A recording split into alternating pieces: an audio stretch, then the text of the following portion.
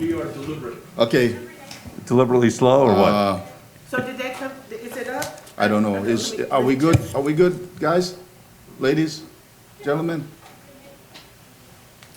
Comcast got us? I think everybody should be wearing a mask on this dais.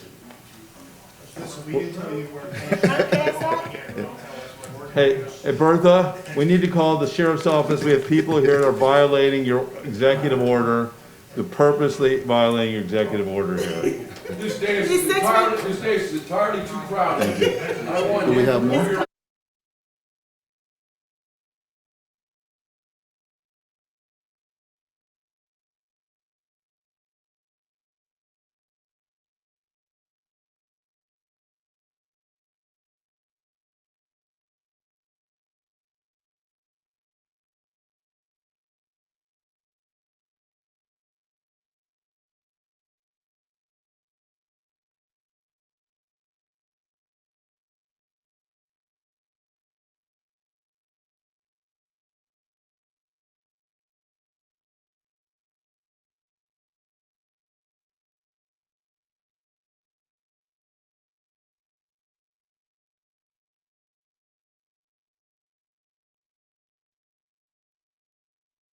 Please, Commissioner Ridge. yes? Commissioner Ridge is on the phone. Okay. 1, 2, 3, 4, 5, 4, 6. Okay, we have a quorum. So do you wish for me to open the bridge?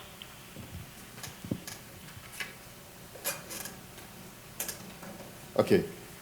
Good morning, everyone. This is Broward County Board of County Commissioners meeting of June 2nd. Please rise for the Pledge of Allegiance and remain standing after. We'll have our pledge led by Commissioner Bogan. I pledge allegiance to the flag Of the United States of America.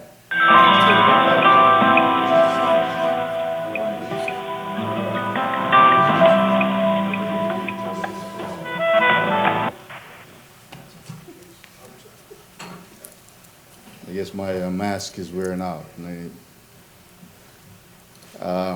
that soothing music during the pledge? I mean, I guess. Ladies and gentlemen, it is customary that we observe a moment of silence in honor of notable persons from our community who have recently passed. Colleagues, does anyone have anyone that they want to remember? Commissioner Furr? Thank you, Mayor. Today we remember George Floyd and all the George Floyds over the decades. The names are too long to list. And as we're remembering, we should take the time to listen. Listen to the other accounts and stories that didn't make the news. George Floyd was a spark in a country full of dry kindling from a pandemic exposing the inequities of our society to the worst economy of our lifetime. George Floyd became a spark. When people are marching in over 100 cities, in Berlin, in New Zealand, all over the world, James Baldwin said, "Not everything that is faced can be changed, but nothing can be changed until it is faced." And for that, I think we should all be remembering George Floyd today. Okay. No one else online? Okay, let me do two. I have distinguished VIP intern, Justin Porter. He's been with me now for several months, graduate of Dartmouth College. He's with me because the job opportunity he thought he had didn't come true. Sadly, young Mr. Porter lost his father this past weekend. Craig Michael Porter Sr., his dad. Please keep Justin and his family in your thoughts and prayers. we are at a very crucial, critical point in our nation's history. When the events of this past week lay bare deep wounds that goes back 400 plus years. Unfortunately, as a society, we haven't come to grips with the deep inequities that exist within our nation. What we see is a manifestation of anger, frustration, and even some bitterness. But as a great nation, we have come a long way. We cannot ignore the facts. And as leaders, we have an obligation to this country to make it better than it is, because we can. It's been a great nation. We've led in many ways. But we still have a distance to go to create a more perfect union. There's a lot of tension even within me.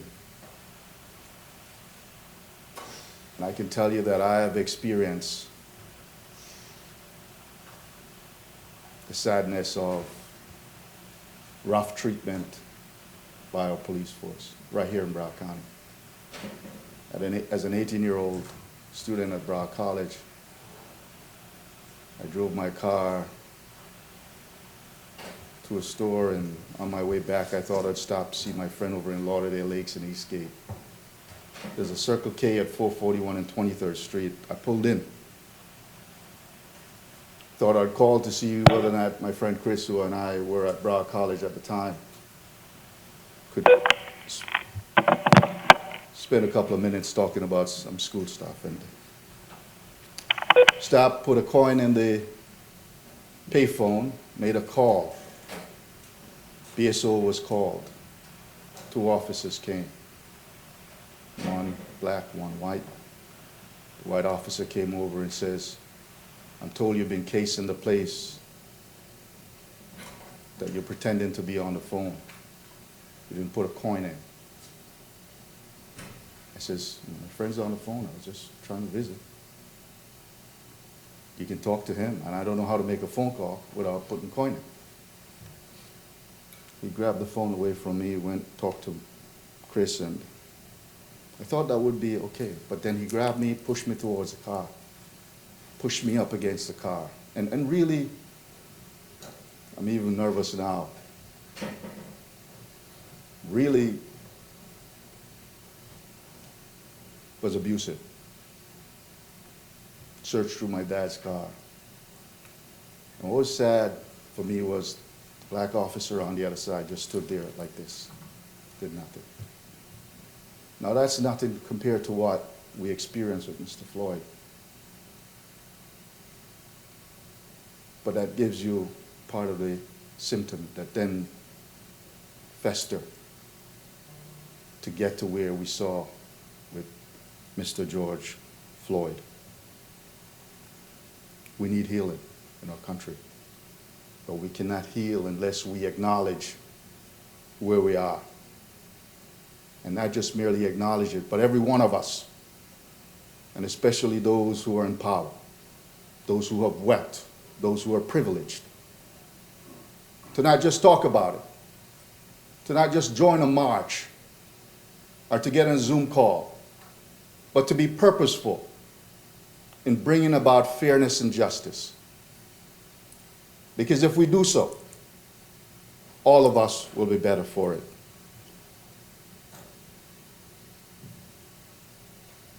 Anyone else? Mayor, I want to add something. Last year when I was mayor, you may remember, Mayor, and this commissioners may remember, an officer jumped on some kid from high school. They were having a fight in the McDonald's parking lot, and an officer jumped on the kid and tried to smash his face in the ground. And I came out and called for that officer after watching the video to be fired. And the police union criticized me, you know, the officer needs due process, and you don't know all the facts.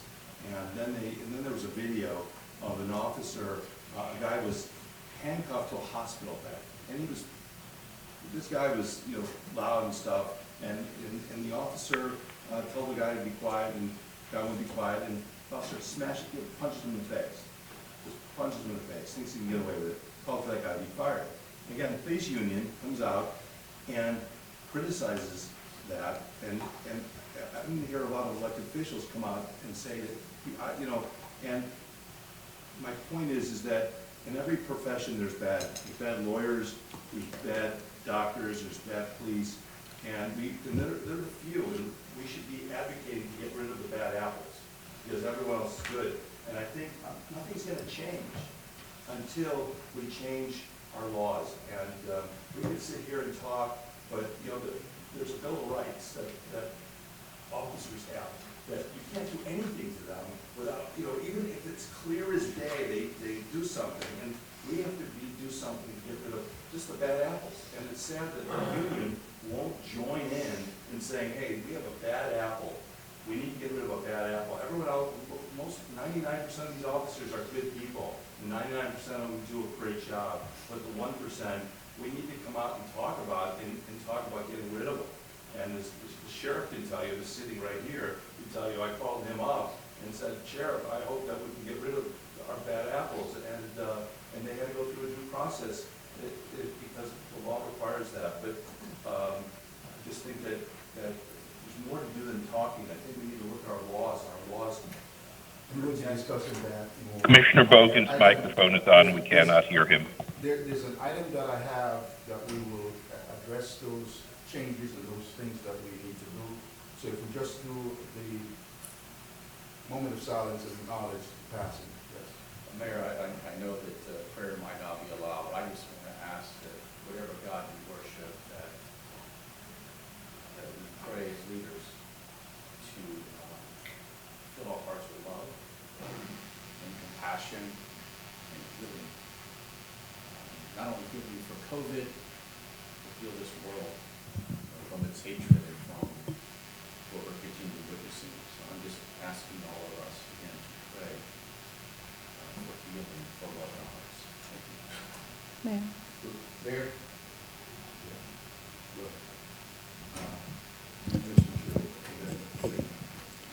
So I'm just going to keep this focused on our prayer for our community. My prayer for our community is that we continue to work together for peace. I pray that the businesses that were damaged during this are restored. We've had so many of our long-term businesses here in within the vicinity of Andrews, Marshy, and Los Olas have damage during this time.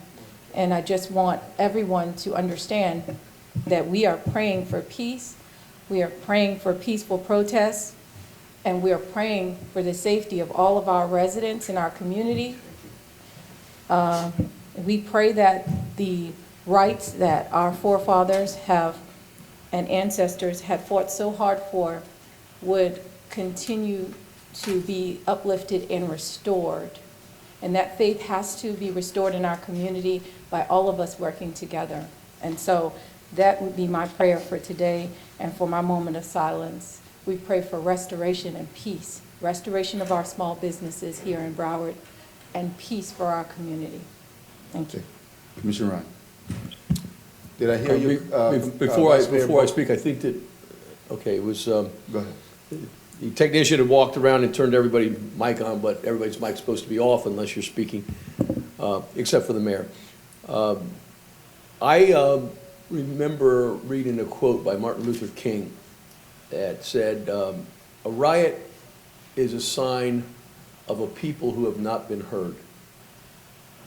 And so my prayer is that through all of this tragedy, that there begins to be a greater dialogue and discussion about equality, not just in the law, but in the reality of the interactions between the public and law enforcement authorities and all of the institutions of governance.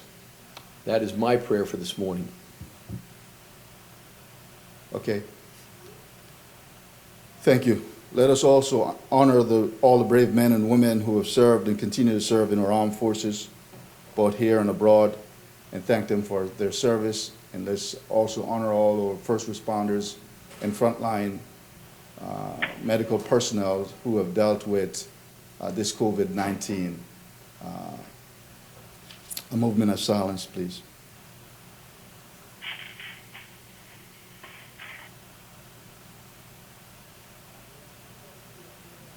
Please take your seats.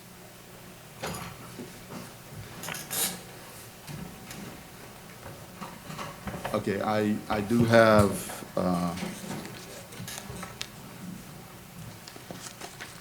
to promote social distancing and avoid risk of additional community spread, this commission meeting is not open to physical attendance by members of the public, the media, or general county staff. Only county commission, those county employees required to attend the event at the express direction of the county administrator, county attorney, county auditor may be physically present at this meeting. In order to reduce the risk created by gathering in person and underscore the consistent guidelines issued by governmental entities, including the CDC in this county, some of our commissioners have agreed to stay home, and as you notice, we are spread out. Members of the public wishing to speak on an item on the agenda may do so by signing up on the county website at registertospeakbroward.org, registertospeakbroward.org. The link is being displayed on your screen now. To utilize this public participation option following the instructions on the website, you must have access to internet, a working email address, and a telephone. You may be able to sign up until 10:30 a.m. this morning. Today's music was selected by Commissioner Farr, A Change, Gonna Come by Sam Cooke, and I'll Take You There by the Staple Sisters. We have no presentation, we have no proclamation this morning, but we have a presentation, item 62. We should have taken that up at 10:10. We have a 10:15 time certain. We're running behind, as you can tell. We did. So we're going to move quickly to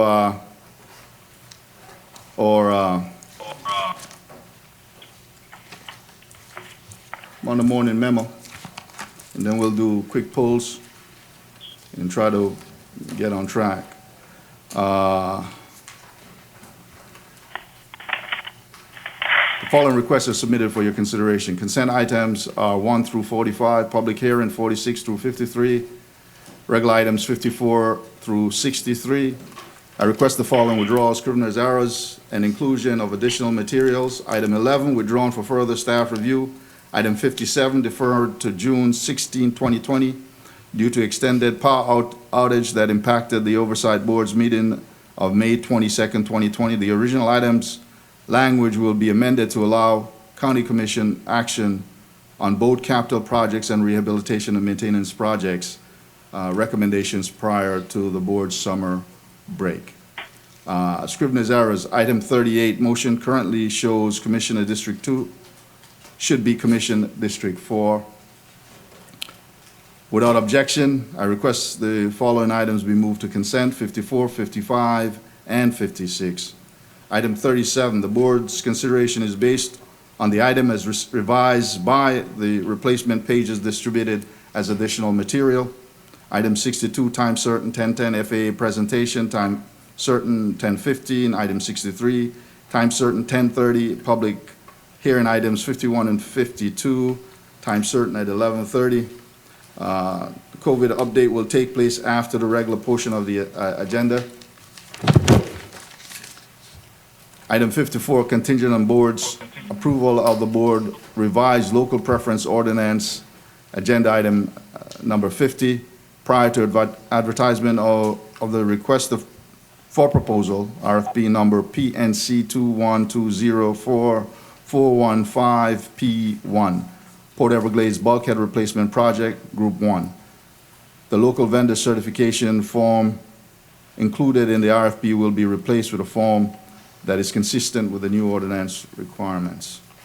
Additional material for regular meeting, presentation FAA Metroplex project. Item number 8, memo to the board from county administration. Item number 20, replacement exhibit 1 submitted by EPGM. Item 28, memo to the board from finance and administrative services department. Item 37, replacement page 2 and 3, exhibit 2 submitted by, yeah, I did that. Item number 50, proposed amendment submitted by Mayor Holness. Item 52-2, proposed amendment submitted by Commissioner Furr. Item 53, application for environmental resource general license submitted by Commissioner Fisher. Item 56, memo to the board from the Convention and Visitors Bureau. Item 58, parking garage submitted by Commissioner Bogan.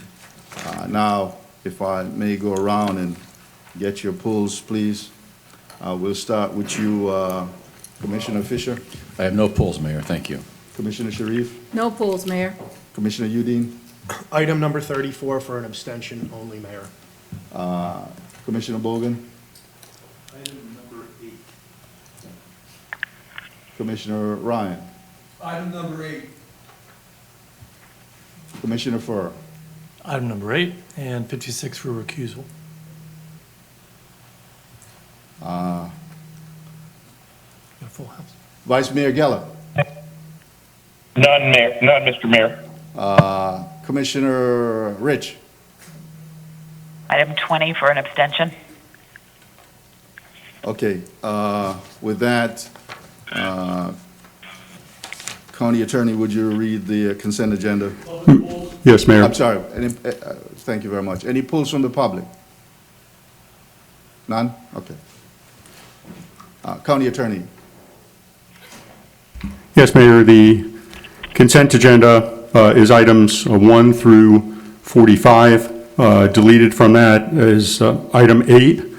Also, item 11, which has been withdrawn, and item 34 for an abstention. And then added to the consent agenda appears to be item 54 and 55. Item 20 is also deleted from that for an abstention. So 20, 34, and 56 have abstentions. Okay. May I have a motion? I'll move the consent agenda. Second. A motion and a second. Those in favor, vote by saying aye. Aye. Aye. Those opposed, nay? Okay, passes unanimously. Now we go on to presentation from our friends from Taiwan. If I could have Council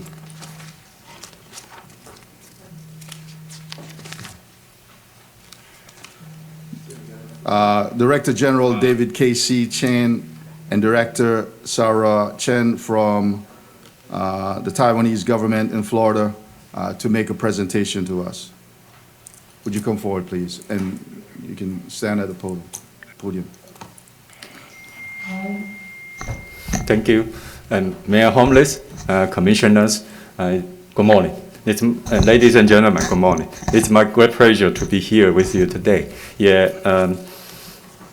as we know that the pandemic COVID-19 is the human beings crisis globally. And as of today, we learned that there are more than 55,000 cases, confirmed cases in Florida. And sorry, may I take it? Yeah. And more than 2,400 days from this pandemic. We mourn alongside those who have lost their loved ones, and we send our prayers for the recovery of all who are still sick. United States is Taiwan's great partner, both in security and in economy.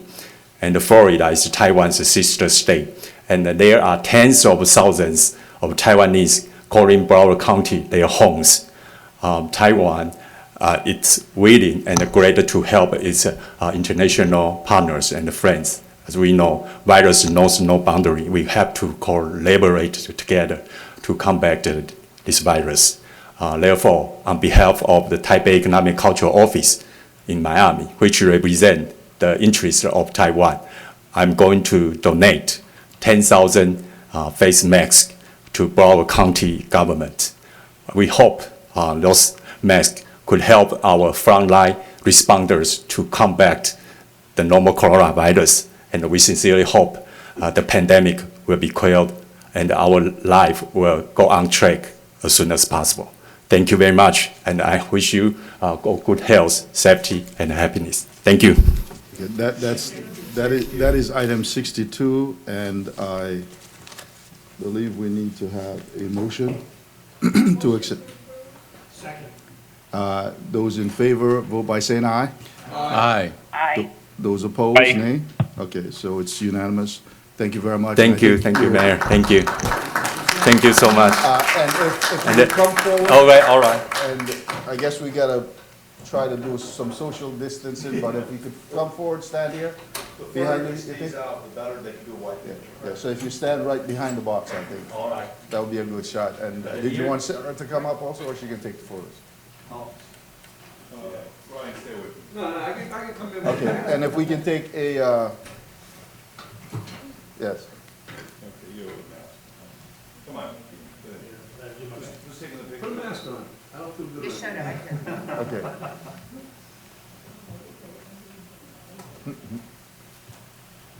Okay.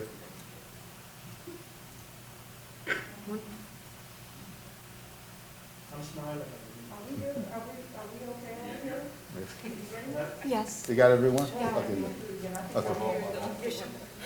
Come on in here, Barbara. Barbara needs a different.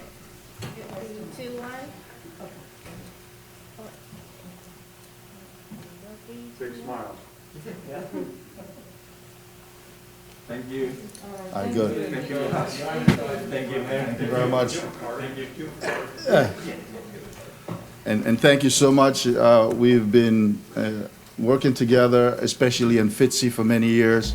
Thanks so much for your support over the years for that event. We'll now move on to a presentation from Federal Aviation Administration, Mr. Michael O'Hara, Federal Aviation Administrator, Regional Administrator of Southern Region. Christian Carnes, Federal Aviation Administration, South Central Florida, Metroplex Co-Lead. James Ari, Federal Aviation Administration, Metroplex Program Manager. We have a presentation. It's up, okay, good. It's up on our screen. Okay, good morning. Go ahead, please. Good morning, Mayor Holness and to the entire Board of County Commissioners. This is Michael O'Hara, the Regional Administrator. As you mentioned, I'm joined by Jim Marighi and Christian Carnes. We want to take 10 minutes this morning. I believe we're allocated to give a quick update on what this project is about. Some of you may recall our visits and engagement with the community last year around this time. We'll share why the FAA is doing this project and how and when we continue to engage with the public. I think I need to ask someone to advance slides. We could just go to the second slide. If Okay. you could confirm you're able to see those. Yes, you're on. Next, we're on slide. The Very second good. slide. Very good. So what is the South Central Florida Metroplex? This is a project, one of 11 across the country. It's a comprehensive proposal to improve the flow of air traffic into and out of Fort Lauderdale Hollywood International, but 20 other airports by making the airspace safer and more efficient. Florida is the only state in the country that has 4 major international airports, and the airspace and efficient movement of Florida is vital to the operation there, not only in Florida, but throughout the system. And this project proposes to add satellite-based procedures, which are more efficient and safer than our existing procedures in South Florida that have been in place for several years. On the next slide, there's some benefits. All of the routes that we're that our design team has been working comply with current noise abatement procedures, but we're working to modernize the procedures to today's standards in the airspace above Florida, much like we would upgrade other transportation infrastructure. These improvements will enhance safety and efficiency by giving us more precise aircraft locations, by giving us increased predictability of those operations that help us separate air traffic routes, decongest airports and routes into those airports that are in close proximity, and by helping passengers by reducing delays. Also important is the fact that we are able to reduce the complexity of communication between air traffic controllers and pilots as they have established routes, altitudes, directions inherently built in. So we have the controllers and pilots and the aircraft on the same sheet of music, if you will. So on the next slide, gives an overview of the process. This project began many years ago. We issued the draft environmental assessment and made a notice of availability of that on May 11th. That opened an extended 60-day public comment period that closes on July 10th. And I will share a little bit more about public workshops that are upcoming. Our plans are to make a final environmental decision this fall and hopefully move into the final steps of implementation, but we will not implement the project until we review and assess public comments that come in during this comment period, and we would not make any changes until next spring or summer at the earliest. The next slide talks about the proposed action. There are no ground disturbance associated with this. These are airspace and procedure changes. It does not increase the number of aircraft operations within the study area, which is roughly the southern half of the state of Florida.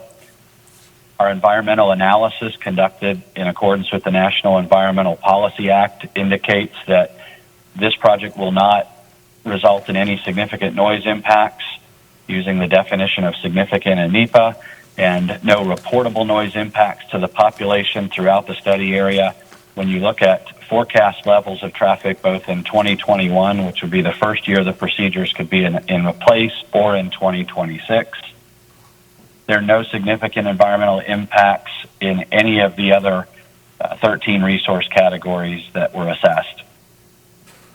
This project allows us to incorporate optimized profile descents into the airspace in Florida that should allow us to keep flights at or above the altitude seen today. We have departures that allow us to have precision RNAV routes off the ground that helps eliminate wind drift that can move aircraft over specific noise sensitive areas near the airport. So there's some specific language there about our benefits, both in general as well as specific in the area. The next slide talks about our public engagement. Last year, as I mentioned, we held 4 workshops in the Fort Lauderdale area, and this year we're holding 12 virtual public workshops across South and Central Florida, including 3 that will focus on Fort Lauderdale, and those are June 9th at noon, June 10th at 3 p.m., and June 11th at 6 p.m. Those live online meetings have been built to replicate what the public receives in an in-person workshop, where they can come through our lobby area, they can register, they have information to preview before we go live, and then we'll have our environmental and local air traffic controllers there from Fort Lauderdale prepared to engage with the public with a live question and answer to ensure that they understand the environmental assessment findings and that they also have an opportunity to ask questions. They can leave comments with us, or they can turn those in online or via email. We're working with news media as well as reaching out across the state to 800 elected officials. We've shared information through our social media and flyers made available. We'll have a heavy push in the media outlets in the Miami and Fort Lauderdale areas beginning this Friday, in addition to the other avenues that I've mentioned. The workshops will be they'll be recorded, so they can be played back if any members of the public are unable to attend the various times that we're offering. And we have met the requirements by sending that notice of availability out to the public in the newspapers, as well as elected officials and 117 libraries across the state. The next slide is an example of the information that's available on FloridaMetroplexWorkshops.com, and where you can register for these workshops. And as we get into the live workshops next week, again, the public will be able to see information on the project background, a number of videos about the project. They'll be able to see some flight procedure boards that I'll show on the next couple slides quickly. They can do a street level, address level noise analysis that looks at what their existing noise is from aviation flights and how that compares with the proposed project.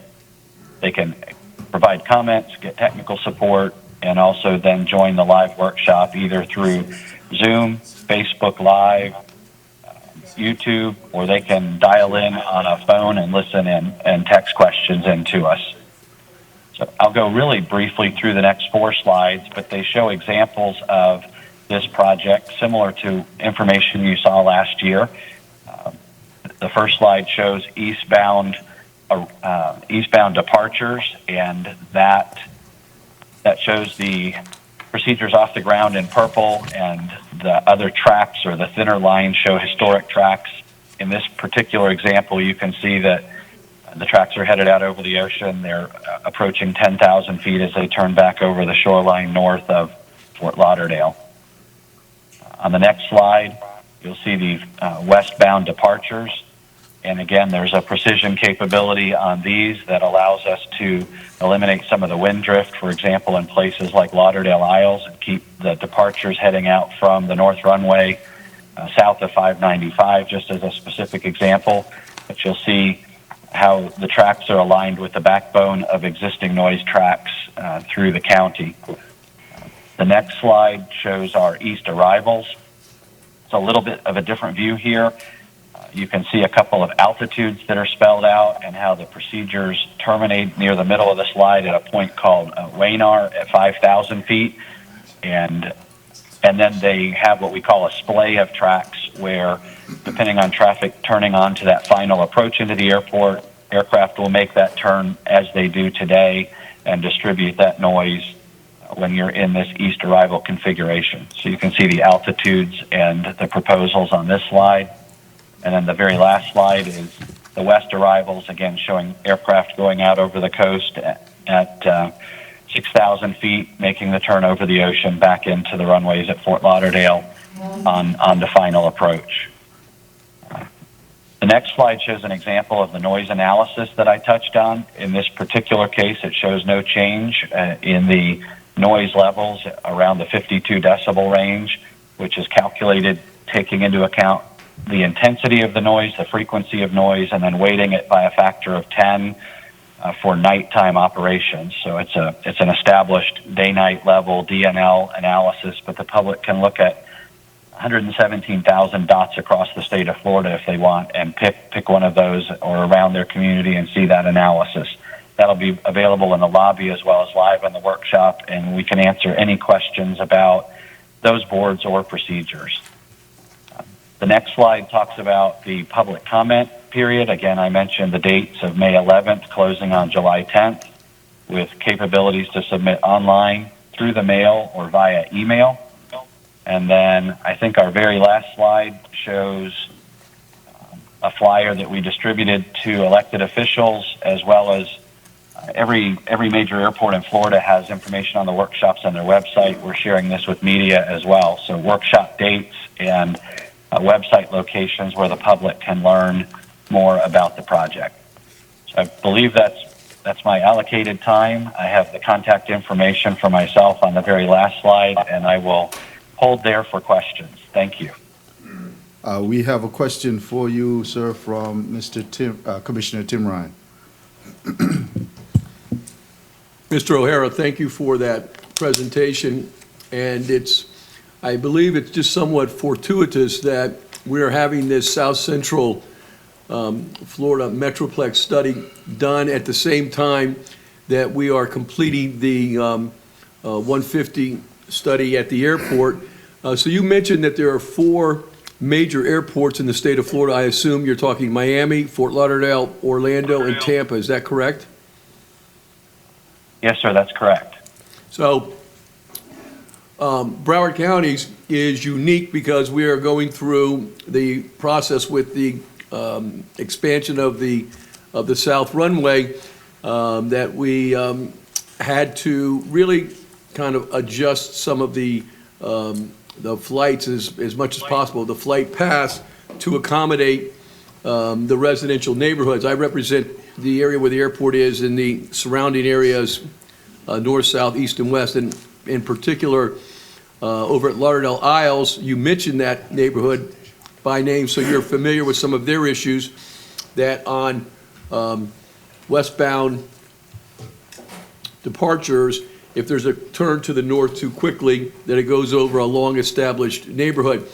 And really, the airport, the Fort Lauderdale Airport, had a large expansion in the number of flights beginning in the 1980s, and it's just gone really unabated. It's been a great expansion, and many of these residential neighborhoods were already established before this increase in flight. So your sensitivity in how you determine the altitudes and the path drift are important to a lot of people that are not in that, like 60 decibel noise contour area.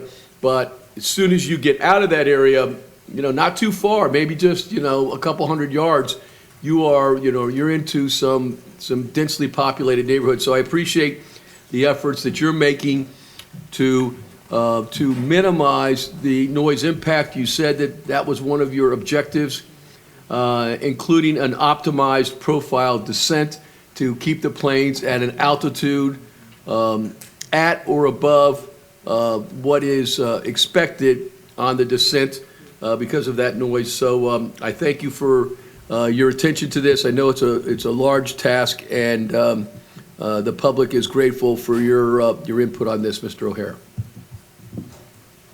Thank you, Commissioner Ryan. Okay. And let me also thank you for the presentation you shared with us, which is pretty much the same presentation in the past, and allow for input this past week. There was some good comments from Mayor Sturmer from Weston. Thank you for keeping us informed and abreast of what's going on. Thank you. Have a great day. Thank you, Mr. Mayor. Okay, we're 15 minutes behind. We're going to go ahead into item number 62. Is that 62? 63. Item 63. I have the sheriff here, and I want to make sure we're able to cover. So we have a presentation. Are we ready, staff, to put that up? And what we'll do is we'll give you a copy also of this hard copy.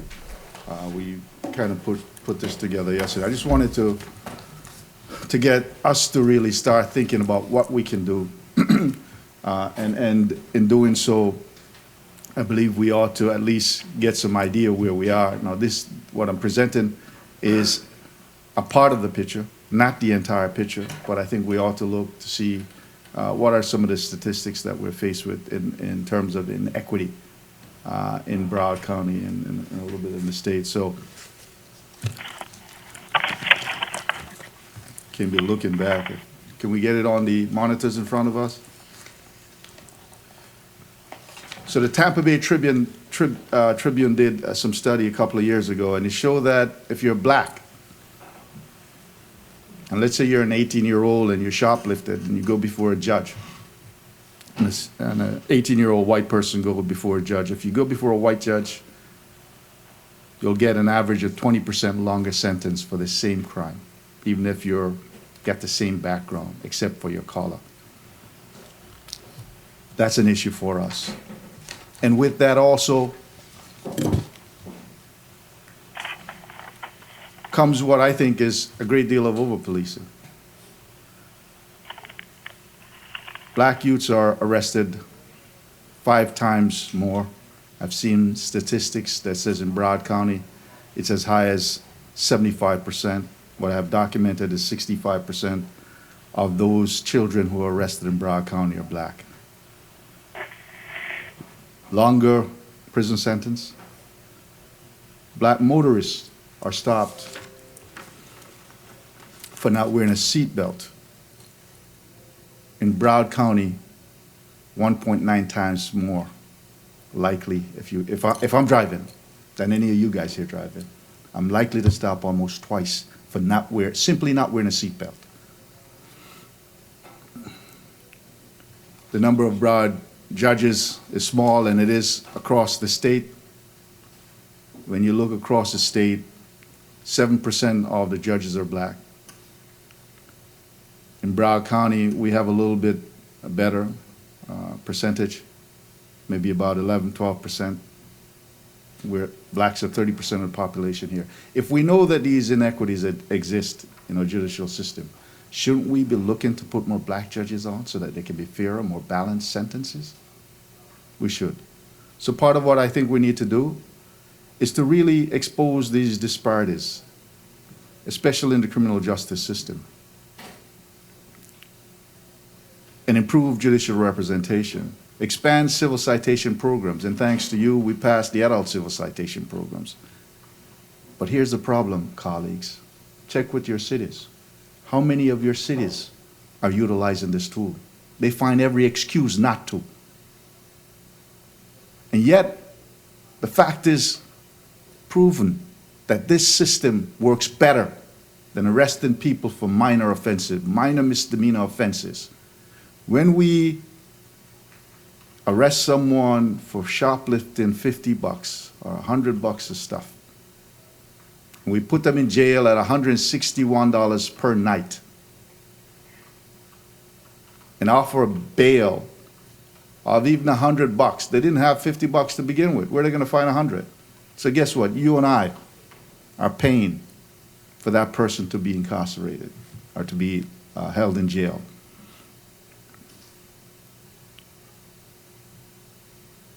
The civil citation for juveniles. We've had that around for a while, and the county is a department that does a stellar job. I must compliment those who handle the civil citation program for juveniles and the adult civil citation. What we find is this: there's more than a 90% success rate. Documentation shows we've saved taxpayers of Broward County over $14 million. Doesn't it make sense for us to do that? Why aren't we doing more of it? Every police department in Broward County should embrace that. All the elected officials should be leading the charge to ensure that all of your cities are doing that. We lock a kid up for having alcohol because he's under age. He can't go to college. He can't serve in the armed forces. Can't get a job. What are we doing? It's stupid. We're smarter than that. Someone's caught with a small amount of marijuana, and God knows a whole bunch of people have smoked a little bit at some point in time. Imagine you get caught for that. No, we've decriminalized it. And we have tens of thousands, hundreds of thousands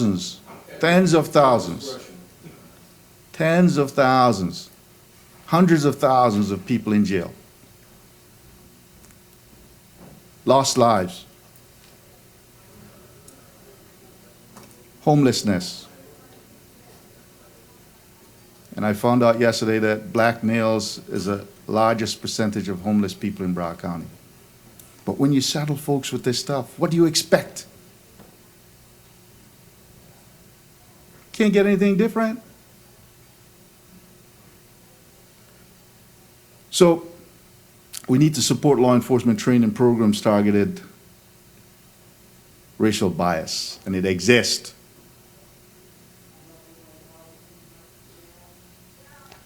The sheriff will speak to that in a little bit. If I can go on to some more of the statistics.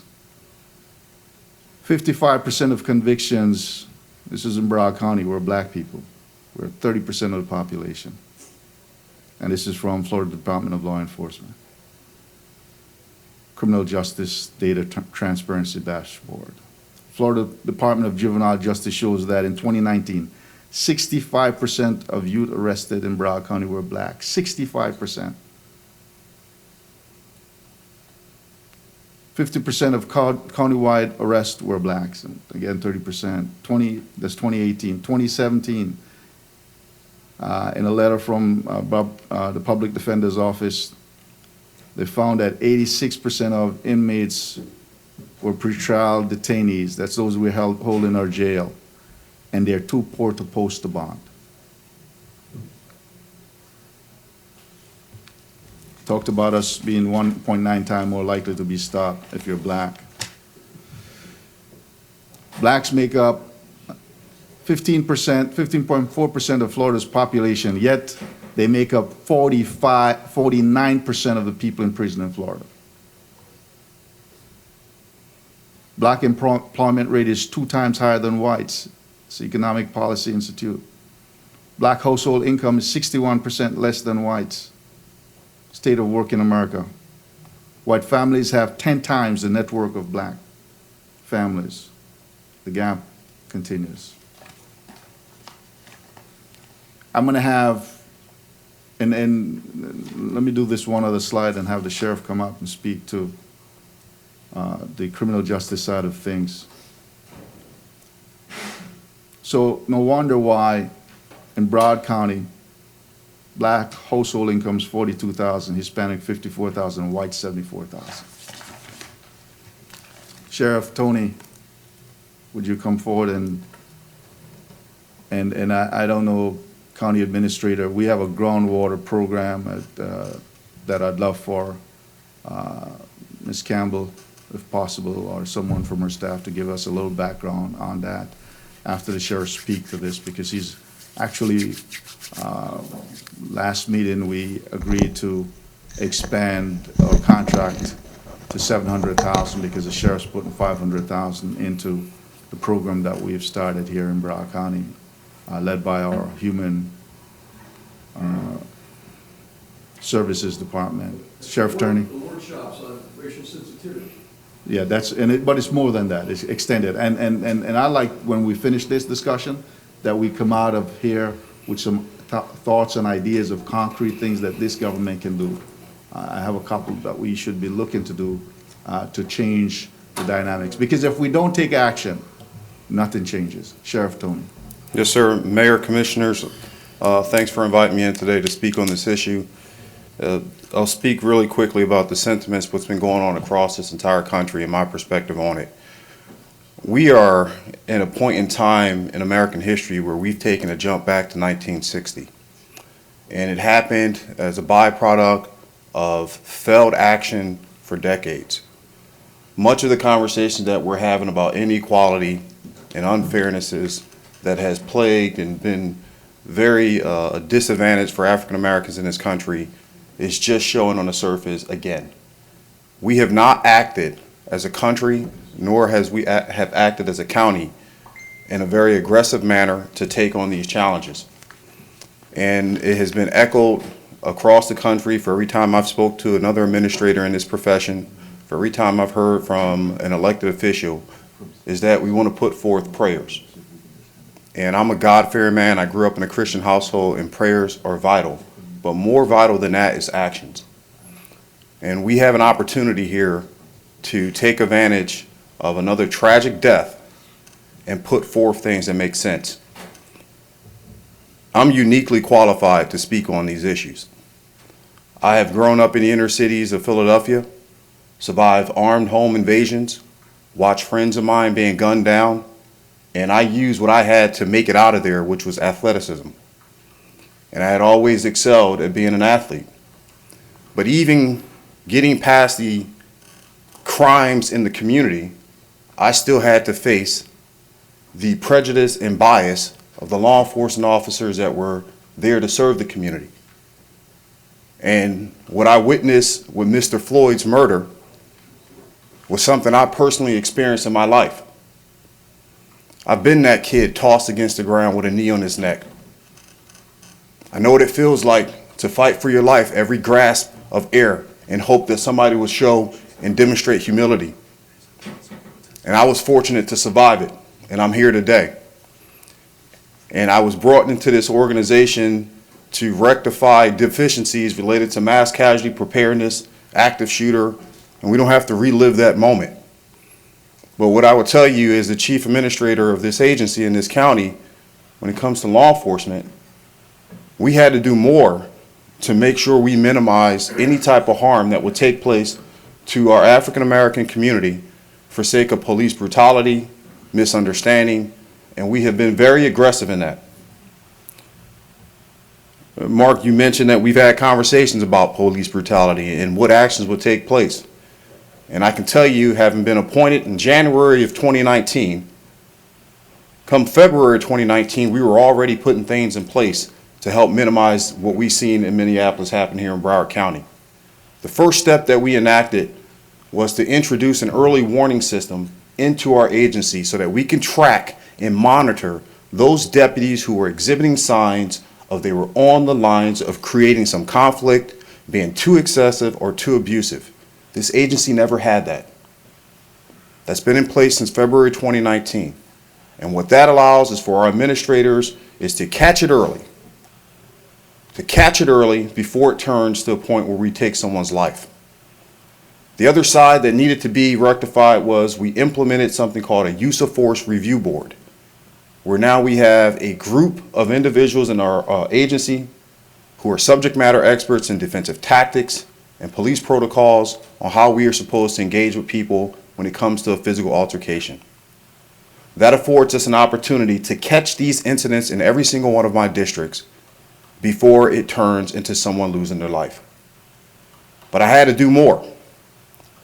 I looked at our professional standards committee, which has been around for over 30 years, and the intent behind that commission or that committee was to provide objectivity and fairness in how we are going to institute discipline based on fact finding that what has occurred from an internal affairs investigation and then presented amongst a group that will be comprised of both law enforcement and civilians from this community. And I'll tell you that professional standards committee was fell in this community. We had an incident that Mark, you spoke on, where one of our deputies had struck an individual in handcuffs. And that professional standards committee said, hey, we'll just suspend him for a few days. And I had to go against the grain and terminate that employee. We had the incident involving DeLuca Road, a young man that you spoke of, where his face was slammed down into the ground. And that too was recommended as an exonerated act with allowing no discipline to be taking place against the deputies involved. And I knew then, what I know very much now, is that if I didn't have the courage to go against the grain and hold him accountable, Minneapolis would have been Broward County months ago. And this place would have burned. And we've taken these aggressive actions and it brought forth conflict. I have to fight my union now, or at least union representatives. But if we are going to be an agency of justice, if we're going to be an agency of fairness, then it's going to start with accountability. And we have to make tough decisions. But I've shared this with some of you privately on the phone. I've talked to some of our residents here. It's not about keep terminating people. I'm willing to terminate every single corrupt employee that walks in this agency. I won't hesitate to do it. But that is a retroactive response to harm that has already happened in the community. We can't keep waiting for bad things to happen to be responsive. And so, to what the commissioner, to what the mayor had talked about, I looked at what was offered here years ago, was the inclusion of implementing this racial equity and implicit bias training into this organization, into the sheriff's office. And it was minuscule what the request was. And I put forth and jumped out and said, why should we be included? This agency should be leading it. We have the greatest civilian contact than any other organization in this county. We have fire rescue, we have law enforcement. Our interactions are greater. And so we shouldn't be included in this process. We should be leading it for the entire county. $500,000 goes towards this project now, and the idea is to make sure that we mandate this sensitivity training for every single deputy, including the community inside, to get involved in this activity. Between those checks and balances that we put in place, it's a good start. It's a good start. But we are so far away from doing everything else we can do for this county. I am responsible for the public safety and security for roughly half of our cities, but what about the other half? What are those cities doing to mirror the activities we are doing here at the Broward Sheriff's Office so that we are consistent across this county? That is my challenge to my municipals. Are they going to align themselves and join us in this effort? Because we can do only so much for BSO territories, but what about the other municipals where kids walk through and these conflicts are stirring up? We just learned a very hard lesson, and that what takes place in one part of our city impacts this entire county. The protest was positive, it worked well, but agitators decide to create havoc and conflict, and we saw damage in our properties in Fort Lauderdale. We've seen things that we were hoping to deter from and keep from happening. So that easily is a reminder that every single city needs to get on board with some of the things that we're putting in place. I would also expand in that we need to do more in the sense of community outreach and youth development programs specifically for the minority communities that suffer the most, that doesn't have the opportunities. We can't limit young people's dreams to being basketball players, football players, or baseball players.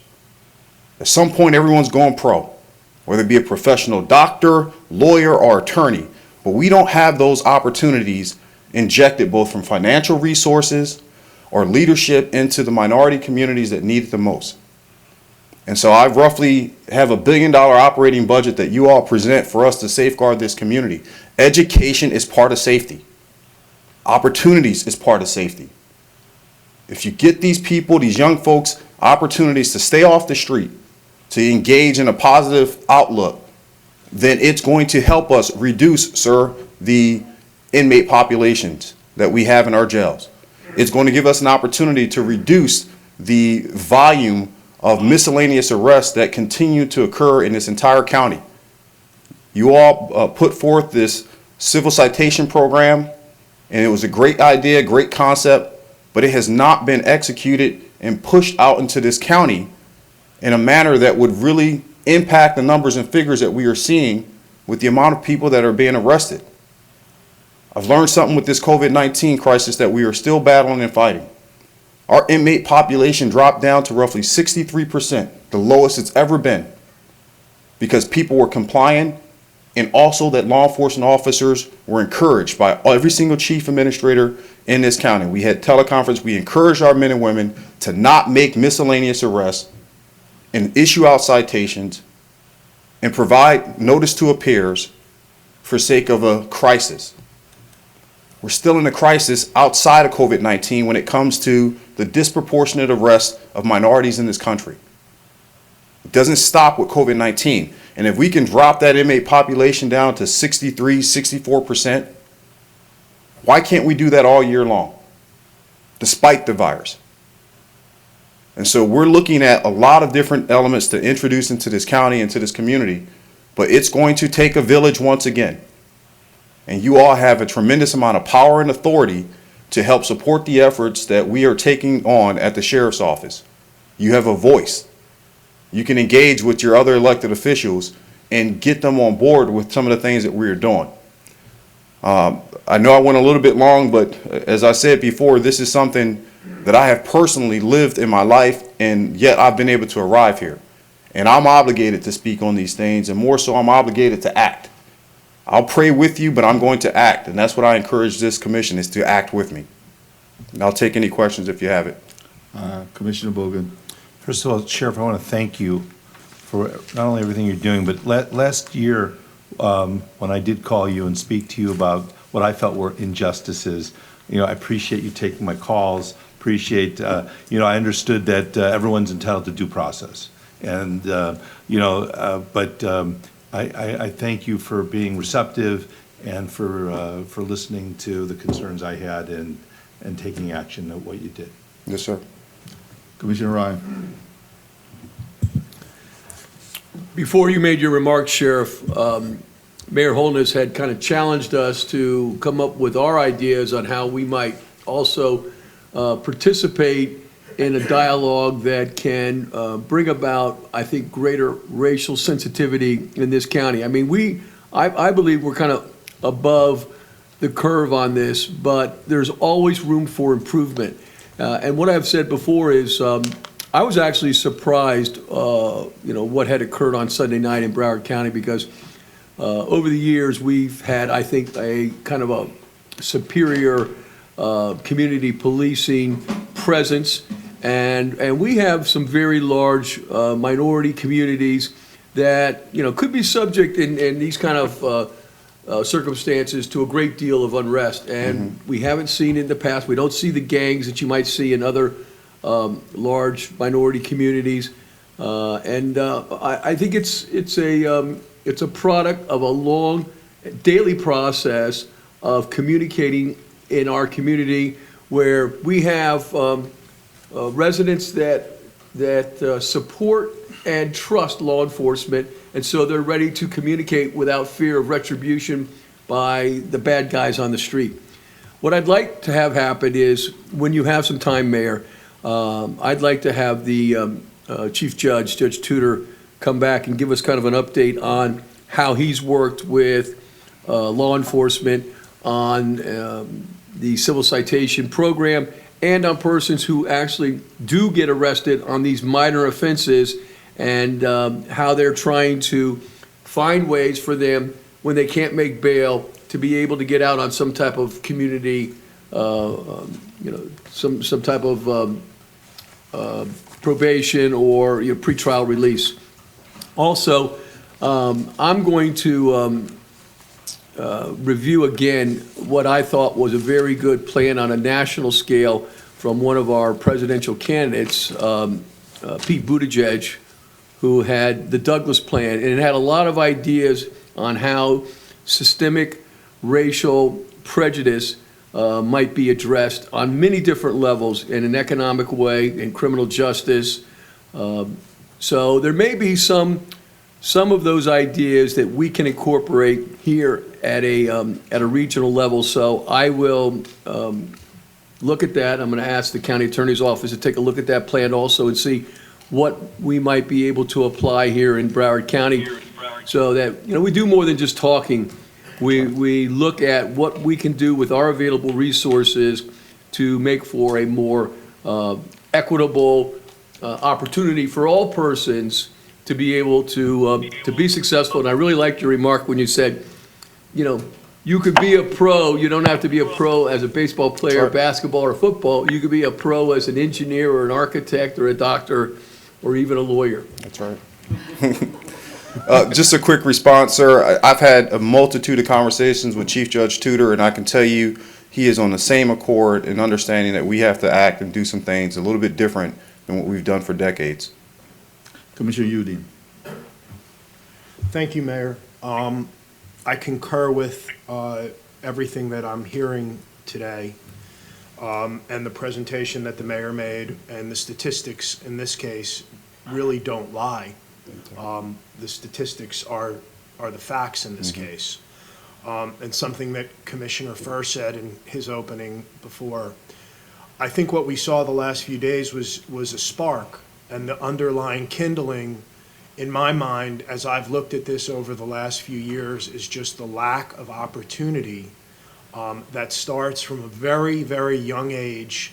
And when we see different people in different communities, the advantages that they have, when we see the person that can't start reading before kindergarten, and that person, just when you look at it on the scale, falls so far behind. And I think with this COVID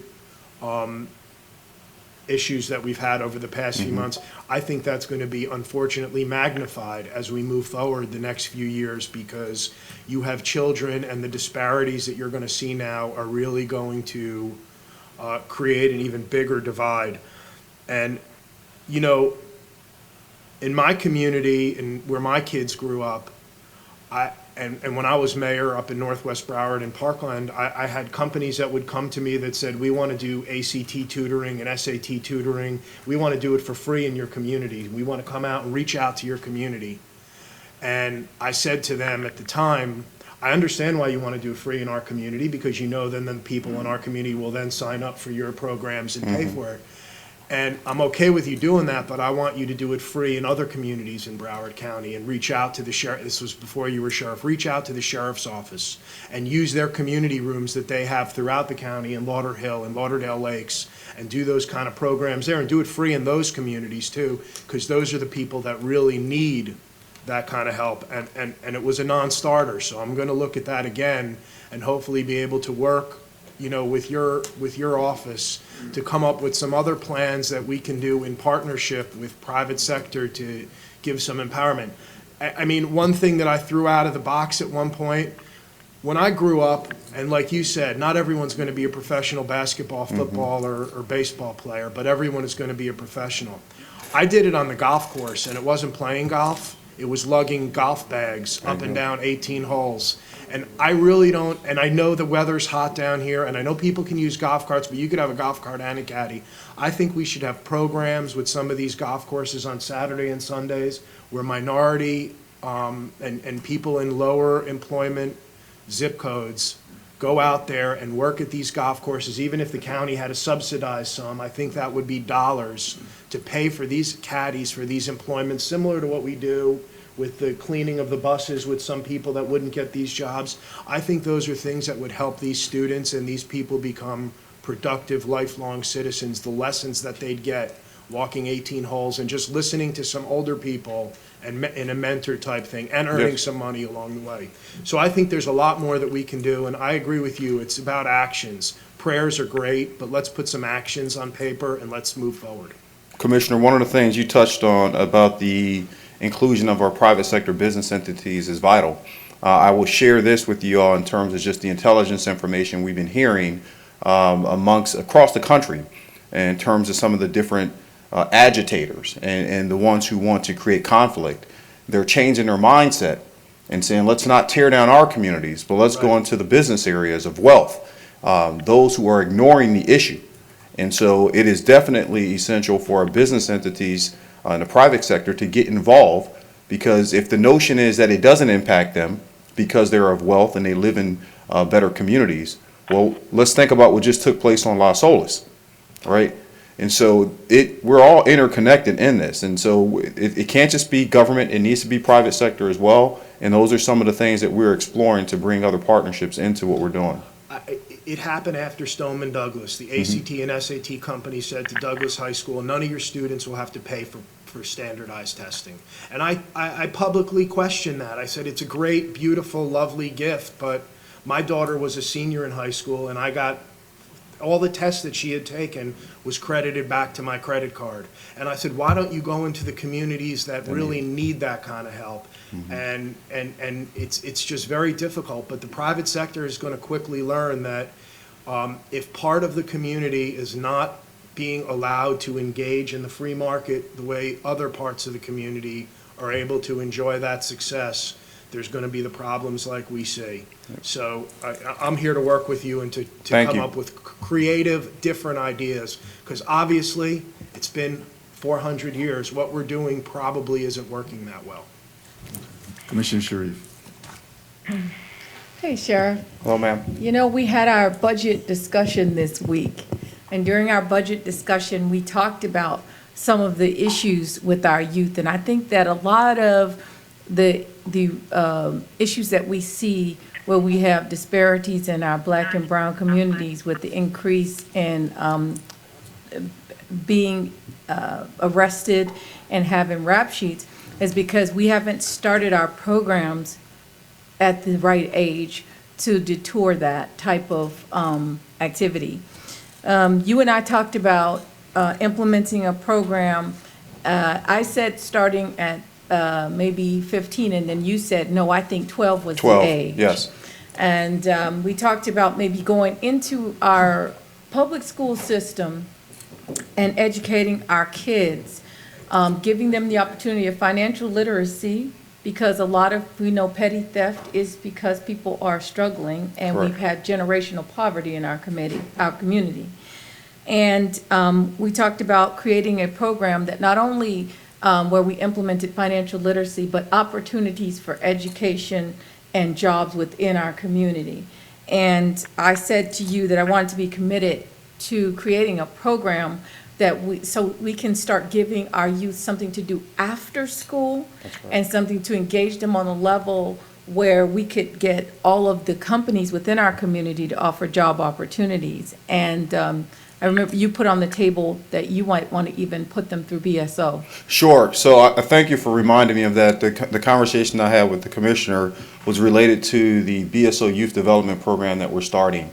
One of the things I wanted to do was pull monies that we had from both our law enforcement trust fund to establish a outreach program that could bring young folks in starting at the age of 12, catching them early enough in partnership with, for in this particular case, all our predominantly black fraternities and sororities who are already outreaching in these areas but didn't have any type of significant funds to put forth a comprehensive program that would last not just for the summer but that could last for the whole year. And so far what that is looking like, our team in community service, which is being led up by Major Kevin Granville, is looked at what are going to be our kind of core 5 pillars that we want to focus on in this particular program. And the commissioner brought up a couple, such as financial literacy, career development, internship opportunities, and several others that we're putting in place so that we can start getting these young folks involved and ideally get them, to lateral not only into BSO. We're not just law enforcement, not just fire rescue. We have accountants, we have financial people, we have so many different career opportunities, and build them into the program in a correct manner where they have career opportunities with the agency. So we've already started that several months ago, but I think one of the core things that you and I shared was this can't just be something that's run through trust funds, right, that show up on a uncertain balance of what we can spend. It should be a line item, right, something that we put into the budget to get going.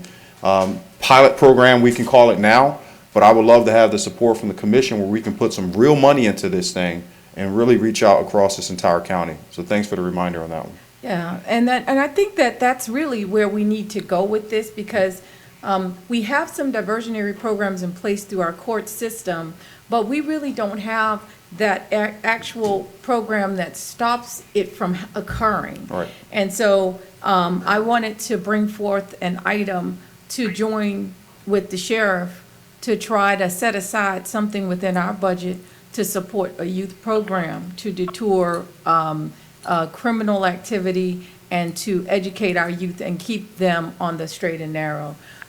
We had several instances where we've had children that are, they're 15 and they've got rap sheets that are 5 and 6 pages long. And we see that it's for petty theft, it's for breaking into houses, breaking into cars. And so we need to try to keep those hands from being idle. And so I think that if we really join forces, I think that budgeting, the time for budgeting is the time to introduce new programs like this so that we can vet them out and we can set aside dollars. And I want this to be for a long time, a lifetime, not just for the time that we're here. That's right. But to long survive any of us being on this board, something that we can leave as a lasting legacy that we've changed the tide in our community. And so it's not just, we can't just talk about the statistics of racism and inequality no longer. We have to be focused on implementation of projects that move that out of that column and into the positive in the win column. I'm looking for a win from that collaboration. And Commissioner, I'll tell you, I will make sure we expedite our whole operations plan and educational curriculum for how we're going to set this up so we can present it back to the commission timely and get this thing set up as a line item. I really appreciate that support if we can get to that at some point. Yeah, absolutely. Thank you. Okay, we have Commissioner Fisher followed by Commissioner Furr. Thank you, I'd Mayor. like to speak also, Mr. Mayor. Okay, and Commissioner Ridge. Thank you, Sheriff, for all you're doing for our community, and thank you, Mayor, for not only this presentation, but what you have done for 9 or 10 years you've been sitting on this dais, and your voice has been heard. And there's been multiple programs that have just been discussed now. Commissioner Sharif, I think, is a magnificent idea, and we need to definitely implement that as soon as we can. Well, let's be a little bit more proactive, and you have goals here, Mayor. I think one some are behind you now on the screen. But I think more importantly, let's go ahead and implement whatever we need to do in an action plan and have the measurables either reported to us once a quarter. So this doesn't just get on the shelf, it just doesn't go away because as we get longer away from Mr. Floyd's death. Let's stay on top of it, Mayor, and somehow how can we, whether the sheriff comes once a quarter or someone comes once a quarter to this board and reports to us. These are our goals, this is our action plan, this is the programs that we're doing, what are the results? So it keeps in our face, it keeps us motivated to do what we need to do. So, Mayor, I'd like to see that happen. Thank you. Thank you very much. Thank you, sir. Commissioner Furr. Thank you, Mayor. We're about to embark on what we passed 2 weeks ago with providing money for the racial bias training is really a kind of a landmark thing to try to do for this large of a police department. Yes, sir. I don't know of any other, maybe there's been other ones that have tried this to this degree, but I don't know of others. And I've watched the Children's Services Council has been implementing these throughout the county. And every time it's one of those game changers that, people really have to look at. It's a 2-day workshop at the time. The one thing I want to make sure is, and I don't know if it's should take place at the workshop because usually everybody's head's kind of blown from having to go through the whole thing. But at the end of that, we need to be asking ourselves, how do we know if it's successful? And some of those statistics that you're putting up there should be our benchmarks. Those things like police contact and interaction, arrest, incarceration. But the other thing is those tools that come with that need to be utilized on those things like your professional standards. Yes. Committee. Because that's where the rubber hits the road on many of these things. And and I know that a lot of times, as you mentioned, that sometimes people get exonerated when they probably shouldn't. And when we saw that policeman with his knee on George Floyd, we know that he didn't feel like he was going to have any repercussions there. That's right. When someone is that free to be that bold, to feel like there's no repercussions, something is way off. And they've been given a carte blanche that the social contract that we all live under does not allow, or should not allow. That's right. So when that takes place, and do we have a date for when that is? Because this is big. This training is big. Sir, if I can just expand and on I know when we passed this, we did it fairly quick, and we didn't go into The details. a large discussion about it. But this is a major event. Sir, it is huge. Yeah. Just to give you some more facts behind what your assumption was, there hasn't been an agency in the state of Florida to mandate racial equity and implicit bias training for over 1,000+ law enforcement officers. Right. And this will also go into our Department of Detention and every aspect that we can as we continue to expand this out. It's my goal not to just have it for law enforcement officers and first responders, but I'd like to say we're the first agency to have 5,700 people to go through this entire training and really establish a national type of network for what should be done in a public safety organization. Yeah. And I appreciate you bringing all these things up, Mayor. This is a multi-pronged thing.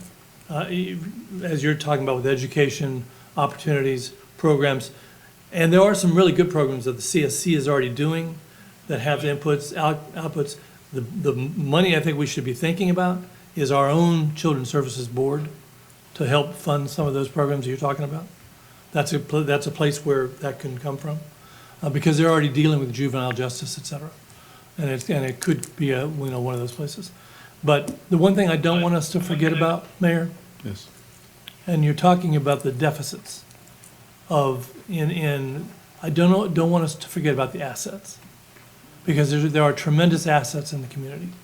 When you build a community from the inside out, it's a whole different ballgame if you're looking at it from a point of victimhood as opposed to strength. And there's a lot of strengths, there's a lot of assets that we have to build upon. And I think we should be making mention of those at the same time when we can. That's all. And, Thank you, sir. okay. Commissioner Ridge? Yes, thank you, Mr. Mayor, and for bringing this discussion forward. I know that Kim Campbell is on the line, but I'm going to say a few things, and then I'm hoping she will pipe in, since she is one of the architects of our Dismantling Racism initiative, which is what we've been talking about. It is, I believe, what enabled us to win the Robert Wood Johnson Culture of Health Prize this year, with over 200 applicants from across the country. This initiative is really a testament to Broward's commitment to equity and social justice issues. It is a county-led initiative with partners, as was mentioned, the Children's Services Council, the Broward County School Board, our child welfare system. We have a whole range, and actually Broward County Sheriff's Office was there at the, I believe, at the initial concept. But this commitment by, and I want to thank you, Sheriff Tony, this commitment by BSO, especially given in light of what has gone on, this tragedy and the raw opening of the fact that we still have systemic racism in our society, as we all know. This really is going to be, I think, a big boost to this initiative. As I mentioned, this was launched a number of years ago with community partners. Thousands of people within government agencies, schools, social service providers, faith-based organizations, businesses have gone through a training, and it's not an easy, it's a difficult conversation about racism that's really about changing policies and practices in our community. So I think we have made an excellent start with this, but it needs much more expansion. And I think this commitment by the sheriff is just the first step in that expansion. The Broward School Board has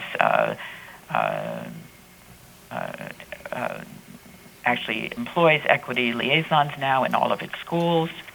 And so you can see that this dialogue and training is beginning to permeate the county. But it is just an amazing initiative. And I do want to say that Kim Campbell and Cindy Ehrenberg-Seltzer both have made tremendous commitments to this. I also want to just mention that I think that we need to look at this broad kind of a concept. Individual programs are good. We have many of them. We need more. But this gets really to the crux of it, I believe, in terms of making sure that we're going out into the community and helping to address the structural and institutional racism that exists. The things that I think we need to look at, I mean, obviously there needs to be legislative reform. I'm looking at the things that Mayor Holness had put up. Legislative reform, local activism, education is incredibly important. And the one thing that really is, I think, critical, we're coming up on elections, both local, state, and national, and voting for people who will commit themselves to helping to dismantle the toxic culture of racism that still exists in this country. Thank you. Thank you very much. Sheriff, you and I had a conversation yesterday, and you talked about probably working to lead, to engage the cities that you don't represent as a body. What's your thoughts on that? Well, I'll circle back. This is only going to be effective if this is a joint effort across this entire county. It can't be a divide when we're talking about dismantling systematic and institutional racism, providing more equitable opportunities. Everyone needs to be involved. I am going to take this back. I've already had preliminary conversations with every chief as to uniting and making sure we stand within our community to reduce any type of conflict out here related to police brutality. But my position is whatever it takes to ensure that these training opportunities are available for those municipals who may not be able to afford it, that we stand this thing up and not have finance be an excuse for not participating for any agency or for any municipal that just can't find the resources. I think for the type of training that we're talking about doing is just as essential, if not more essential, than the tool belts that I have wrapped around my hip. We in law enforcement, the one fundamental tool we use is communication. We're talking to people every day, we're engaging in conversation, we're trying to de-escalate. So if we can invest millions of dollars on training centers, firearms, ballistic vests, then we need to start investing millions of dollars in this particular program and many others that are going to reduce the conflict from killing people or arresting individuals unnecessarily. Thank you very much. And I do appreciate you coming in and being here and being a part of this presentation. I look forward to continue working with you into the future to really change and empower our communities that have been left behind, because in doing so, when prosperity reaches those who have been left out of prosperity, it reaches everyone. I'm going to quickly run through the rest of the slides because we got time certain at 10:30 and we have a work budget at 12:30. So again, Sheriff, thank you. Yes, sir. Thank you all for your time and I the commend you for the inclusion. work you're doing. Tremendous work, powerful. Thank you. If I may continue with the slides and go through quickly. And what I've heard from all of you pretty much is that there needs to be more done. What I'd love to be able to do based on the input, Commissioner Ryan wanted Chief Judge to come in. Commissioner Udine want to go back and get some tutoring programs done and possibly some partnering with golf courses. Commissioner Sharif wants to expand on literacy after school program and financial programs. And Commissioner Fisher would like to see us have actual goals set and use a baseline to move forward. Commissioner Furr also want to see that, also want to see that done.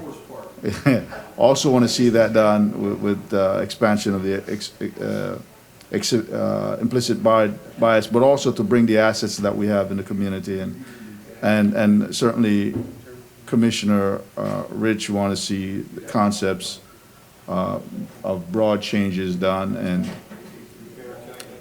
yes. So one, I spoke to a chief of police. Yeah.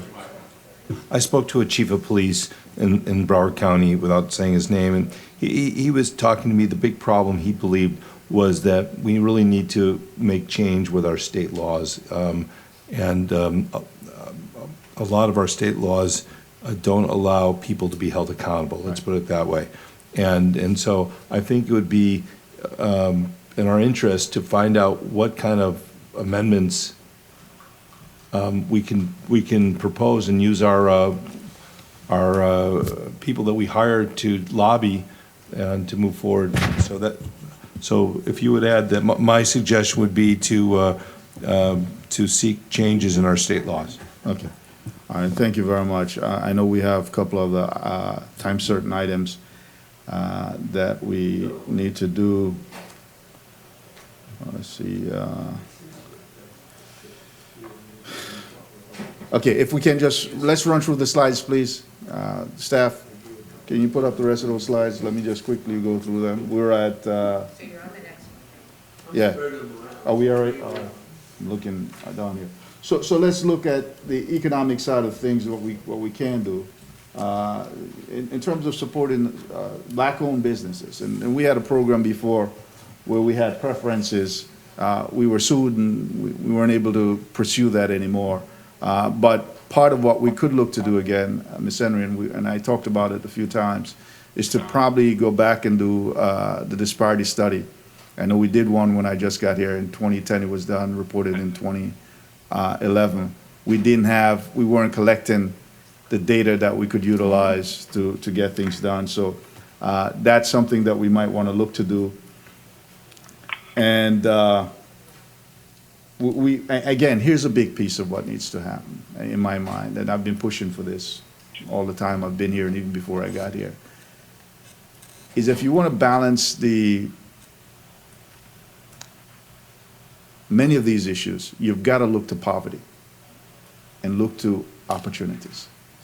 And the Sun Sentinel actually had an article in 2010, 2011, I think the ending of 2010 or early 2011, that said if we were to break the glass ceiling for minorities and women in the area of entrepreneurship, we could grow our economy by $2 trillion. McKinsey did a more recent report that said if we were to end the wealth gap within our country, we could grow our economy by over $1 trillion.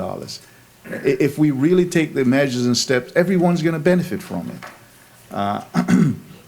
So we want to make sure we're supporting black business. The Black Chamber of Commerce that I'm a founding member of, that's doing some good work out there. In terms of employment, we've got to look to work with that also. And I know the Alliance has a program, and I'm grateful they call it Prosperity Broad, because that's my whole goal. This year, COVID kind of took a little bit of the steam out of what I was looking to do in terms of putting together a 2050 plan for Broward, one community moving forward together with prosperity for all. That's my theme for my year as mayor. But we saw what happened with COVID. We weren't even able to have a strategic planning meeting this year. So apprenticeship programs and Vice Mayor Geller has got that. I met with some folks this week that we can work with a little bit more. We've worked with OIC to put in place that hard-to-hire program. That's something that's working that we need to build on. Let me give you a place that concerns me greatly from the days I got to Lauderhill in 2004. And in Lauderhill, we had 106 firefighters, predominantly black city. And only 4 of those firefighters were black. When I got here in 2010, the sheriff's office, close to 800 firefighters, only 26 black ones. There's something systemic there that's stopping that. The city of Fort Lauderdale, by the way, is on a consent decree for 30 years to increase their numbers from less than 10% to 20%. Because that was what was reflective of the population when that consent decree, federal consent decree, was put in place. Guess what? They still haven't done it, even with 2 black chiefs. So when the system is rigged and set up in a certain way, how do you break through unless you really break it down? And unfortunately, what we see on the street is an attempt to break, but it doesn't work from that side.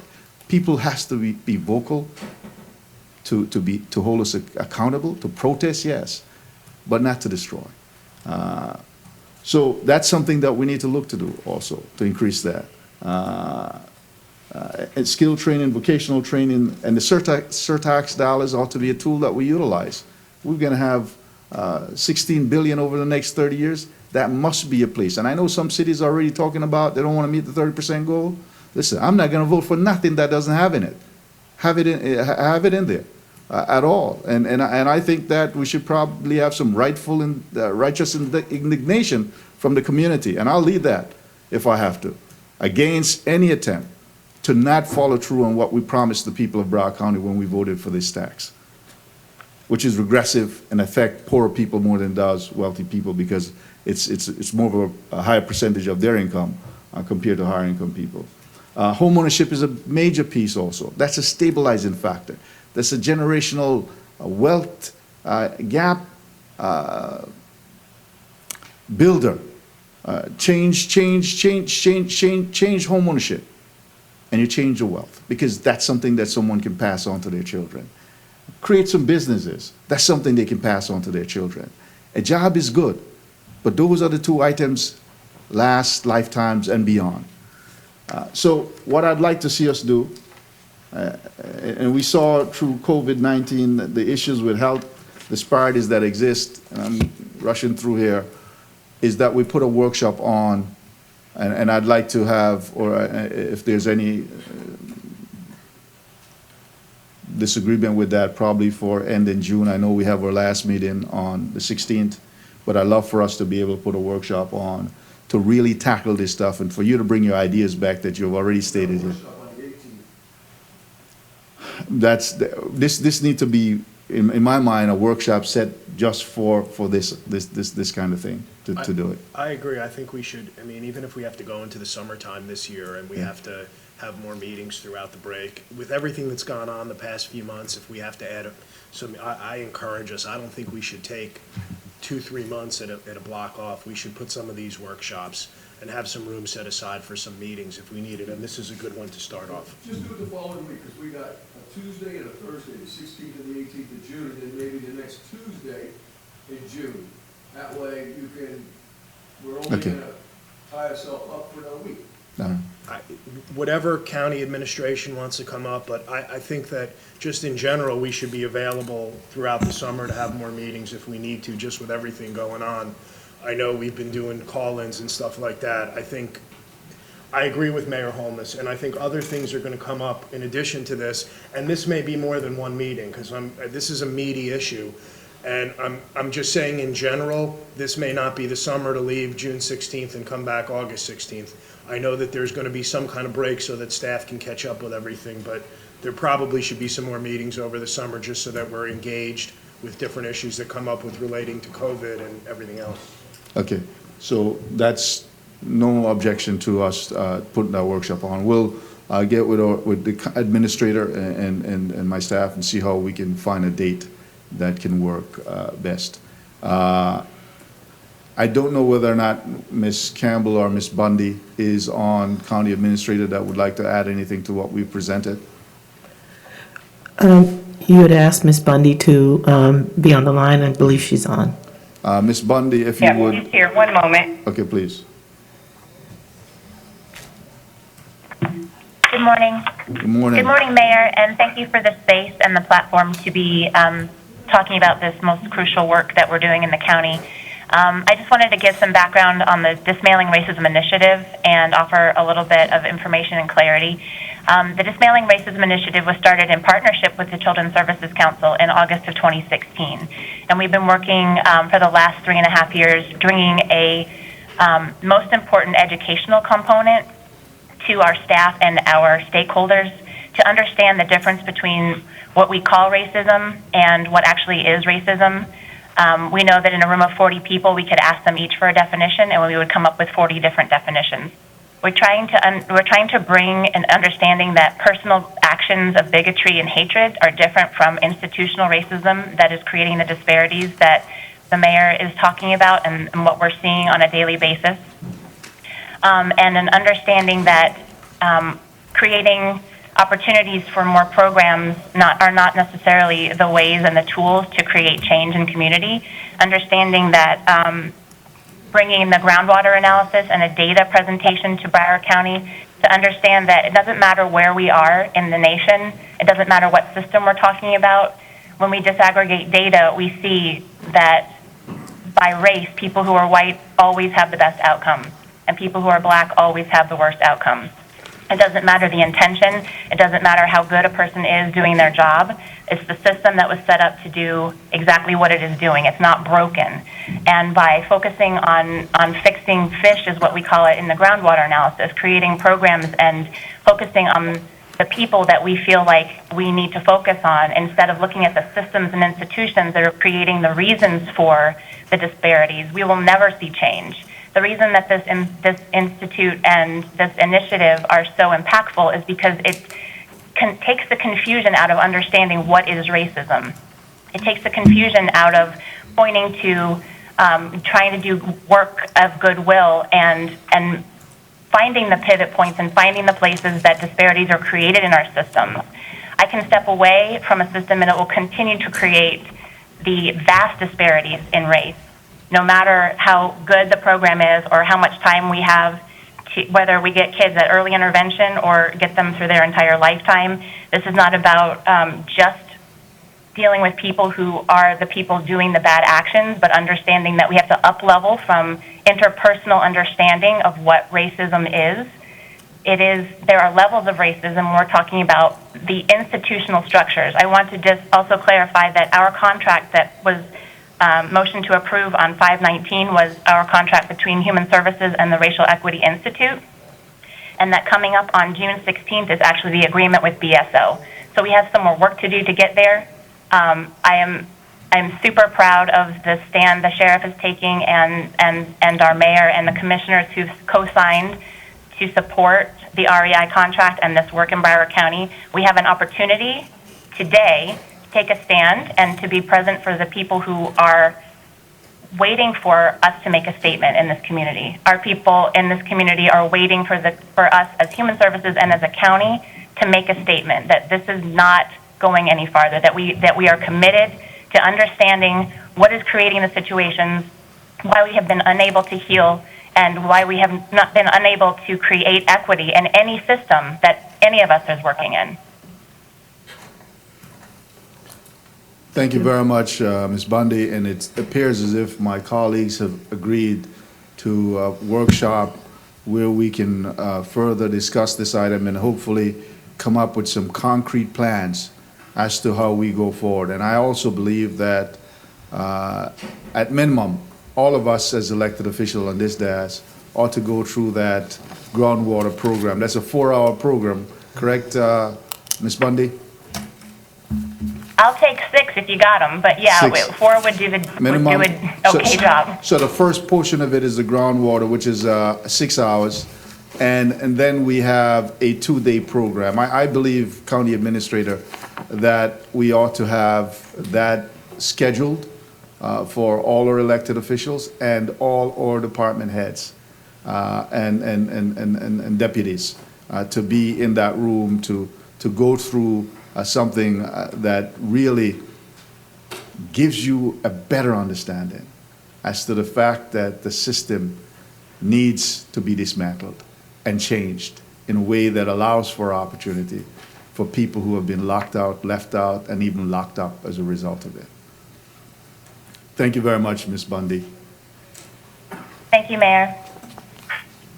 Okay, we're in need of going back to a consent agenda for reconsideration. Folks, I believe there's an item that we missed. Item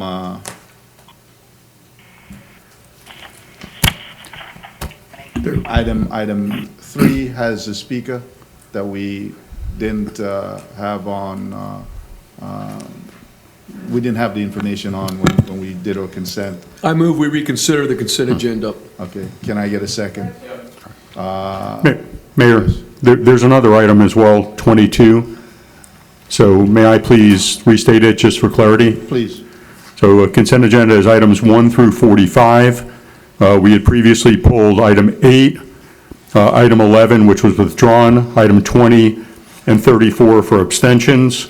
And we're also going to be removing from consent items 3 and 22 due to audience polls, and then adding to the consent agenda items 54 and 55. Okay, that's the consent agenda is read by our county attorney. We have a motion and a second. I think, Mayor, first, we moved to reconsider, and there was a second, so you got to vote to reconsider the consent and then pick it back up. Mayor, can you just hold for 1 second also, and I apologize, Renee was speaking with me. There's some concern that we've lost the video and audio feeds out there. Clay had mentioned it to me. It seemed as though it had come back on. It was only for part of item 63, which was only a discussion item, so it wasn't a concern. But it may be down again, and I think before we vote on the reconsideration and on the new consent agenda, we should just verify that to make sure people can monitor and can. Back on. It's back on now. With sound, Senator Rich? It's back on now. With sound also, Senator With Rich? sound and picture, yes, Picture and sound? Audio, video. yeah. Okay. All right, Mayor, I move we reconsider the consent agenda. Okay, and I have a second on that. For reconsideration, can I have a vote? Those in For favor? them to sound back on Vimeo. I'm sorry? Vimeo, yeah. Okay. I We have a don't motion think and a that the second sound- to reconsider. Those in favor, vote by saying aye. Aye. Aye. Those opposed, nay?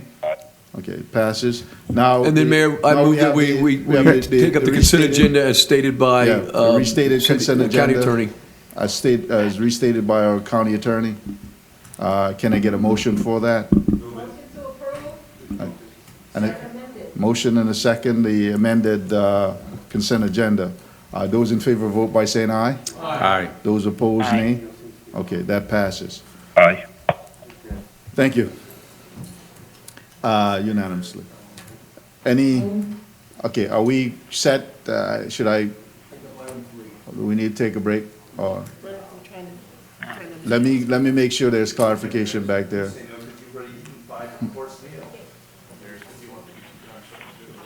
Yeah, well, if we're having that difficulty, then those folks are not gonna be able to participate, so.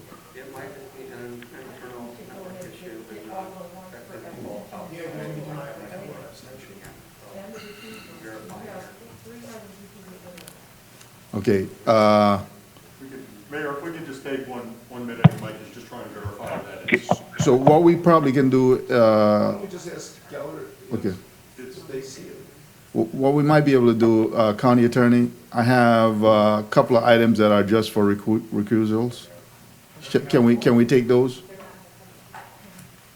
You can, Mayor, but technically if our meeting is not accessible, it's an issue. Would you just wait 1 minute just to confirm? No problem. It may be a problem that people inside the network are getting audio, but outside the network, I don't understand all the technicalities, but we're trying to just button it. I believe that's correct.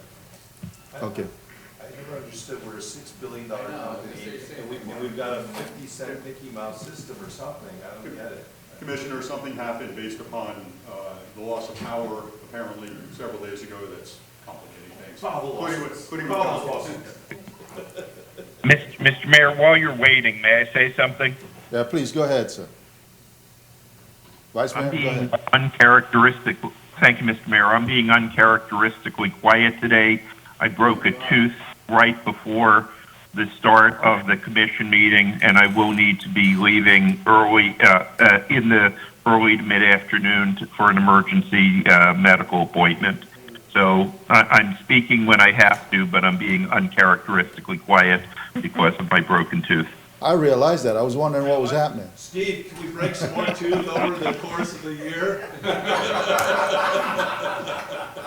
We're gonna bring over. Sorry, I couldn't hear that insult. It was an insult, that's what it was.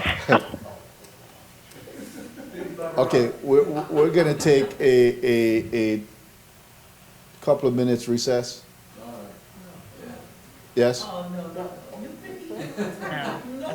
gotta check. 2 I gotta minutes? check in the Okay, kitchen, we'll just, see what's going on. hang on a minute. You should see, he's got 4 plates, How many bagels has got 4 there? plates with food, stuff, just, I mean, like, Hey, Mark. yeah. 5 plates, huh? I'm sorry, 5 plates. This is not very professional.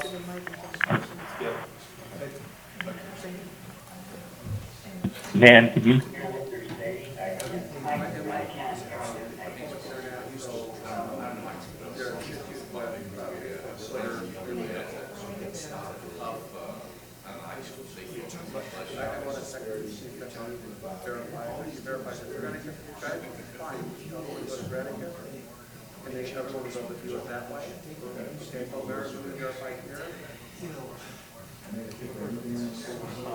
I'm okay for doing a workshop like the following Tuesday. So the June 18th is Thursday, 18th. I think it would be the 23rd, June 23rd, would be the following Tuesday. Because I don't want to not have that gap, because I think that's where you guys catch up. So I can't just do, extended workshop after workshop after workshop. having issues with the public internet, Twitter, they're nationwide outage going on. But you need to let I will not, because but I don't want Granicus is working just fine, so we'll just tell them when to switch over to government meetings, and then they can watch it back. Okay. Okay. Hey, commissioners, and everyone else on the public. We're having issues with the public internet today. Facebook, Twitter, Vimeo is having issues. If you switch over to, if you go to broward.org and hit government meetings, and you should be able to scroll down to today and get and watch and hit in progress, you'll be able to hear and watch the meeting without any issues. Right, so we're having issues with the public internet today. So Vimeo, Facebook, Twitter is having some issues nationwide. And so our Granicus feed is working just fine. So, and we'll make sure we post this on the website as well to direct people to Granicus. But if you go to the government meetings, broward.org, government meetings, and scroll down to today's meeting and click in progress, you'll be able to watch and hear the meeting today. And Mike, you retain the ability to call in? Yes. You need to say that, Mike, they can't hear you. Right. Explain. And also, the conference bridge line still works as well.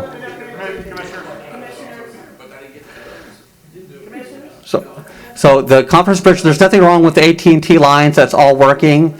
So everyone, the commissioners and anyone from the public would be able to call in. Correct. Well, just be a minute.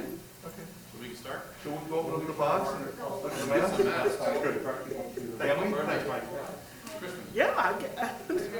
Hey, Drew, I'm gonna open up this box and see what's in there.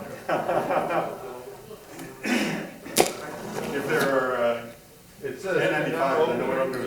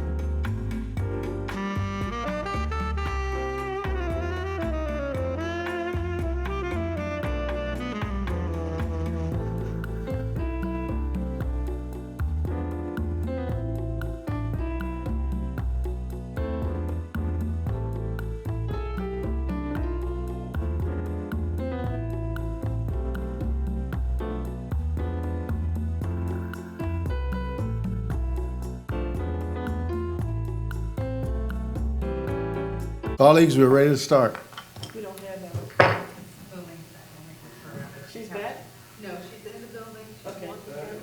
Okay, give her a second. We're waiting for Sean. Ready? Ready, Mayor.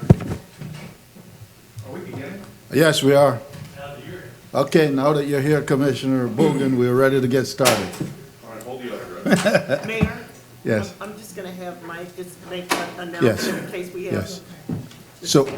So Mike will make an announcement as to where we are now with our connections. Mike, please. Yes, sorry, everyone. So we had some technical difficulties a little while ago.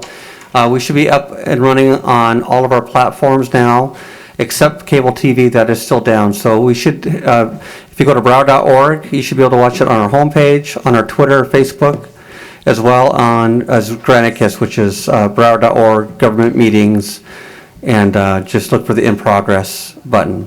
So we're up and running on all of our platforms. Repeat that again for me, please, Mike. Yeah, so we're up and running on all of our platforms, broward.org on the homepage. Scroll down and you'll see it there. You'll also see it on broward.org government meetings, and you just click on the in progress button. You also could follow us on YouTube, Facebook, and Twitter by searching on those platforms for Broward County Gov. Okay.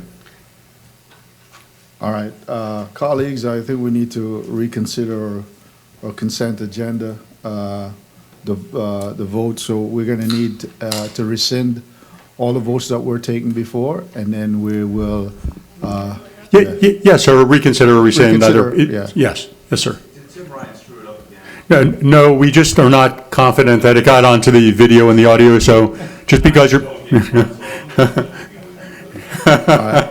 Not this time, Commissioner Bogan. Mayor, can I make a motion, we reconsider the consent agenda as early as approved? Yeah, all the votes that we took. Yes, we got a motion and a second. Those in favor vote by saying aye. Aye.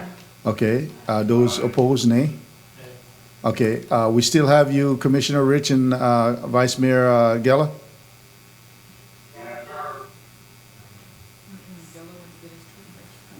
Commissioner Rich? Yes, here. We still have you? Okay. Unless the mute is on, that is not allowing me to be heard. I can hear, we can hear you, Here. so you Okay, voted aye. okay, fine. Vice Mayor Geller? I also voted aye, sir. Okay, all right, good, thank you very much. Now, we would like the county attorney to restate the new consent agenda. Thank you, Mayor. Hopefully the third time is the charm on this. The consent agenda is items 1 through 45. We're subtracting from that item 8, item 11, which was withdrawn, items 20 and 34 for abstentions, and items 3 and 22 for audience polls. And then we're adding to the consent agenda items 54 and 55. Can I have a motion to? Mayor, I move the consent agenda as amended by the county attorney. Second. All in favor, vote by saying aye. Aye. Those opposed, nay. Aye. Okay, so here's what I'm gonna do, colleagues. I'm gonna go, we have a number of people on the phone. I'm gonna at least try to get to 3 items or more if I can before we go to regular, and then after we get the items that we have the public wishing to weigh in on, we can then go to the budget. So if I may be allowed to do that, let me start with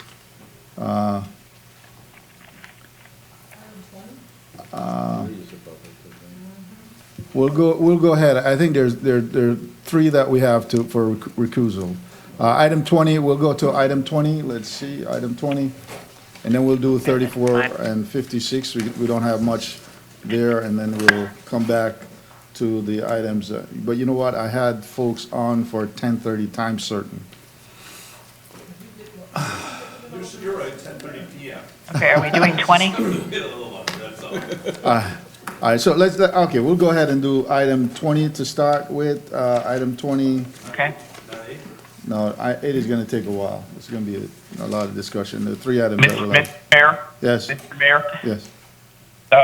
Just, Mr. Mayor, considering the length of the agenda and everything we have in front of us, I'm wondering if you would, and I think the budget workshop may take a while, particularly the sheriff, whether or not we should try and reschedule the budget workshop for a special meeting. Just a suggestion. I don't know, I think the county administrator's got all our stuff lined up. It probably will be a bit disruptive. I believe we can plow through it, Vice Mayor. We'll It's go short. ahead. Your call. Yes, okay. We'll go ahead and take up item 20. I think that was pulled by Commissioner Rich. You have a recusal in that? Okay. Yes, I do. Okay. I need to abstain from voting on Part B of this item, so I would move that we bifurcate item 20 to take up Part B separately from the remaining parts. Okay, we have a motion. Do we have a second for bifurcating 20? Second. Okay, those in favor vote by saying aye. Aye. Those opposed, nay. Pass it. Okay, it's 8-1 with Commissioner Ryan. Unanimous. It's unanimous, okay. Now, now that we have this bifurcated, let's go ahead and take up motion B of 20. And Commissioner Rich, would you make your statement? Yeah. Yes.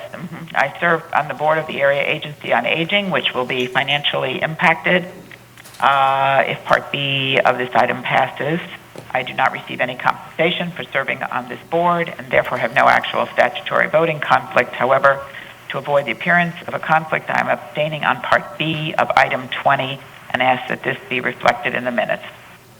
Thank you. Now, can we have a motion to, Motion to approve? Second. which is Part B of 20? We have a motion and a second. Those in favor vote by saying aye. Aye. Aye. Those opposed, nay? Okay. It passes And one unanimously. abstention. What? I'm sorry, eight with one abstention, forgive me. Yeah. Now then we'll take I up would, the rest I of would the look- I would item. move. Item Yeah, I would 20, move Part A, C, D, E, C, D, F, and G. F, and G. Yeah, so moved. Okay, we have a motion and a second. Those in favor vote by saying aye. Aye. Those opposed? Aye. Nay? Okay, it passes unanimously. We'll move on to item 34. Thank you, Mayor. It's a motion to approve an amendment of a non-vehicle access line. Craven Thompson is the agent for the applicant. On the board of directors and own shares in Legacy that are not traded on exchange, and other Legacy shares are substantially owned by the owner of Craven Thompson.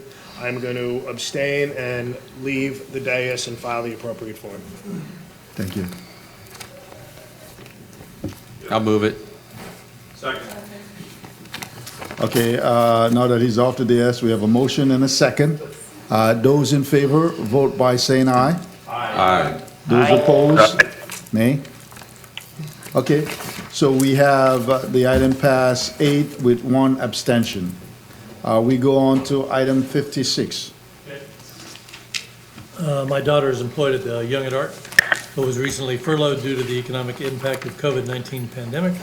Young at Art is listed as an awardee of this supplemental tourism sponsorship program, which could benefit my daughter if the item is approved. Therefore, I will be leaving the dais and not voting on item 56. I ask that the minutes of the meeting please reflect that I have abstained. Don't you want a condition on whether your daughter's hired or not? Now, we have a motion, do we have a second? Motion and a second for item 56. Those in favor vote by saying aye. Aye. Those opposed, nay. Okay, it passes 8 with 1 abstention. Now, since I only have one speaker on item 3, we'll go ahead and do that one also. And hopefully, okay, it's a motion authorizing county administrator to submit Broward County's grant application to the Florida Department of Law Enforcement for the fiscal year 2019 Edward Bryan Memorial Justice Assistance Grant Countywide Program. We have one speaker on the phone. I'm not sure she's still there. Miss Gisela Perez. Staff, do we have Ms. Perez?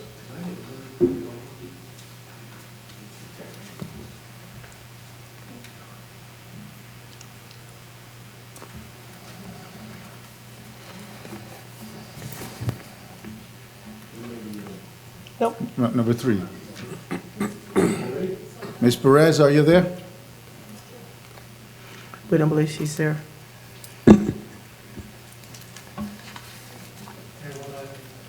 On item number 3, we have one speaker for that item, so. Item 3.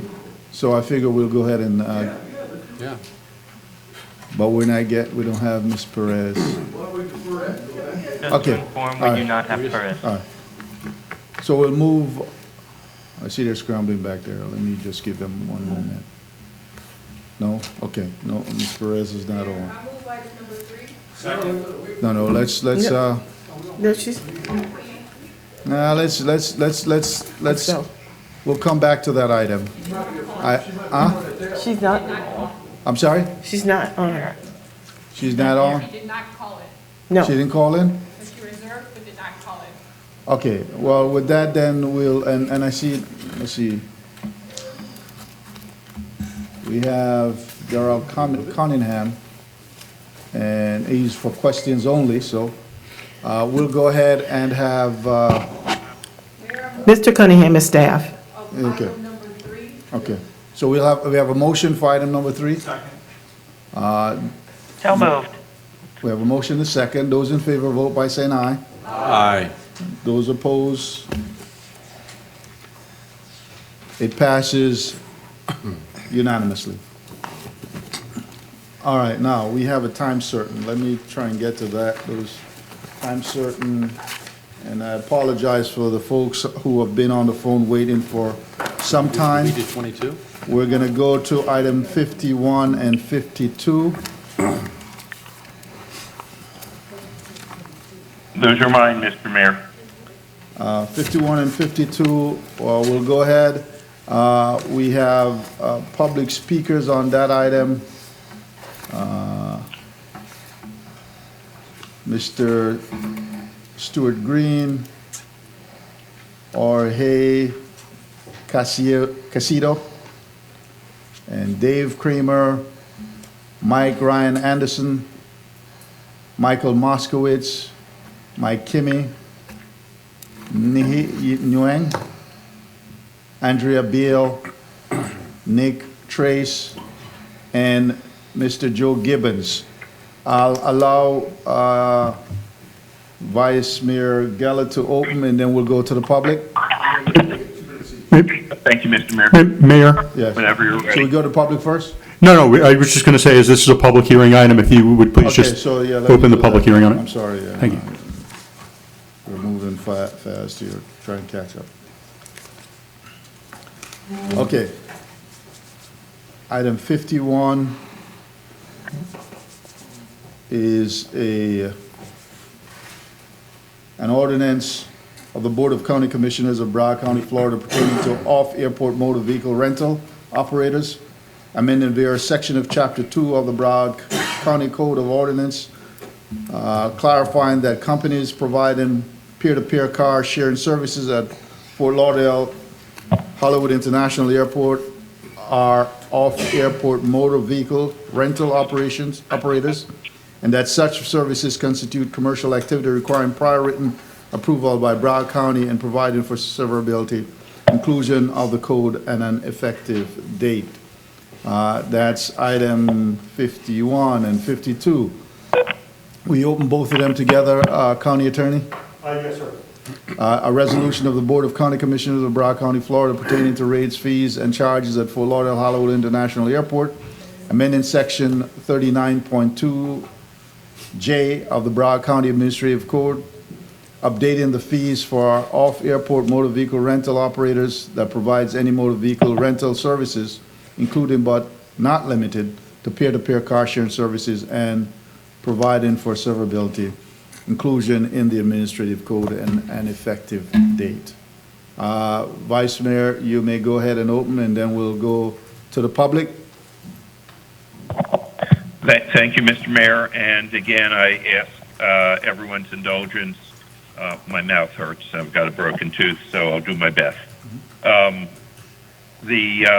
My explanation will cover both items 51 and 52. In both cases, they refer to the issue of peer-to-peer car sharing. There's one company that has been the leader in that area called Turo.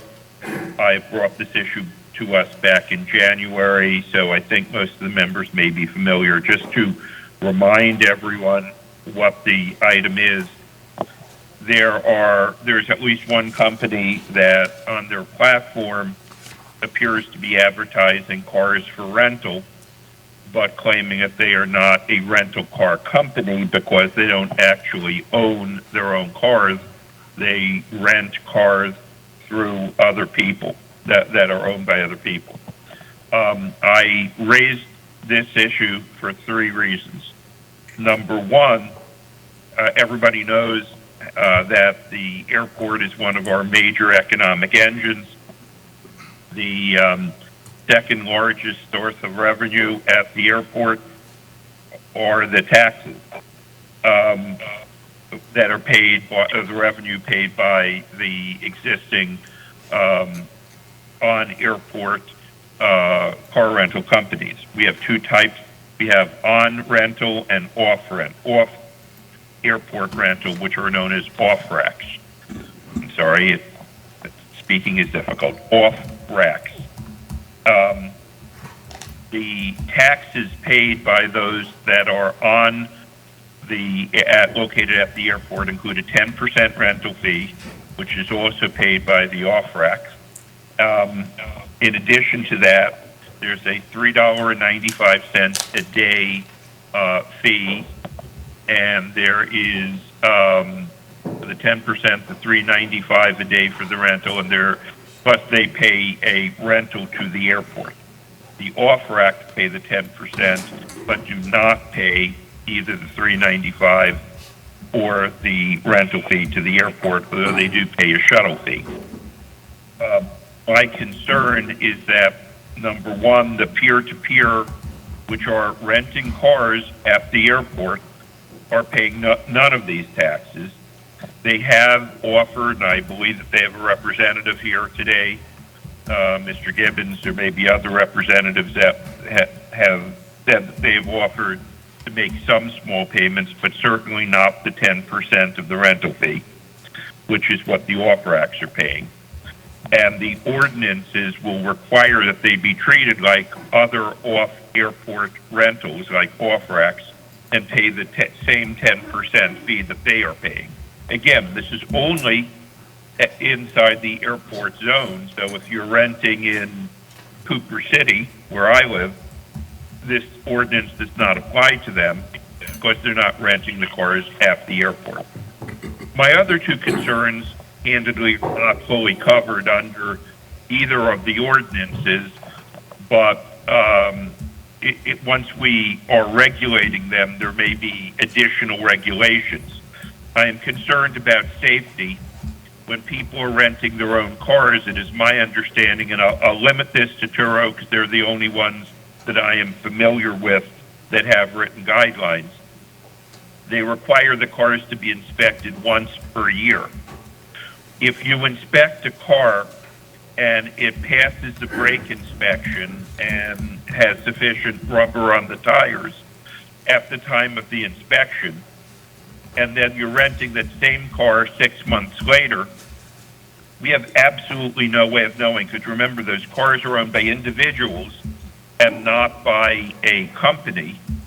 We have no way of knowing if those cars still have working brakes, still have sufficient rubber on the tires, and in today's days of COVID-19, we have no way of knowing that their cars have been sanitized between use.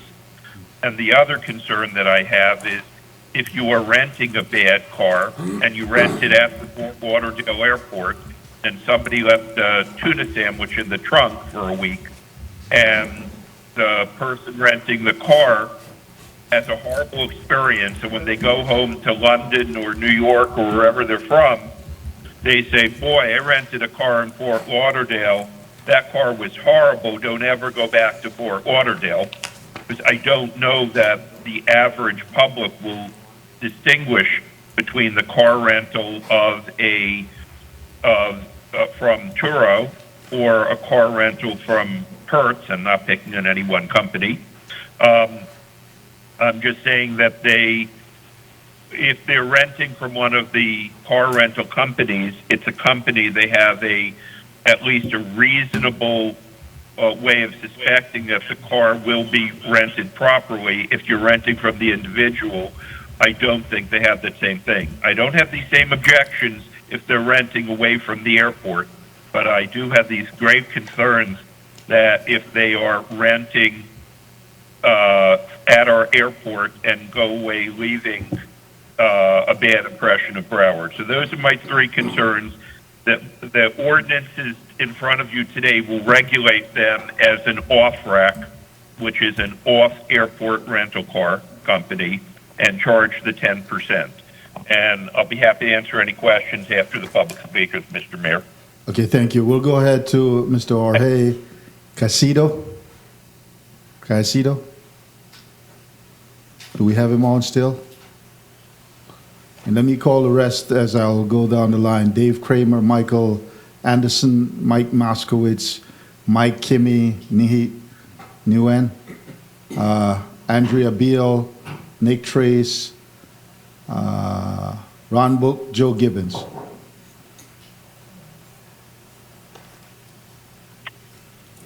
I'm Michael Anders. Okay, no, we'll go first with Mr. Caicedo. Not there? Okay. And each speaker will get 2 minutes. We have a timer here that we'll utilize. Okay, I hear it.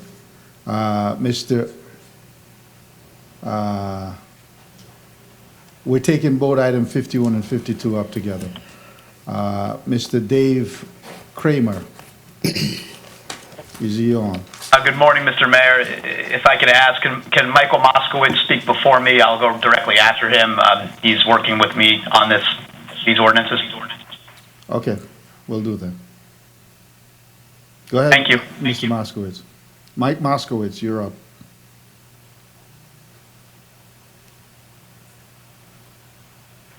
Michael? He's probably screaming into his phone, it's on mute. Okay, Mr. Mayor.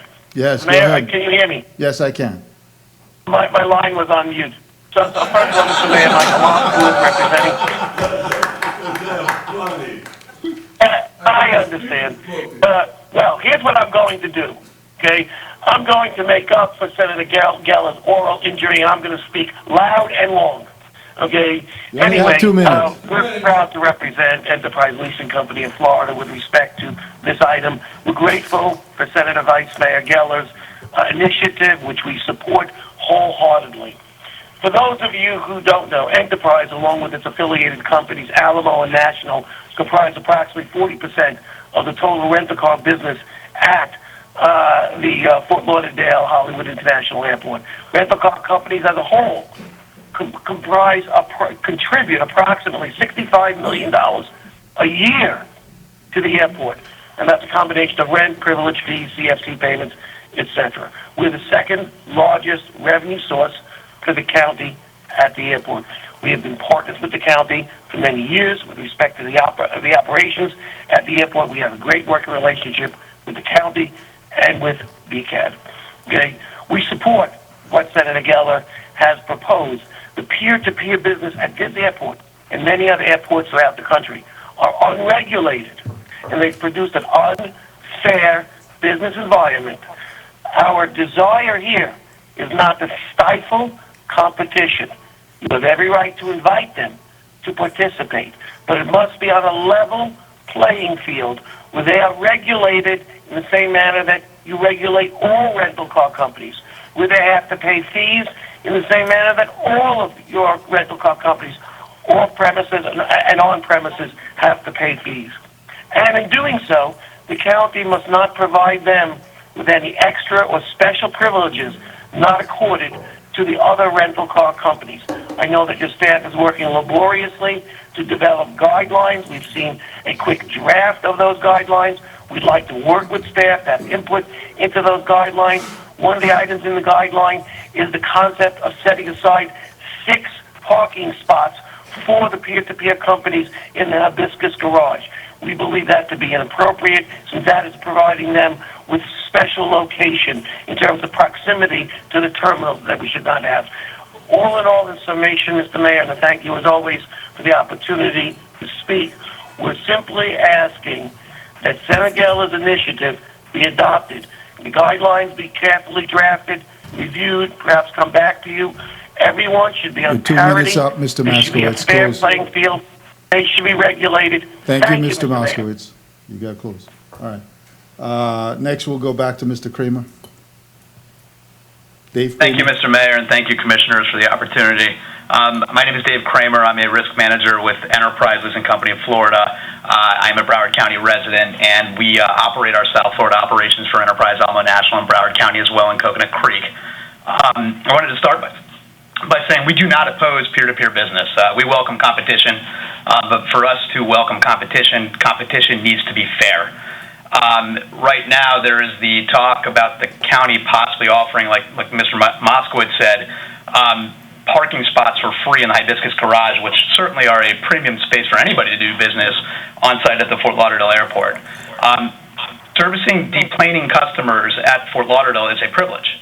It's a privilege in which us, along with many other car rental companies and concessionaires, pay for. At no point in time are we given any rent areas for free.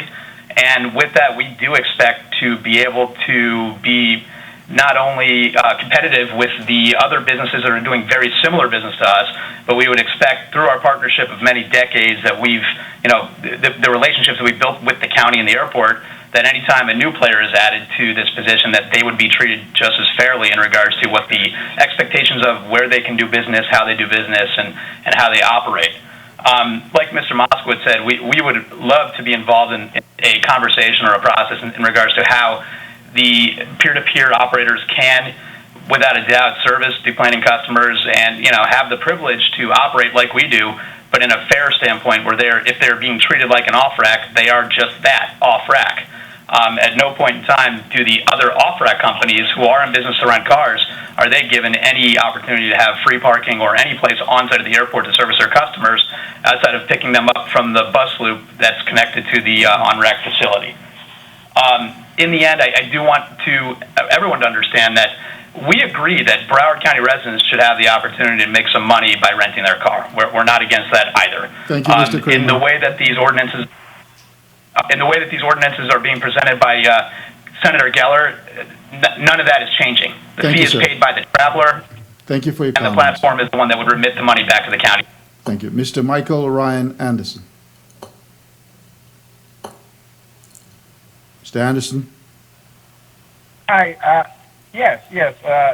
I've been a Broward County resident. I was born and raised here 71 years ago.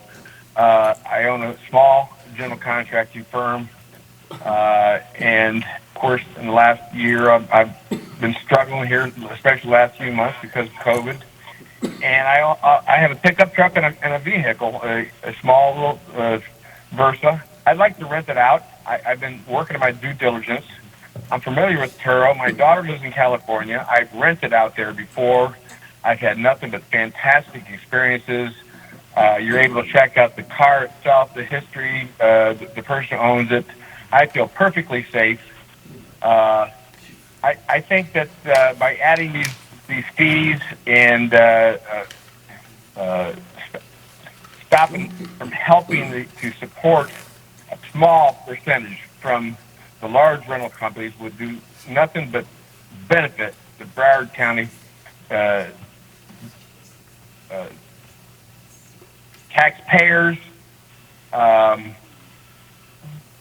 not a giant billion-dollar company. I would like to be an independent contractor with this peer-to-peer type leasing. So I think that the commission needs to think of the little guy, the small guy that's trying to make it.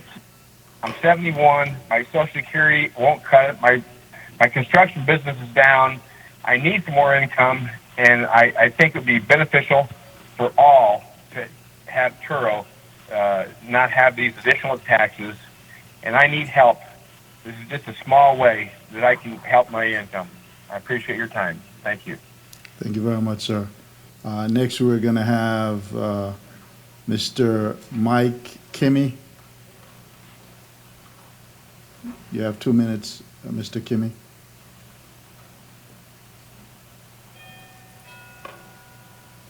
Mr. Kimmy? Mr. Mike Kimmy?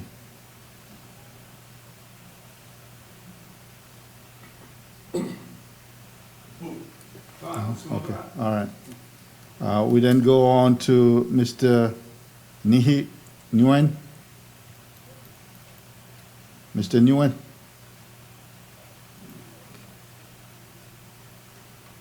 Next.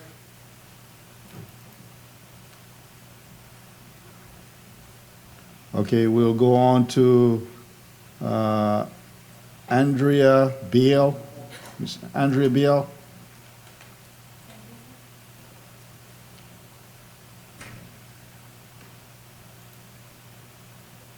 Hi, can you hear me? Yes, Andrea? you have 2 minutes, Andrea. Okay, thank you. I've been both a user and a host on the Turo platform, actually. I am a student at FIU, and the platform has really helped me with offsetting a lot of the costs I have with being a student and not being able to be employed with I have an RA contract with FIU to do research there, and so I can't be employed while I'm in that contract.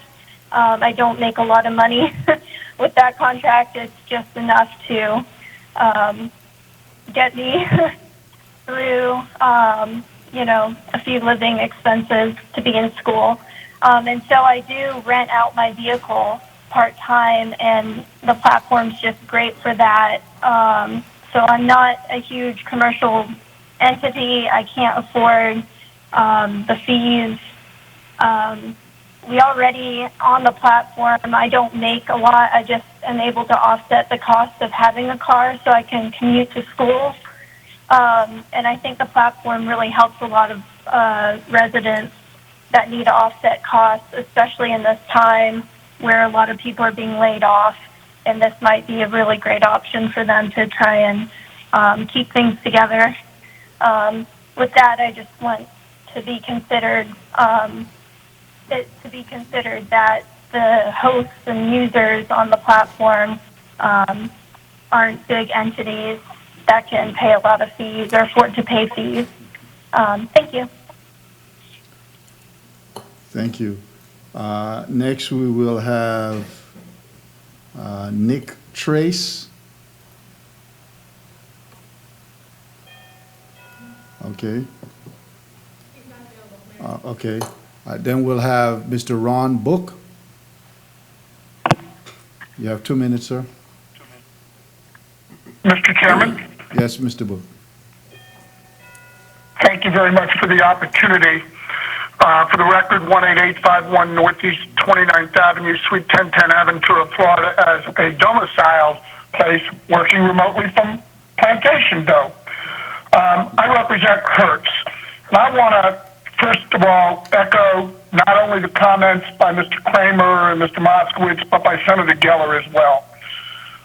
Unlike a lot of folks, I was here pre-consolidated rental car facility when the county came to me in my capacity of representing Alamo National and Enterprise, Alamo being at that time the 900-pound gorilla living off-site, not on property, and the county wanted to do anything and everything not only to get Alamo on site, but to make sure that National Enterprise were as well, and they stayed long term.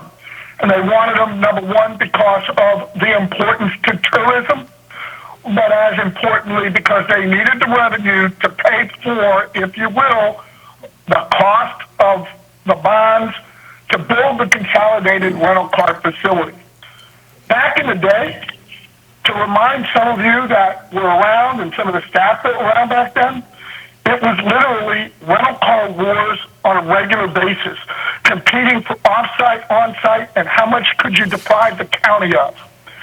I remind you of the comments that Senator Geller made about safety and inspections and sanitization in this day of COVID-19. I would suggest to you that these folks are just as much a rental car company as Airbnb is a hotel company. To indicate that they're anything other than that in an attempt to get a free ride at the taxpayers' expense and at the expense of the other rental car companies is simply not fair. Would you and close, it sir? turns us back to the days of those rental car wars, Mr. Chair. Thank you very much. I would just Next, we have Mr. Joe Gibbons. You have 2 minutes, sir. Mr. Gibbons? Thank you, Mayor Holness, Vice Mayor Geller, County Commissioners. Thank you for the opportunity to comment on items 51 and 52 related to peer-to-peer car sharing services. Since being recently retained by Turo, I have tried to contact many of you late in this process. I personally appreciate the commissioners that I've reached. I've had a couple of conversations with Vice Mayor Geller, and he has gone out of his way to be accommodating, addressing my questions and concerns. I understand and appreciate what he wants to accomplish because mobility options, including safety and competitiveness at the airport, are very important. I also know that transportation experience leaving and getting to the airport can make an impression with visiting tourists where positive reputation can have a direct impact on county airport revenue. I feel that we can accomplish all the Vice Mayor Geller's and this commission's goals in a way that can work for both the county and my client Turo. I've spoken to the airport administration and they are willing to meet and discuss other regulatory options. I would respectfully ask that we move these items to a meeting after your summer recess. I really believe that given more time, we can welcome this innovative technology that can provide safe peer-to-peer car sharing services, allowing local residents to share their cars to help make ends meet. Thank you. Thank you. I think that was our last speaker. Colleagues, we're back for discussion here.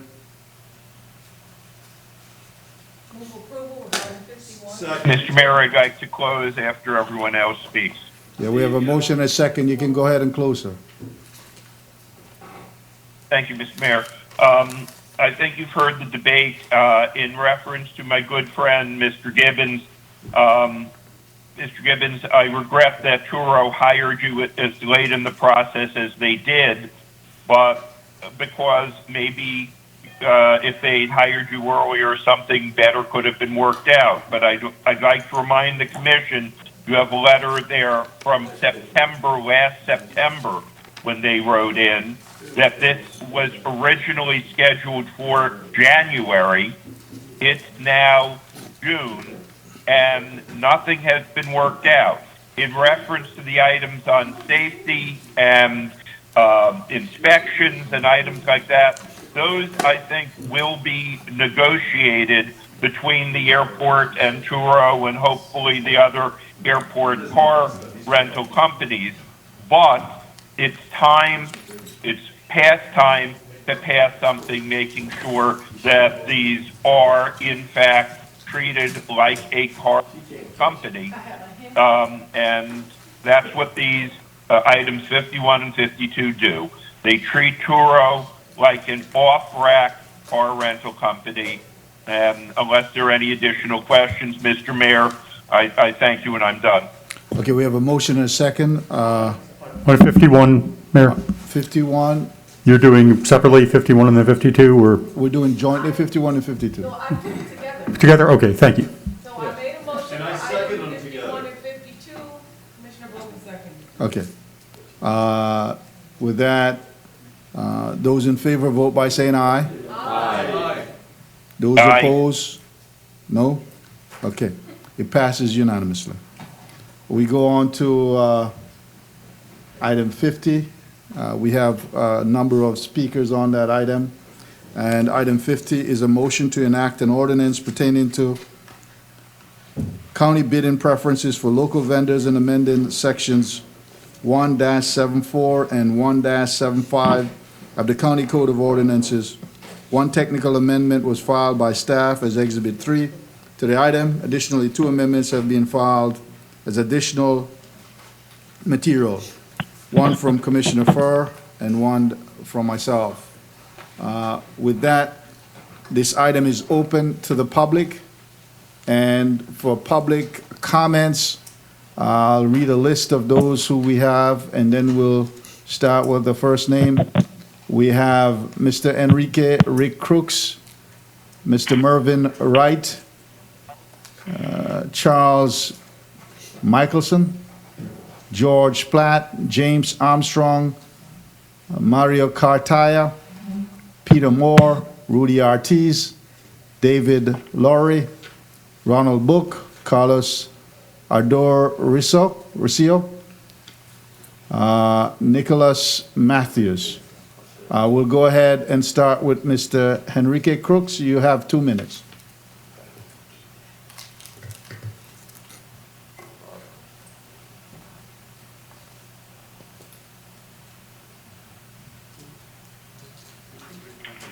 Mr. Enrique Crooks.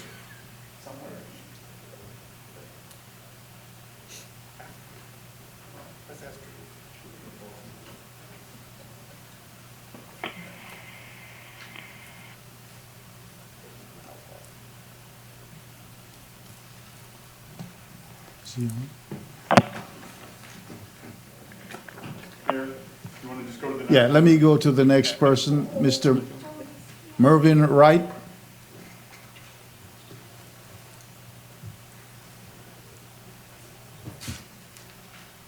Mr. Mervyn Wright.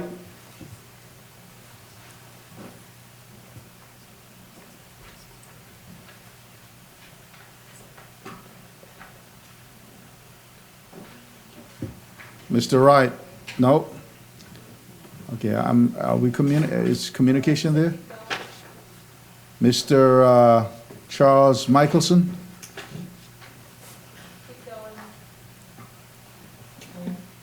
Mr. George Platt? You got it, you got him. Okay. Mr. Platt? Hello, this is George. How are you? Good. You Yes. have Thank you. you have 2 minutes, sir. Mr. Platt, go ahead. Thank you. I want to commend the commission and Commissioner Geller and the other commissioners for trying to figure out a way to strengthen the headquarters ordinance so that we're not gaming the system with people that come trying to claim the headquarters points. And while I think that Commissioner Holness's concept of expanding this to be Tri-County may make some sense, it has to be done collaboratively with the other 2 counties. We can't do it unilaterally. That makes no sense. The reason we have a headquarters ordinance in the first place is because Miami-Dade County adopted one, and Broward County had to follow suit. Otherwise, we would once again get short shrift. And here our companies will be hurt. Plus, the mayor is authorized to go meet with Miami-Dade and Palm Beach County and see if we can come up with a reciprocity ordinance on headquarters. Finally, let me say that I like Commissioner Furr's direction. I think there ought to be a presumption that when a company is acquired by another company that is in the same industry and has its principal place of business outside of Broward County, that there ought to at least be a presumption that that's where the headquarters are, that they can no longer be in Broward County. This is sort of deja vu because I talked about it before. I think the 4 key factors cited in the draft ordinance by the county attorney's office do need some additional meat and support to allow that, and I think Commissioner Furr's amendment would do that. I would respectfully ask that you defer Commissioner Holness's amendment to give him time to engage with Miami-Dade and Palm Beach County, and thank you very much. Thank you, Mr. Platt. Next person, we have Mr. James Armstrong.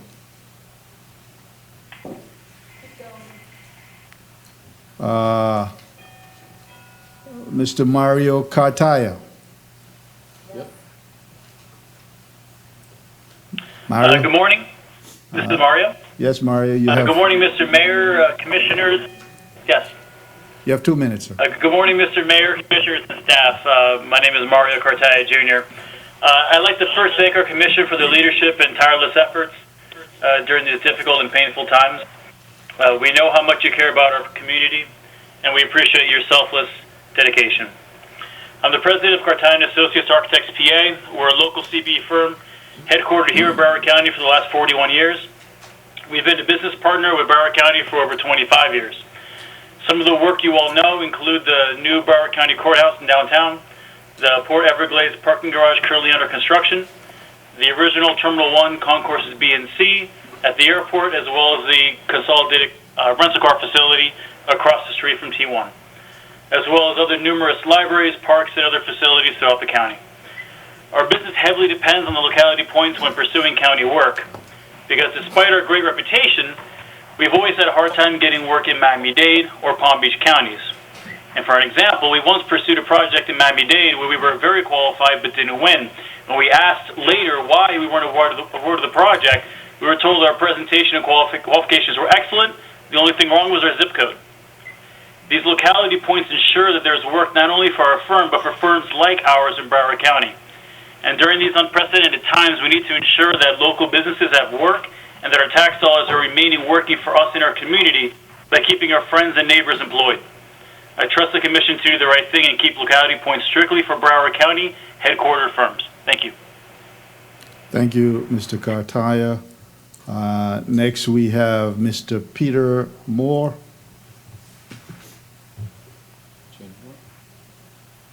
Thank you, Mayor. Good afternoon, Mayor, Commissioners, and staff. My name is Peter Moore, and I'm the president of Chen Moore & Associates, a business founded and headquartered in Broward County for nearly 34 years. We appreciate the intent of the regional amendment by offering an addendum to this policy to expand local preference to a regional preference, but we believe it is premature to act on this now. Currently, Miami-Dade and Palm Beach counties have significant variance for local preference in their purchasing codes. If we act without the same preferences in Broward County, we are in fact giving up a benefit for local businesses without getting a reciprocal benefit in our neighboring counties. I urge the Commission to pass the ordinance, including Commissioner First Amendment, and to defer the action on regional amendments until a joint meeting of the three counties can be held between their purchasing departments to truly make this a regional effort. Thank you, and I yield the remainder of my time to the floor. Thank you very much. Next, we go to Mr. Rudy Ortiz. Mr. Ortiz? Yes, Commissioner Hornes and Mayor Hornes and Commissioners, thank you so much for the time that you put into this ordinance revision. I am a supporter of the ordinance that's being proposed. I don't object to any of the items in it. I believe it would be a tremendous value to the small business community. It would allow the businesses to thrive and grow and serve as a platform for continued development. That's all I have to say. Thank you. All right, Mr. Ortiz, thank you. We go on to Mr. David Lowry.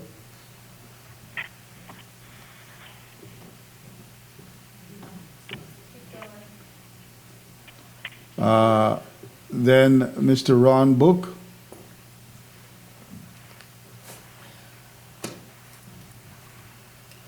Mr. Book.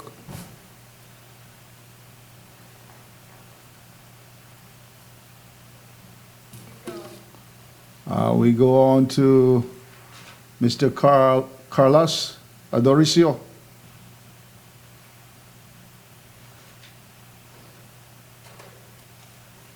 Okay, we go on to Mr. Nicholas Matthews.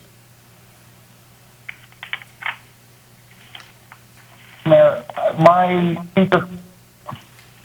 good afternoon, Mayor. My speaker card was in on item 53. You're in for 63? Thank you. 53, yeah, okay, 53, sir. good. Okay, all right, we're then, okay. Let me go back and see whether or not any of those that I called before is back on. I'll go up the list. Mr. David Lowry. Mr. James Armstrong. Mr. Charles Michelson.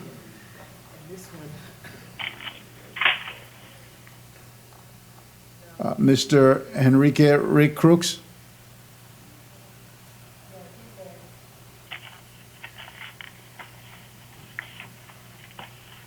Yes, I'm here, Mayor. Can you hear me? Yes, yes, I can hear you, Mr. Crooks. Go ahead. Mr. Crooks?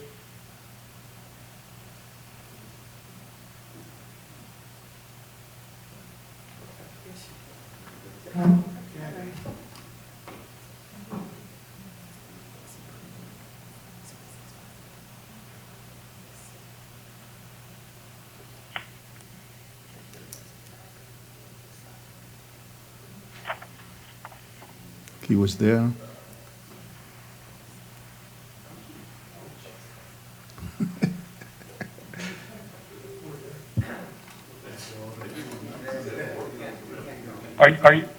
Are you hearing me, Mayor? I'm hearing you now, Mr. Crooks.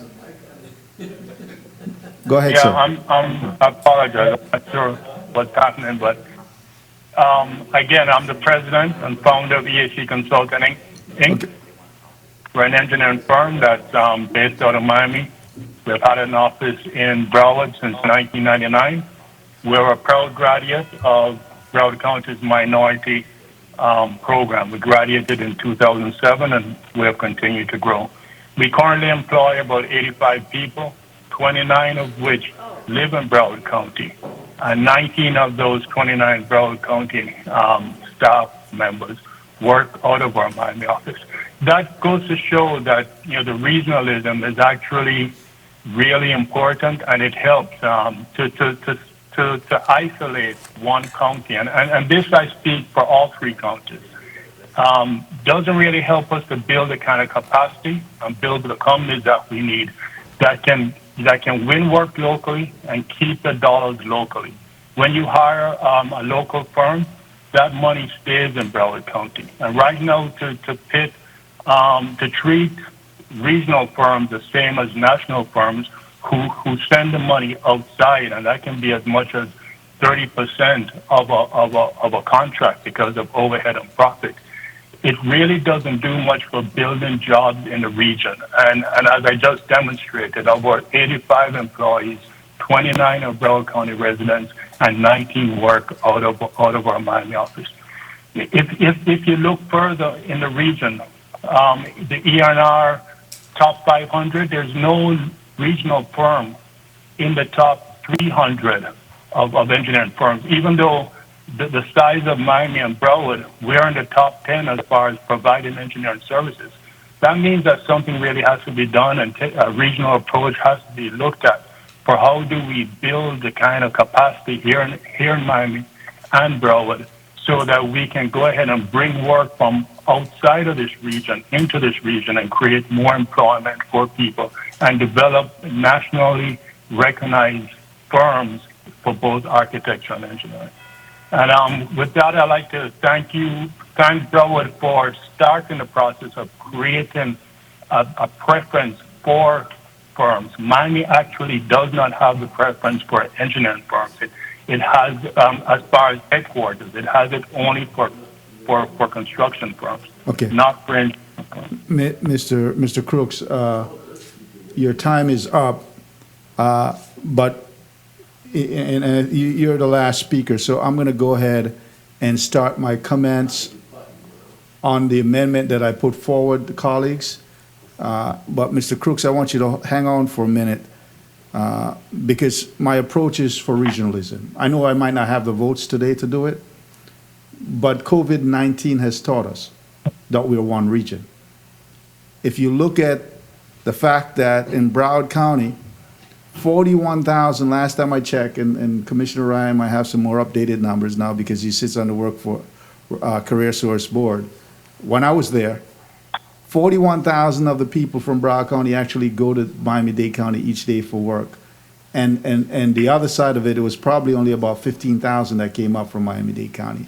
So there's a regional impact. And I have had conversation, and I'm hoping to get with Commissioner Carver and Commissioner Jordan from Miami, there's actually a reciprocity item that had been brought that's been delayed, and I'm hoping that that can come back again. I also met this weekend with Commissioner Mac Bernard from Palm Beach County, and he's in agreement that we ought to do this, and we'll be bringing an item. So I'm not going to go ahead and push this item through today. I will withdraw that item, but let me say this, that at the end of the day,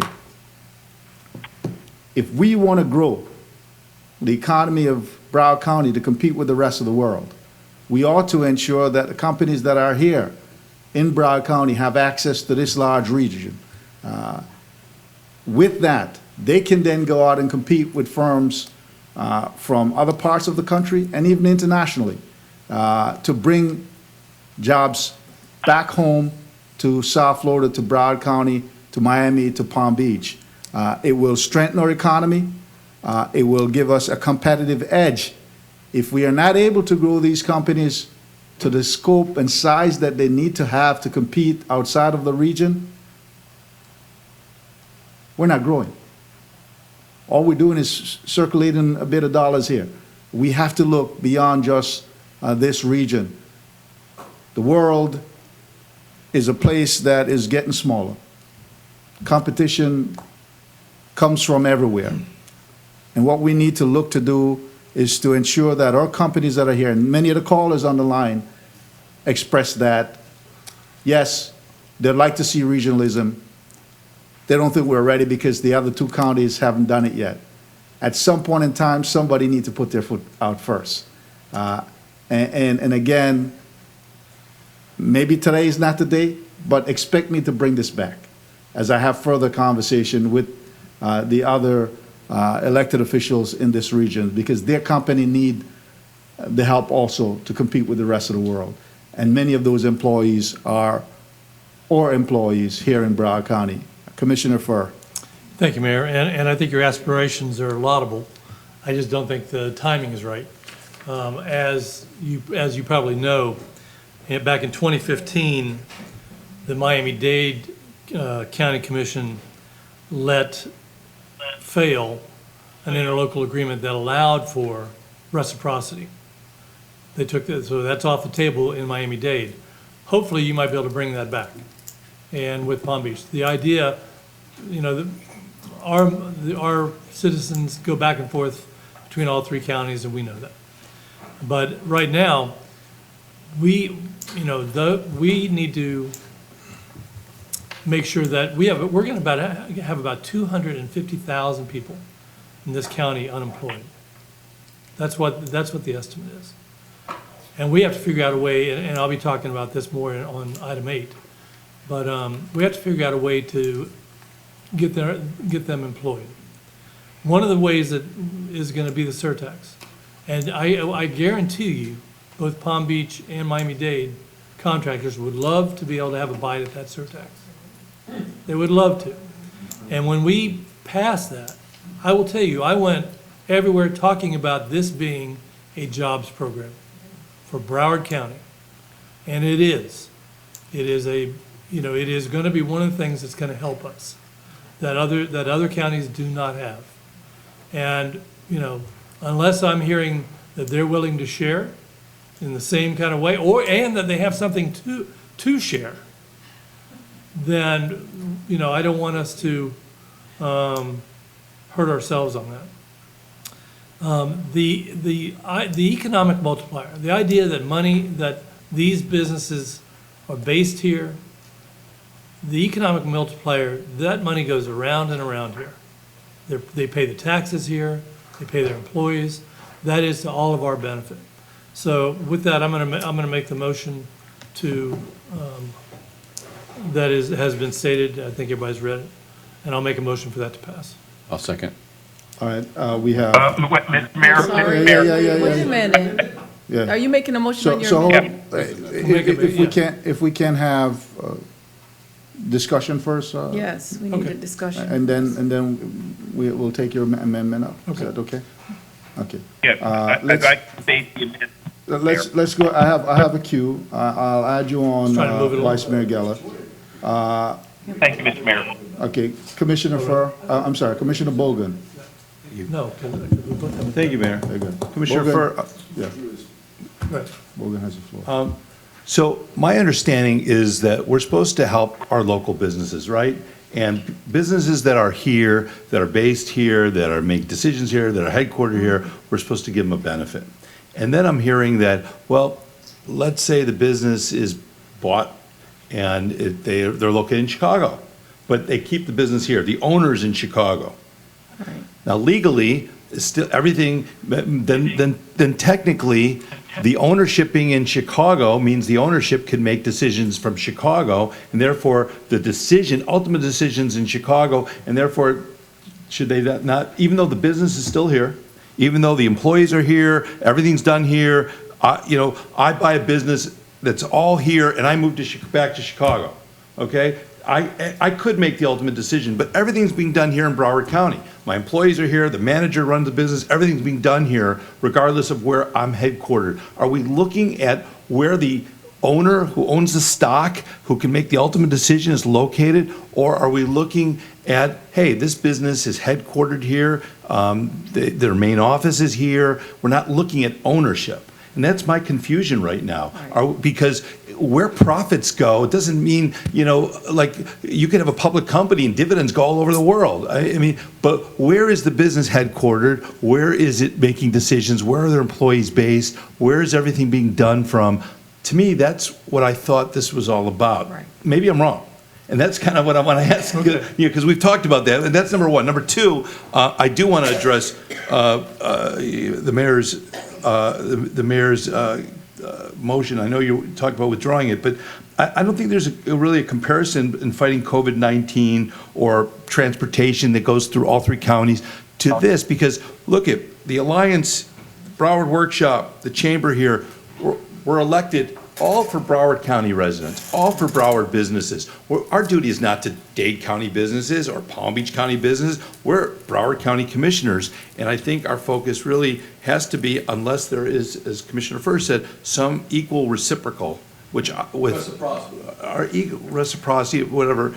I can't see how that can compare. Obviously, I agree with the mayor talking about fighting COVID-19 should be regional, absolutely, because it's a bug that's affecting all of us. But transportation is affecting all of us. But anyway, I really am kind of confused as to what this commission wants to do. Are we looking at a business that's located here, based here, or their employees are here, or are we also looking at where the stock ownership is based?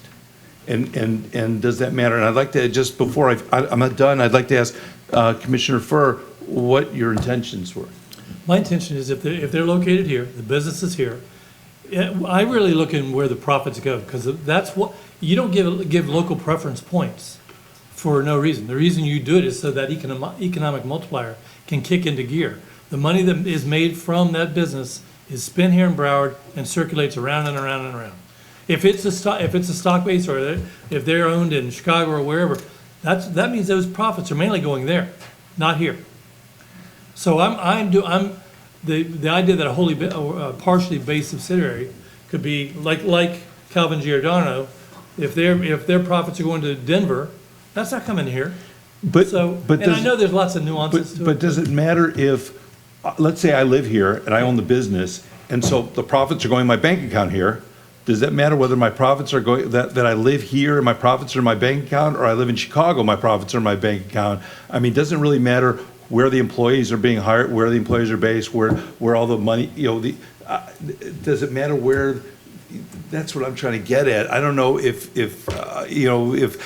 I'm just trying to understand what's the difference whether if I own a business and I just made $1 million and the profits are going to my bank account here, or I'm living in Chicago, profits go in my bank account there, but everything's happening here in Broward, though. If you live here, the chances are you're going to be spending most of your money here, as are most, and if most of the employees are here, they're going to be spending their money. So it's not here. just the business activity being centered here, but the ownership's here, the ownership's here, the business is here, Yes. and everything's happening here. Yes.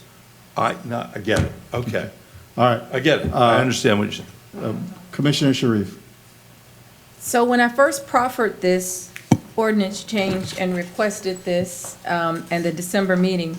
What I was trying to do is to give a better guideline for purchasing to follow. And what the amendment that Commissioner Furr proffers, while I understand why you proffered it, here's why I didn't want to vote for it and I'm not going to support it. I think it's a great attempt at trying to isolate this a little bit further, but I think in isolating what you're doing, when you say that a vendor is not directly or indirectly or wholly owned subsidiary of an entity or that its principal place of business in a location other than Broward County. So when this came forward, the vendor, which was CES, has multiple companies, but they had 200 people here. They had a space here in a big building that they leased. They had employees that were living here, that were drawing down payroll, and they were doing work here. But yet they weren't getting the preference points because of where the owner lived previously. And so what I'm saying to you is, I don't think that this sentence is going to necessarily help us in keeping this business that we're trying to keep here in Broward and keep the money flowing in Broward. Because I can make my money here in Broward and choose to spend it anywhere I please.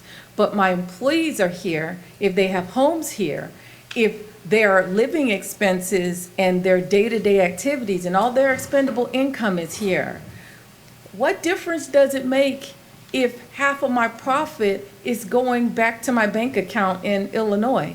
I'm here, my company's here. So I just don't follow the premise that all the money has to stay here. What we are trying to do with the preference is make sure that the companies that are in Broward that have an effect on Broward's economic activities on a daily basis, that employ people in Broward, get the opportunity to work here. So that was my intention. I had no intention of voting for either one of the amendments proffered today because I know for a fact from firsthand experience and from firsthand accounting that neither Palm Beach nor Miami-Dade County has reciprocity for any of our vendors. And so I feel like this was our way of kind of protecting Broward's base of business. And so in the format that the ordinance update and changes are in, which is item number 50 by itself without the amendments, that's what I would like to move today, because that's kind of what I've been working on for so long. And I just feel like it encompasses everything that we've been trying to do. And if at a later date the reciprocity comes in play, I mean, I'd be more than happy to entertain that then. But right now, I think this is going to keep the surtax money here. This is going to keep the billions of dollars in projects here. And this is going to allow companies to fairly compete who have hundreds and hundreds of employees here in Broward County and who have been contributing but yet not getting the local preference points when they bid. And so that was the intention of this, and I shall hope that today that you could leave this intact, pass it as it is in its format for item 50 without an amendment, and we can move forward. Thank you, Mayor. Okay, Commissioner Ryan. First, I have a question for the county attorney. I want to get like the larger view of this ordinance and how a local business or a local-based business can kind of leapfrog over another business that is not a local business and either get the local points or get an opportunity for a best and final offer. So could somebody come to the podium and answer a couple questions? Yes, if I may ask Deputy County Attorney Renee Harrod to step up. She's the primary author of this document. Thank you. Good afternoon, Commissioner. I would love to explain that to you. So taking a step back for a second, the ordinance, as you have it before you, has 4 preferences in it that it would codify. Let me walk you through all of them quickly. First is the BAFO, best and final offer. That's in 175A. Second is the 5 evaluation points. So when the vendor is being ranked and the points are being added, they get 5 points if they're a locally based business and 0 if they're not. The third is the leapfrog, as you mentioned. A vendor who is local within 5% of a non-local in the final ranking can leapfrog ahead. And last is the tiebreaker. Let me walk you through the key terms because it's important for you to distinguish which preferences apply to whom. So the first term is local business, LB. That's a vendor that's continuously maintained for at least 1 year, a Broward office. That's the site of their day-to-day operations that are a substantial component of the work that they're bidding. Second term, locally based business, LBB. To be an LBB, you first got to be an LB, all right? Then you also have to have three things. Local employees, that they're either a majority of your employees are at the Broward office or a majority of the work to be performed will be performed at the Broward office. So that's criteria 1 for an LBB. Second, for the LBB, you have to have local management. So substantially all of the day-to-day activities have to be directed from the Broward office. And third, you can't have claimed any other principal place of business within the last year. So you have LBs and LBBs. The proposal that you're considering is actually Exhibit 3 in your material. That's proposed by the County Attorney's Office, a couple of just cleanups to deal with streamlining some of the terms and joint ventures for the BAFO. But so those are the 4 preferences that are at issue. A lot of the terminology turns around the LBB criteria because it's the LBBs who get the 5 points. I can walk you through how the other preferences apply for LBs versus LBBs if you like, but I think that kind of puts it in context for you. All right, so it would seem to me that the one in practice that is most concerning to local businesses and local-based businesses is the one where there's you get 5 points added if you're a local business, and locally based business of a locally based business. But the third one, where if you have a local vendor that's within 5 percentage points of a non-local vendor, how is that distinguished between the 5 points that are added in the evaluation process versus then you score all the points, and if a local business is within 5 points of a non-local business, does that mean you get the 5 points in the scoring and then you get a chance for, even if you're within 5 points, then you get another leapfrog opportunity? Great question. Yes. 2 answers to you. First of all, the 5 points comes first. So in the numerical scoring, if you're an LBB, locally based business, you get 5 points. After all the scoring is done, either a local business or a locally based business that's within 5% of the high scoring non-local will get an opportunity to leapfrog. So if you're an LBB, you'd get both potentially. Okay, now to get to the amendment that was filed with all good intention by Commissioner Furr, and that usually means it's not going to pass.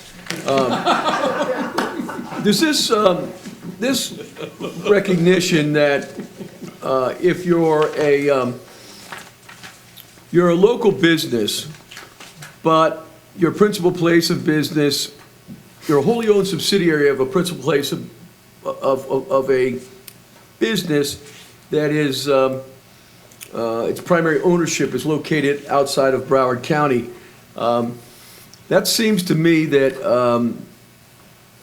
to completely eliminate that situation, which is what we had, I believe, in the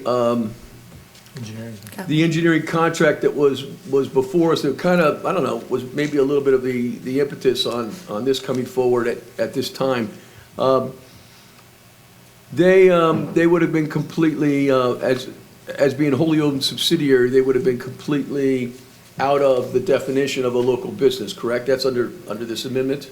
Yes, if under Commissioner Furr's amendment. The Furr amendment. If they were a wholly owned sub of a non-Broward parent, they would be out of both the local business and the locally based business. So they would get no preferences if they had a foreign parent, basically. But right now, it would. Right now, there's no subsidiary restriction under the way that the code is currently written.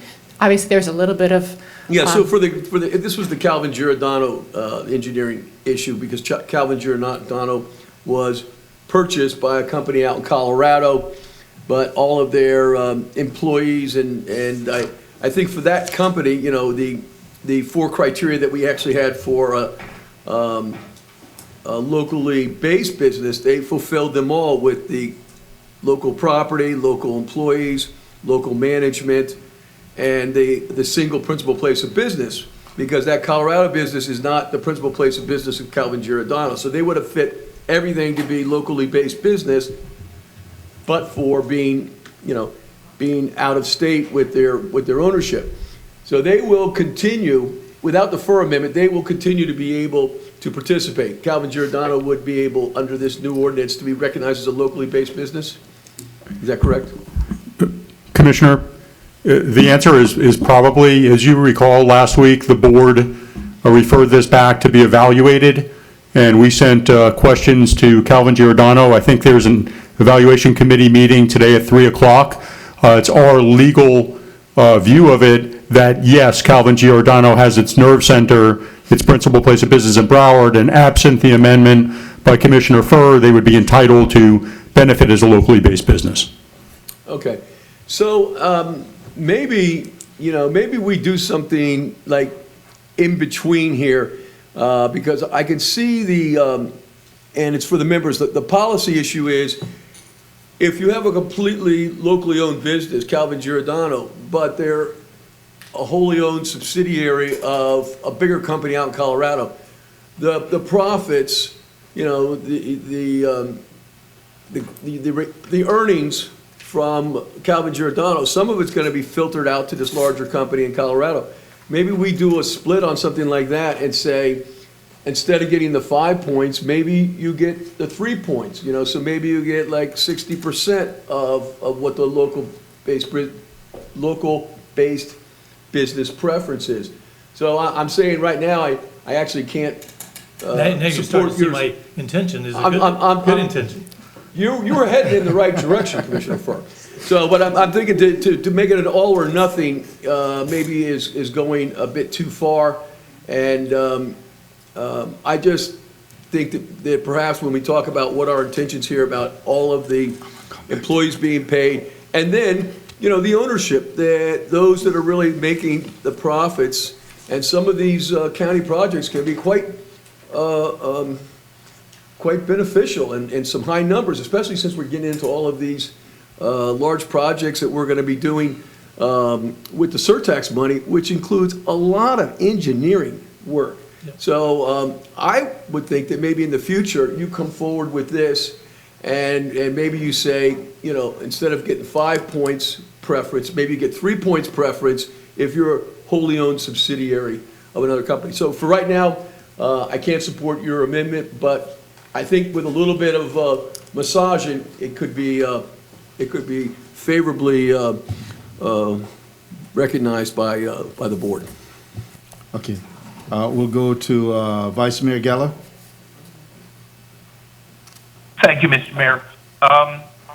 I think that it's apparent that the entire commission is supportive of the underlying bill, and the only question has been about the 2 amendments. The first amendment, your amendment, Mr. Mayor, was withdrawn, so the only question is on the FUR amendment. I had initially come in leaning against the FUR amendment, but some of the debate has been interesting on that. I would point out one of the biggest issues that I'd had on this was the gaming, where people were claiming that they were based in Dade and also based in Broward and also based elsewhere. And the underlying proposed ordinance specifically states that you can only have a single principal place of business. You can't claim to be located in Dade and in Broward, or Orlando and Broward. So I think that will eliminate a lot of the gaming that I think has bothered all of us. Then you get into the question of why do you want this? Well, you want the local employees, the local management, etc. I had a problem with the amendment by Commissioner Furr. I'll give you two examples of why. And I'm wondering if either we can do something, and probably not today, similar to what Commissioner Ryan had suggested, or possibly what Mr. Platt had suggested on putting in a rebuttable presumption. Everybody's familiar with Geico Insurance. Geico Insurance is headquartered out of Chevy Chase, Maryland. It's a big, everybody knows it's a big centerpiece of Chevy Chase. But it is a wholly owned subsidiary of Berkshire Hathaway. I don't think anybody would really suggest that Geico is a Nebraska company. It's not. Its nerve center, its decision making, its officers, all of that are located in Maryland. And so that's an example where, a company can be a public company where the profits get spread all over the country or all over the world. In Broward, we had a similar example. A number of years ago, I represented an ambulance company. Many of you may remember Charlie Namath. They were a Broward-based company. Their decision-making was here. In fact, Mr. Maiman ran the state of Florida and I think several other states right here out of Fort Lauderdale. But again, it was a subsidiary, wholly owned subsidiary of a Danish company. But I don't think anybody would question that their nerve center, their employees, the management, the finance, all of that were located here in Broward County. So I think that Commissioner Furr's amendment is a little bit too far, but just a little bit. Because I agree with him when you're talking about the profit, and I agree that sometimes, and I know this was a question with Calvin Giordano, where the question was, where was the management really? Where was the business actually conducted? Is it really a subsidiary where everything is done in Broward and then you've got some holding company elsewhere? Or is the out-of-state company or the out-of-Broward company the company that really is making the management decisions and has most of the back office work? So because of that, I don't think I can support Commissioner Furr's amendment today, but I agree in principle that we should do something more than what we have done to take some of the intent of Commissioner Furr's language. And I don't want to put this off because we put this off enough, so I'd like to pass this today, but hope that we come back in the near future and add some language to address Commissioner Furr's concern, while at the same time addressing the issues that have been raised by Commissioner Ryan, myself, and others. And perhaps it's one of the things that we could do, instead of giving them a double preference, 5 points plus the leapfrog, maybe you give them a certain number of points and take away the leapfrog, or something, or make it a rebuttable preference, or something. I can't vote for Commissioner Furr's amendment today, but I agree in principle that something on the line of what he's trying to do should be done. Thank you, Mr. Mayor. Commissioner Udine. Thank you, Mayor. I'd like to speak as well, Mr. Mayor. Okay. If the minutes clerk could also show me in the affirmative on 51 and 52 before I start, I just wanted to vote in favor of that. I'm supportive of the underlying ordinance change, obviously. My question becomes, most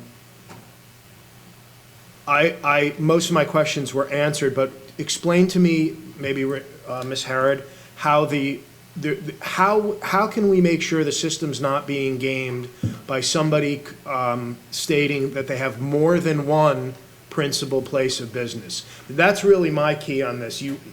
you have to have one principal place of business where the nerve center, where the employees and where everybody is. The things that I've seen in the past were people gaming the system where one week they were a Miami-Dade principally based business on something, and the next week they're a Broward-based business. I just want to make sure the playing field there is even. Now I see that's mentioned in the underlying body of the ordinance. How does that play into what Commissioner Furr mentions on the joint venture issue, or does it? Hey, Commissioner Udine, I think you raised a couple of different issues. So, yes, as you mentioned, you have to make a selection and you can only have one principal place of business. So if you've declared somewhere else, you would not be eligible under our ordinance. That's on paper.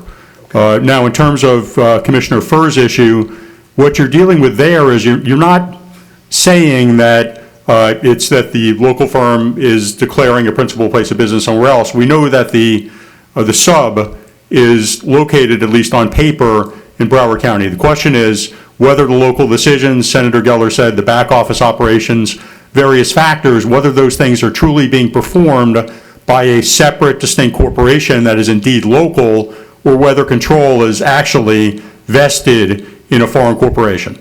And what the board's wrestling with now is the distinction between a bright line test, which is what Commissioner Furr offers, that notwithstanding that you may meet all of the nerve center standards, there's too much risk that maybe control is really vested somewhere else. So let's have either a rebuttable or irrebuttable presumption that you're located somewhere else, versus, frankly, a robust analysis when this comes up, which doesn't come up that often. And that's what's happened this last 2-week period in Calvin Giordano. You directed us to go back to look at this. We developed, I think it was 18 or 20 questions that really took a deep dive into whether the nerve center is indeed here. They responded. We had a couple of follow-up questions. And so it's really, it has to be, if you're not going to have a bright line test, it's a lot more work. It has to be applied correctly. But then you're doing, which is what we understood our charge to be by Commissioner Sharif, and I know Senator Geller was active in it as well, which is identifying the actual nerve center. There's nothing inconsistent between having a local nerve center and still being a wholly owned subsidiary of a foreign corporation, but it's a factually intensive analysis as opposed to a bright line test, and it could theoretically be gained. So, like in that situation, and maybe it's not good to use Calvin Giordano as an example, only because they were just before us 2 weeks ago, but in that specific thing, Calvin Giordano doesn't claim a principal place of business on their level anywhere besides Broward County? Yes, I don't believe they've claimed anywhere else except Broward County. Now, they're not under this ordinance, so the analysis there is really more based on a general nerve center issue, but yeah, I don't believe they have any other principal place of business, just on Eller Drive. Okay, so then I would just echo what Commissioner Ryan said. I mean, I would like to get to where Commissioner Furr is eventually also, because I see what he's saying. If there's $100 in the project and 95 of it is all staying with employees, businesses, and things here, and that 5% is leaving to go to Minnesota or somewhere else, we'd like to try and get that 5%. That should be counted in the future in a different level, so we get on the same playing field. I'm not going to support Commissioner Furr today. I'd like to get there. Quite frankly, I'd like to get where Commissioner Holness's amendment was also, because I think that would be important if we could get some regional stuff there. If they let our companies work in Miami-Dade and Palm Beach County, it would be much better regionally, because a lot of these people live in the same spot. So I'd like to get there also, but I can't be there yet, so I'm going to support the underlying ordinance. Commissioner Rich, and then we'll go to Commissioner Fisher. Okay. Yeah. Let's, hello, guys. Commissioner Rich, you haven't spoken yet. Go ahead, please. Gentlemen. Yeah, okay.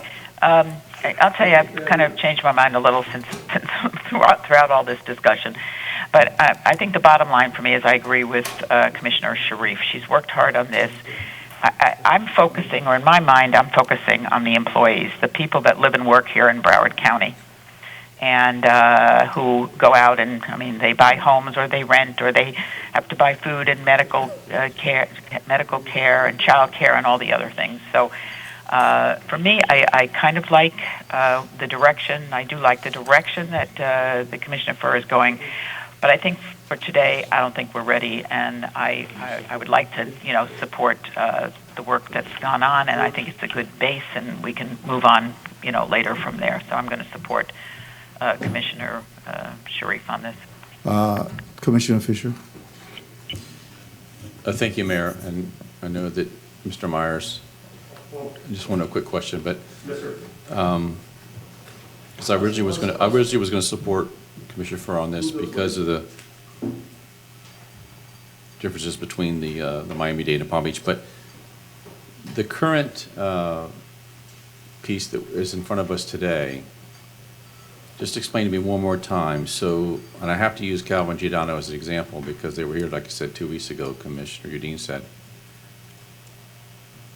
Would they be allowed to get points as the ordinance that exists today right now, the new one? Would they be able to get the same points as a local preference? Commissioner Fisher, you're saying under this ordinance if it were to pass or before this ordinance? The one we're going to pass. Yes, I mean, our analysis of it, again, these things are somewhat subjective. Reasonable minds may differ when you interpret all of the facts, but we believe that Calvin Giordano made a very clear showing in its response that its nerve center is in Broward County. So unless you apply disqualification when it's a wholly owned subsidiary of a foreign corporation, then Calvin would get the points, yes. Okay, just wanted that clarification. Thank you, Mayor. All right, we'll go back to Commissioner Bogan, and then we'll go to Commissioner Furr. I got my question answered. You got your question answered, okay. Commissioner Furr. Okay, thanks. We've been trying to revamp our purchasing. We know that everything has been delayed, it's taken a long time. We've been hearing from all of our vendors, things need to be better. They need clarity.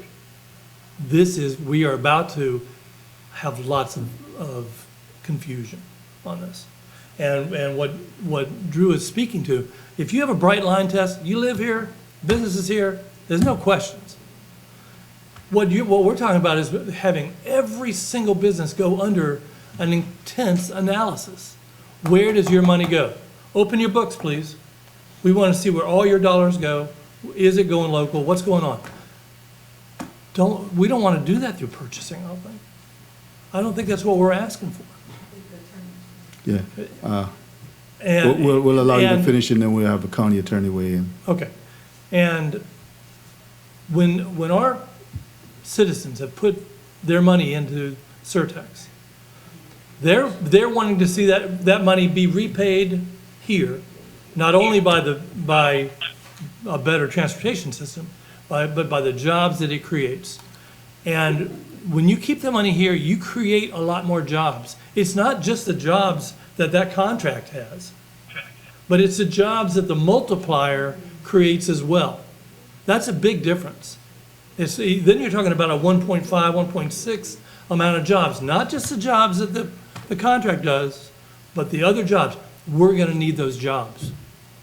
We're going to need every one of those jobs. We have 250,000 people unemployed. We need to keep every dollar here that we can possibly keep here. This amendment does that. You are otherwise opening the door for, let's imagine one of those transportation contracts, engineering contracts, $40 million contract. Even if it's a percentage of it, that's a lot going out the door. So what I'm suggesting is keep it here. Let's create the jobs here, do the best we can. And when the time is maybe ripe, when Palm Beach has something to offer and Miami-Dade has something to offer, and you can do that, great. We're not there yet, and I think you understand that. But right now, we got a job to do. We've got to find work for all of these people. We've got to find public sector jobs, and then we'll talk about this in a minute. But we've got a task on our hands. This is one of our tools. Don't give away the tools. Okay. Thank you. I just wanted to say the one thing about his amendment is it really focus us on local business. So if a business grows and is acquired by a Colorado company, then under his amendment, you couldn't give local preference. His amendment, the one advantage of his amendment really does is it really focuses on local, small, maybe even small, but local business. Because the minute somebody buys a business or is out of town from a business, you're disqualified under his amendment. Well, And they can still apply. no, but I'm talking about for the extra points. But they don't. Right. So it really forces us to give preference to those businesses that are here, locally here, born and bred here, so to speak, and that's what I understand. But then Businesses that don't then buy out. But then businesses who need capital, that need to grow, businesses that get other companies to come in that might be from outside of Broward, then I'm going to be discouraged from buying or getting involved in a local business, because the minute I get involved, if I'm out of county, that business loses the points. So But they can still apply. there's a two-edged sword there. Exactly. So,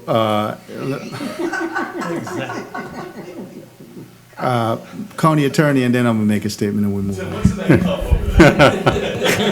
County attorney, county attorney, please. County attorney.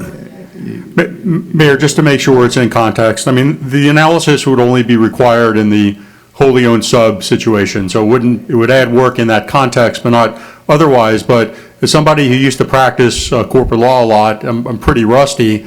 This is very easy to structure around. I mean, if you have a wholly owned sub, then you're going to see a deal where somebody buys you out and you keep 1/10 of 1% of the stock, or 5% of the stock, or 10% of the stock, or anything short of 50%, because somebody that has 51% has a controlling interest. And you can structure by shareholder agreement how the profits are distributed. So, and what about individual ownership? If you're not owned by a separate corporation, but you're owned by people who locate out of state. I just want to point out, this is completely a policy decision by the board. It's very easy to draft this to reflect what the majority of the board wants to do.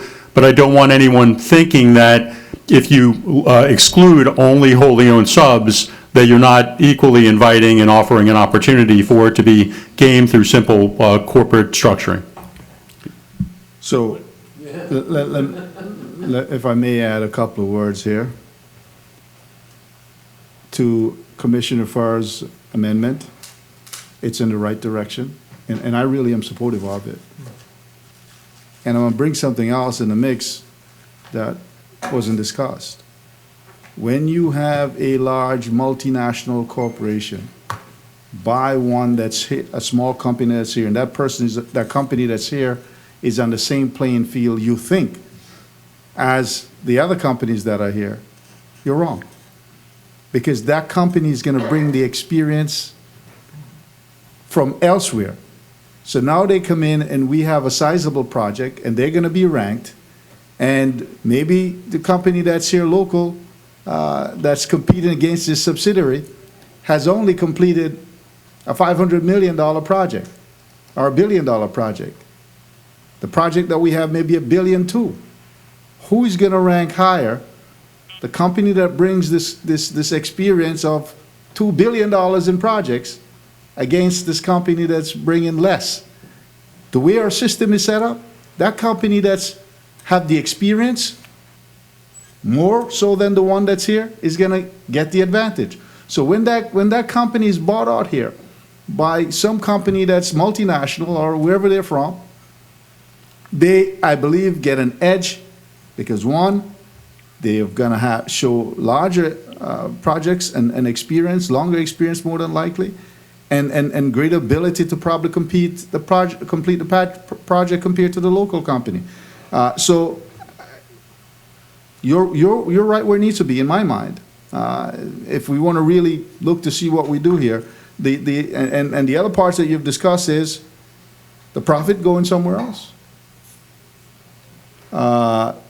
And when companies buy other companies, invariable, they're buying it for consolidation, which means that they are using the larger operations to reduce cost. Where's their back office going to be? Not usually here. Where is the lawyers that are hired for the company Not usually here. Where's the accounting that's being done for the company? Not usually here. Policy decision. The policy decision, so invariable, beyond the profit. I do. Based on what's going on, you have that is happening there. And I'm glad to hear the feedback of all of you, supportive of the local preference, that we need to ensure that Miami and Palm Beach is on board. And I'm accomplishing what I set out, because you have that conversation. Now, Miami and Palm Beach should hear what we're saying. Open the door, give our companies the same access as yours, and we'll open our door. And I can tell you that at this point, maybe over the summer, between Commissioner Jordan and Cavo, there might be an item, or there should be an item in Miami that will bring about this reciprocity. And yes, they do have some infrastructure tax dollars there too in Miami and in Palm Beach that could be leveraged for our companies here. Maybe not a whole penny, it's probably half a penny, but that's still additional work that we can now build capacity for our companies in Broward County.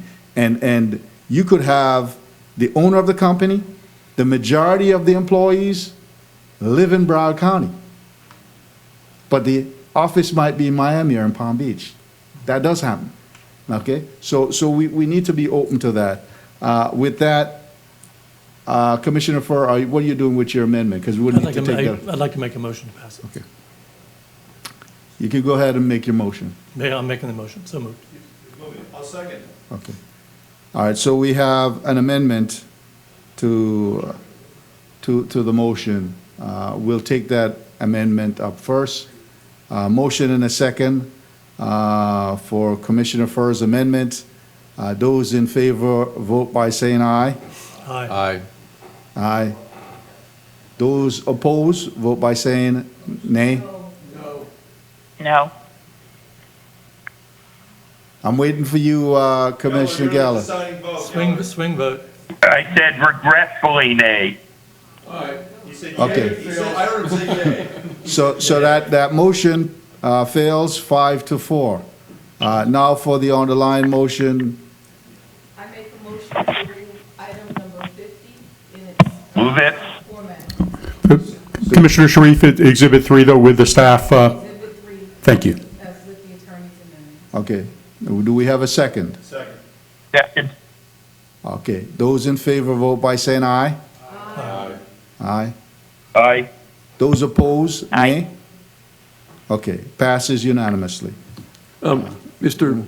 Mayor, before we leave this item, I just want, I think based upon all this comment, that we're suggesting that Commissioner Furr work with the legal staff on this amendment based upon the input that you've heard from your colleagues. Okay. And maybe by the time it comes back, I can bring something back also, and we can. Well, I don't know how soon he's gonna bring it back, but we can probably see what Miami and Palm Beach has done, if they're done what we need to do and they're moving in the right direction. Yes? Half a loaf. Okay. Well, I don't even know Hello? if that's it. I got the crust. Commissioner Bogan, you have a question, go ahead. Doesn't Broward have a lot more in the hopper over the next 10 years? I mean, versus Miami and Palm Beach? I agree with the whole thought of reciprocity, don't get me wrong. But don't we, with our penny tax, have like 10 to 1 or 20 to 1? Well, I don't know that the combined Palm Beach and Miami-Dade County is that much less than ours singularly. But we can check that out. Yeah. But also, I want you to be reminded that Broward County residents travel more to those other two counties to work than their people coming to work in Broward County. Think of that. Let's go on. Let's go on to let's see where I'm going to go to item 8. Item 8. Mr. Mayor? I want to speak ahead of Commissioner Bogan. He chatters too long. Mayor? Yes, well, give me one moment, please. Item 8 is where we go in, and that is a motion to adopt motion to adopt budget resolution in the coronavirus aid relief and Economic Security Grant Fund in the amount of $340,744,702 to appropriate the direct federal assistance from Treasury Department to Broward County in response to the public health emergency with respect to COVID-19 pandemic, and to authorize the county administrator to take all necessary administrative and budgetary actions to implement this grant. We have a few speakers that have signed up for it. Let me go to the speakers first, colleagues. Sure. 2 minutes each. Yes. We have Chris Nelson, Kevin Borge, Mayor Josh Levy, Talita Reinhold, Tracy Kalari. We'll start with Mr. Chris Nelson. Is not there. Mr. Kevin Borge. Not there. Mayor Josh Levy. Okay. Yes. Mayor Levy, go ahead, sir. Hello, good afternoon, Mayor. Good afternoon, Mayor, Vice Mayor, Commissioners, County Administrator, and County Attorney. I'm offering these comments today as chair of a Broward League of Cities task force that was formed to address the issues surrounding the fair and equitable allocation of CARES Act funds. Of course, understanding that the county administrator will be offering her recommendations as to the allocation of these funds at your upcoming commission meeting on June 16 or at a workshop soon thereafter. So in the outset, know that our municipalities are grateful that the combined population of our 31 municipalities, plus the county's remaining unincorporated area, enabled the county in the first place to directly receive this $340 million in coronavirus relief funds intended to help our community continue to respond and recover from the COVID-19 through December 31st. We're also appreciative that the county received an additional $135 million from the U.S. DOT to cover COVID-19's impact on Fort Lauderdale Hollywood International Airport. So as you discuss today's item, please note, though, that the issue of how the remainder of Florida's local governments will receive their equitable share of CARES Act dollars remains unresolved in the state of Florida.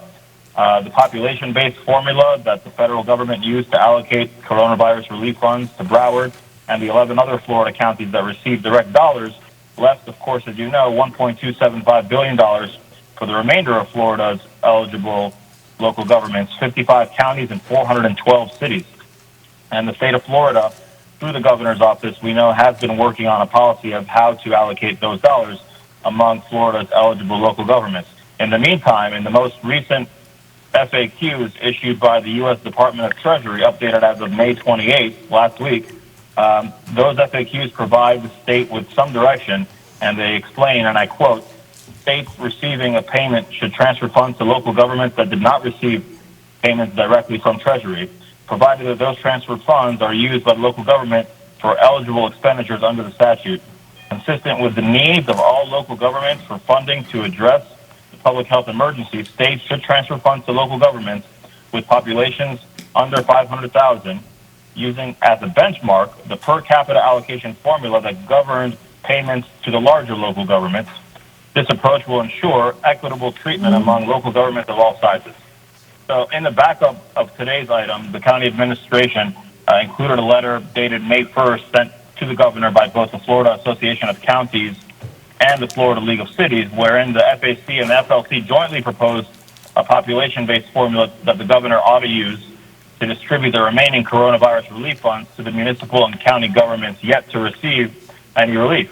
The Broward League of Cities is here to announce that we support the proposed FAC and FLC formula and we did express our support to the governor's office. We are hopeful there will be an official announcement regarding the state's local government CARES Act plan from the governor's office in the days ahead. In the meantime, please note that in the event the governor directs counties that receive the direct allocation from the federal government to allocate a portion of the funds you receive to the municipalities within your county's boundaries, that the collective and projected exposure of Broward's 31 municipalities for eligible COVID-19 expenditures through December 31st is an estimated $100 million. In other words, depending on the governor's decision, we may need the county commission to set aside about 30% of the funds the county receives to cover the eligible expenditures of your 31 frontline municipalities. The Department of Treasury expects the allocation should be made, and I'll quote, to ensure equitable treatment among local governments of all sizes. Mayor Levy, would you close, As you know, please? municipalities have been on the front lines of the effort to slow the spread of COVID-19 since March. And to achieve that success, we've had, to date, Thank you, each Mayor of your Levy. municipalities have incurred significant expenditures. Yes, Mayor sir. Levy, thank you. Yes. Thank you, Mayor Levy. We appreciate your comments. Next. We have on the call also Ms. Taliata Reinhold. She there? No. Commissioner Tracy Kalari? Go ahead. President of the League of Cities. Good afternoon, everyone. Okay, President of the League of Cities, Kalari, thank you for chiming in. You have 2 minutes. I was quite generous with Mayor Levy. You get one. It's okay. You get your 2 minutes Yes, also. thank you very much. And really, thank you. Good afternoon, everyone. Tracy Kalari, Commissioner for City of Hollywood of District 3, and your newly elected President of the Broward League of Cities. Thank you so much for this opportunity to speak. First, I would like to thank each and every one of you for your collective efforts on behalf of all of our cities. You have a very tough job. I know I've reached out to some of you with text messages and letters of support, and on behalf of all of us, thank you for everything you're doing. The League, as you heard, has established a CARES Act allocation task force to develop recommendations with regard to the allocation of the CARES Act funding as it relates to our 31 cities. I hope you will take a look at the information provided that was emailed to you. Mayor Levy eloquently and long-winded gave you all the information. I'm sure he didn't get it all in, but it's there in the email that you have. And I would just like to express in efforts to what you started off your meeting with today, that I've been paying attention to your leadership and your ability to stand up and try to focus on how we move forward, not only as a county, but as a region. And, you know, it does take leadership, and I can only think of one thing because of my ethnicity, but we are all one. And the League has adopted We Are One Broward. And if you just take the opportunity to listen to Andre Day's song from back in 2016, Rise Up, I think that pretty much stands for what I believe in. And instead of using the word I would recommend listening to that song intently and using the word we, because that defines, I believe, our united effort as a county to move forward. And I will be pushing that every day that I can until all of this is resolved. And once again, thank you, and I'm looking forward to being the president this year and working with all of you. Have a great day. Thank you, Commissioner Kalari, President of the League. I understand there might be some other persons on the phone that would like to speak.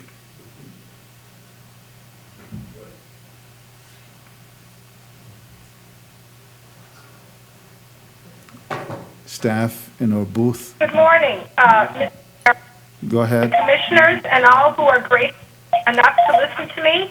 I am Dr. Martha Kushner, a multiple property owner and vacation rental licensed in Broward County. At this point, I don't want any money from the CARES Act. I just wish to reopen my small business for my vacation rentals. Please remember that blacks, particularly my poor housekeeper, are employed in the trades that support the vacation rental industry. That blacks in the vacation, that blacks are in the vacation rental small business.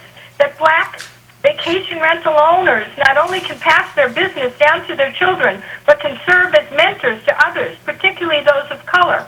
The vacation rental industry is a true example of a small business attainable by people of all income levels, inclusive of all people of color, not prejudiced against black Americans. We in the real estate industry have laws against racial profiling of any fashion, and we monitor very closely any prejudice that may occur to buyers, sellers, owners, lessors, and lessees. I am a member of the Florida Vacation Rental Association, who informed me that the County of Broward has been remiss in putting together a plan to reopen the business of vacation rentals. Even as we speak, the plan has not been submitted. This is not right, it is not legal, it is prejudicial. You are allowing hotels and motels to reopen, and not vacation rentals. As a vacation rental owner, I have the proper licenses, including the license from the state of Florida for the Division of Hotels and Restaurants. Why am I being treated as an unequal person under this law? I am much safer than any motel or hotel. I have no elevators with crowded people, no crowded pools or restaurants. I and other owners employ people, many of color, Thank you who very work much. in the pet services. Thank you, ma'am. Thank you for your comments. We appreciate it. Is there anyone else? No? Okay. Ms. Henry, I know you've been working on that. Would you speak to that, please? And she brought in the CARES Act, so though it's not really that direct, it's about not asking us for money in CARES Act, so I give her the latitude to have that discussion. Ms. Henry. So I submitted a plan to the state last week. It's there for their consideration. I specifically, though, asked that once that plan is approved, that they give the county the opportunity to issue an EEO related to it, because there are two things that are happening as we speak. One, we're watching, as you know, we opened up a lot of things in the last couple of weeks. And so we're watching our numbers. We're still in a downward trajectory, but the numbers are going up, and that is of concern. And second, we want to make sure that our code plan is fully implemented so that as we open up more businesses, we're able to make sure people are adhering to the guidelines that are put in place. So the item was submitted. It is being reviewed. I will inform the board as soon as I get any information as to when it's been accepted. Thank you. Thank you very much. I thought I saw Commissioner Ryan, you had your hand up. Thank you. I know that, I will go ahead and I will. On item 8, yes. I saw his hands first. We all three pulled it, but Commissioner Bogan wishes to speak first, so I will go ahead and yield to Commissioner Bogan. Go ahead, please. It's going to be 10 seconds. Yeah, go ahead. 10 seconds. On number 8, I spoke to our administrator. I just want to let you know, next agenda, I'm going to bring forth what Palm Beach is doing. Palm Beach put aside, I believe, $60 million. I don't know how much money we want to put aside to help small businesses. And so what I'd like to do is bring an agenda item in our next time to talk about a little portion of this money to help our small businesses get going and get up if there are any financial issues they have. And so that's what I'm going to do next. Okay. I too have been communicating that. And I think maybe you can work with Administrator Henry to bring it into the plan without having to bring a separate item. If I might. Yes. So the guidance that comes from the federal government speaks to the areas that you may spend money, and assisting your local businesses, your small businesses, is an area that you can utilize those funds for. It identifies other things. As you know, you guys allowed us to put aside some money for these COVID-related activities. And in addition, we've been utilizing or prepared to utilize the money for hurricanes. So we're trying to get those dollars back to COVID, because that's what that that grant is for. And it would be my intent to bring you back for the next agenda, a series of categories of recommendations on how those funds might be used, whether it's business, whether it's to provide protection to get us through the end of the year to make sure we have enough testing supplies and equipment and people can, just a series of things. So I would ask at that point, we make that specific recommendation and you all can modify the recommendations however you all deem. No, you don't. Okay, good, thank you. Okay. That's all I want. Commissioner Ryan, then Commissioner Furr. And then. Mayor, Commissioner thank you for the recognition. Fisher. This item is simply the board authorizing the county administrator to accept the $340 million that came directly from the U.S. Treasury through the allocation that had been allowed to the 12 largest counties. And so our allocation of $340 million, as I see it, will address the regional needs to address this insidious disease. And I think the cities will play a part in this initial allocation of funds. But as Mayor Levy had mentioned, there's another $1.275 billion that is still out being held by the state of Florida, which is going to be divided among the small counties in the state of Florida and also the remaining municipal cities throughout the state. My sense of it is that if the county were to allocate a certain percentage of this funds directly to Broward cities right now, that would diminish the allocation that the cities in Broward County would be able to get directly from the state. So I think that would be a rather improvident decision and one that is not, I think, consistent with the goals of the CARES Act passed by Congress.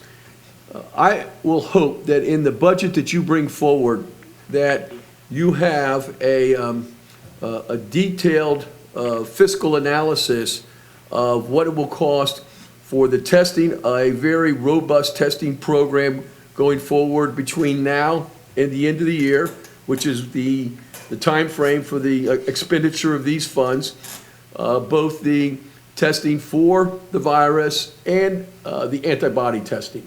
I know that we are going to be very, very much benefited by an aggressive contact tracing system that's very labor intensive, and we are talking about employing hundreds and hundreds of people to do this contact tracing. And I will tell you, with the large unemployment numbers that we have in this county, I think we should focus on employing local Broward County residents to do the contact tracing. We have a lot of very skilled persons that are unemployed through no reason of their own, and if it's permitted by, if the county attorney says that it's not in violation of any, federal or state laws, I would like to have a preference for Broward County residents and those persons who have been made, unemployed as a result of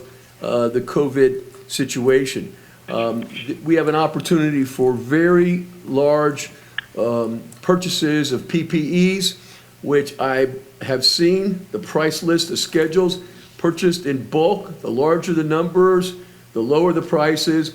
And this would allow Broward County to really be a kind of like a holding area, a staging area, where we could purchase in the millions, whether it's the masks, shields, gloves, test kits, and then the cities, school district, hospital districts, any governmental agencies in need of these, we could transfer them at cost. We could provide for storage facilities and things like that. We're going to need to have funding for isolation, a program that you presented several weeks ago, and one that we had talked about as early as in late February, that when persons are diagnosed with the COVID, but they're in situations where they can't get out of a small confined dwelling unit, that we would be able to isolate them so that the whole family does not get sick from the virus. You will need to, and these are the priorities before we can talk about what we can fund for, municipal programs. The emergency sheltering, the hurricane sheltering to cover all of those costs. Now, I will put on an equal fitting for all of these regional responsibilities, the enforcement of the Broward County emergency orders and regulations to enforce the social distancing, wearing the mask, everything for the operation of businesses, and being able to go to beaches, public parks, and all of the code enforcement that will be needed. So enforcing our own emergency orders is something that the county could do, but having the cities, which are in a better position to do so because they already have, they've got the law enforcement officers, they got the code enforcement officers, but for any verified overtime, additional payroll expenses specifically directed to code enforcement, that I feel that that's something that we should be hopefully in a position with this allocation, this $340 million, to reimburse fully. I want the cities to understand that we have sent a strong message that we want these emergency orders and these distancing and safety orders aggressively enforced, because to do so will keep that trajectory down, and it will be so much more beneficial for all of the businesses, because if we spike back up, then we have to backtrack, we lose the confidence of the people, more businesses are jeopardized as to their future. So that's my hopeful anticipation that you will bring back a budget that you'll be able to bring it back at our meeting for June 16th. You'll be able to do it at that time? Yes, sir. Okay, thank you. Commissioner Farr. Mr. Mayor, I'd like to speak too. Okay. Thank you. I actually concur a lot with what Commissioner Ryan just said. Much of that made a lot of sense, surprisingly. That's a nice thing you said about me. But the CARES Act, the last part of that CARES Act is relief and economic security. And a minute ago, we were talking about the number of jobs that people have lost here. And the numbers staggering. To have economic security, you have to have a job. You got to have a job. That's really what it comes down to. And so, in my mind, much of this money needs to be going toward the creation of jobs. I think it's time for figuring out how to put together a public sector's job act. I've talked with Mason Jackson over at CareerSource. He agrees. He thinks, in many ways, this is time for public sector jobs. I'm going to give you a list of things that right now the county could use. Installation of 2,250 bus shelters. That's what's on our plan now. But they got to get built. You got to get built and put in there. 2,250 of them. 80 miles of fiber optics. That's what's on our plans. Creation of large transit facilities and park and rides. 2 large solid waste facilities. Conversion of over 17,000 septic tanks to sewer. These are things that have to get done. 71 miles of seawall that must be replaced and reconstructed. Over 1,000 electric vehicle chargers that we've been thinking about. 17 miles of water reuse pipe installation. Because right now we're putting almost 30 million gallons a day out into the ocean. There's a 2025 deadline that water has to be reused. You got to put it in purple pipe. That's 151 miles total of reused pipe installation. Over 750,000 cubic yards of beach renourishment. All of these things. These are jobs. And Commissioner Rich, Vice Mayor Bogan, are you still there? Yes, I'm still here. Okay. We Continue. got 5 here. I'm here, Mr. Mayor. Thank you. We got 6. I'd like to speak, yeah, please. Yeah, we just want to make sure we still have quorum. Okay, all right. These are jobs that at the end of this, if we do this, we're in better shape than we were. We're actually putting down the kind of infrastructure. When they did, when they had the WPA and the CCC in the 30s and 40s, they put tons of people to work. Those things that they built, we still use. People still walk the Appalachian Trail.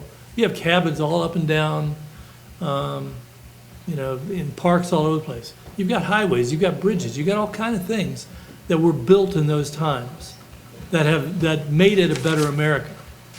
This is a chance to build a better Broward by putting the money toward these things, leveraging money where we can, leveraging surtax, leveraging this CARES Act, and figuring out how do we put people to work and build these things at the same time. And at the end, we're going to need, I think, I don't know if you all heard what the Congressional Budget Office had mentioned today, that it would take 10 years now to get back to where we were. That's only in a couple months. That's what we lost. It's going to take 10 years to get back there. We have to be thinking in a big way, in a large way, with these kind of jobs programs. So I think before we go spending that on microloans and all these kind of things, and there's places for that. But at the end of the day, we want to make sure that people are getting the money, doing something that ends up having an investment in this county and makes it all the better for all of us. If you're laying fiber optics, if you're building bus shelters, you're getting something done that makes this a better place. And if we can do that, we've gone a long ways. So I know we're not making those decisions today, but I'm hopefully throwing some seeds out there to think about. And I think if we can figure out where on these, our own staff gave me these ideas. These are things that they have on their table right now of things that they're looking to be able to do. So I'm hoping we can look at those, when we decide what to do with this. Thank you. Thank you. Commissioner Udine. Thank you, Mayor. A couple things on agenda item number 8. Obviously, for this, all we're doing today is saying we're going to be the receiver of the dollars that we're going to draw down from the federal government. Yes. They actually sent us a check, so now we have to appropriate the money. Okay, so that's going to come back to us at another meeting that we're going to be voting on a plan's going to be presented, and we're going to have the chance as policymakers to vote on that up here? Yes, sir. Okay.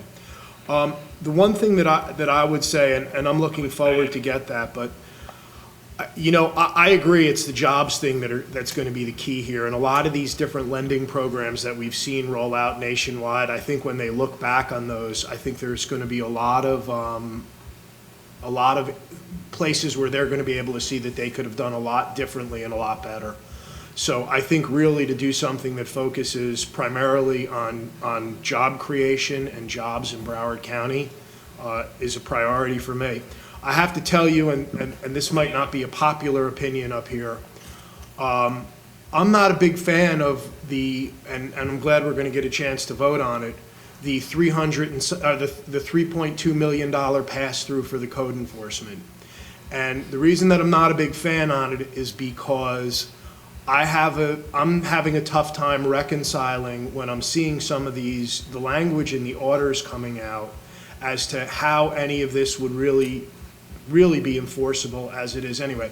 It's not a criticism, and I've been through, Drew and I have kind of gone back and forth and talked through some of this, and it's very difficult because everything is happening so quickly, but I'm very worried about code enforcement and using the weight of the government to enforce orders that are unclear to the public and to business owners and to people.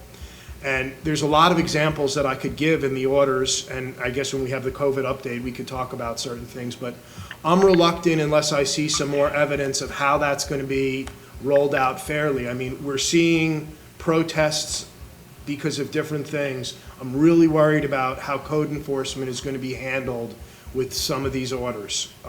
So that's something I'm going to be looking when it comes back on the 16th and spend some time with to see where we're at. I know that the cities are going to have to be compensated, but it's concerning.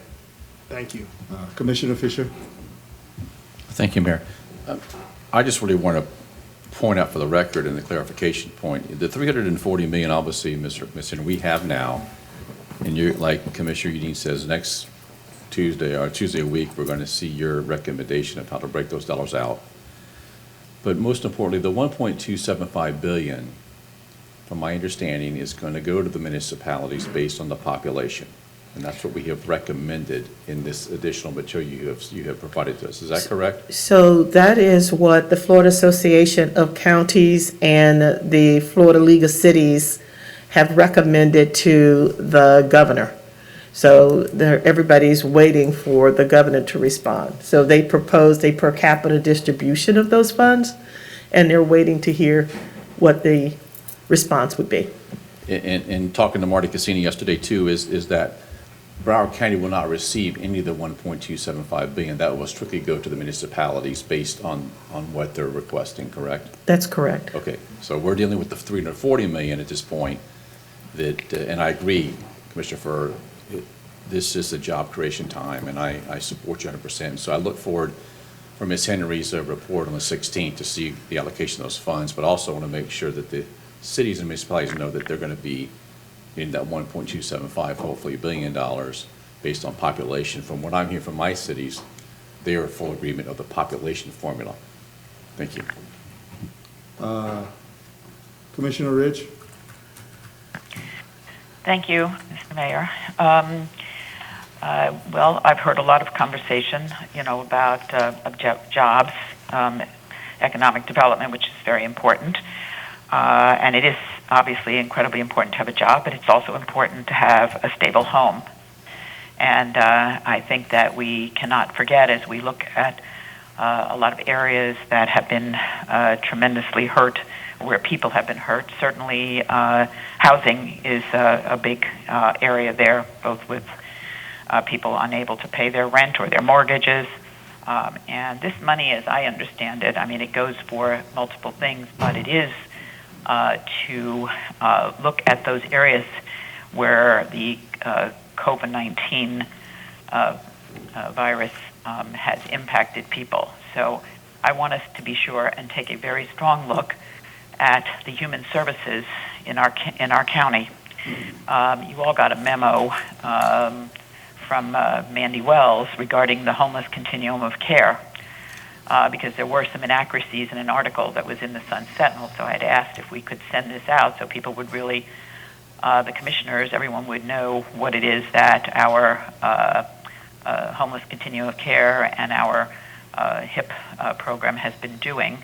And I want to remind everyone that our board has invested $17 million in the last budget in general fund dollars. And that's an increase of approximately $6.6 million over the last 5 years to address homeless services in Broward County, and that goes throughout the entire county. And I think it's really important because we're not mandated to do that. We believe it's the right thing to do, and that's what we've been doing. But the needs have, exponentially increased, obviously as a result of COVID, for homeless, for services, for housing, and I just want us, for non-congregate shelter programs, we're still putting people into shelters that have been tested positive and need to be isolated, many, many things, the PPE equipment, personal hygiene supplies, all of that. So that's, to me, another area that we need to really focus on. We see that we have some encampments that have cropped up as a result. So we have a lot of work to do there, and I think that as I said, this is something we've taken a lead in the entire county with the work that we've been doing, and we need to, I believe, continue to do that. I also want to mention that I have concerns. I agree with the direction that Commissioner Fisher was going is that 1.2 billion other dollars are going to be hopefully allocated to the cities. One of the things that we need to be really careful about is that we are responsible as a county, singularly responsible for documenting every action, and we will be and how the money is spent of the $340 million, and we will be the only entity subject to clawback for undocumented or misspent funds.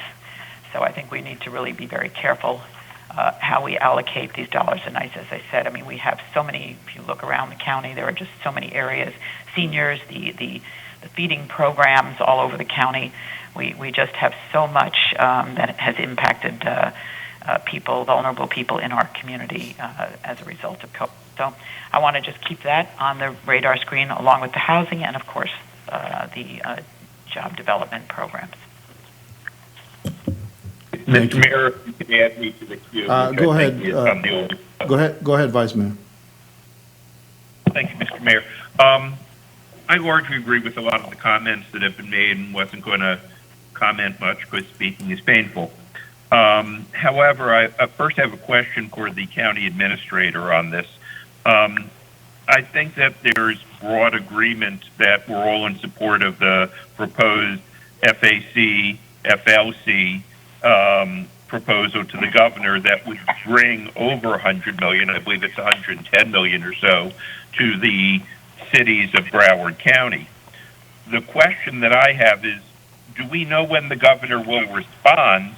And if the governor has not responded prior to your finalizing this budget, can you tell me how do we deal with the issue? I mean, right now, I believe we're not planning on setting aside any money for the cities because if they get the 110 million that the cities and county, Florida Association of Counties, Florida League of Cities have proposed, they don't need anything. I mean, that meets their entire allocation and more. They are asking for less than that from us.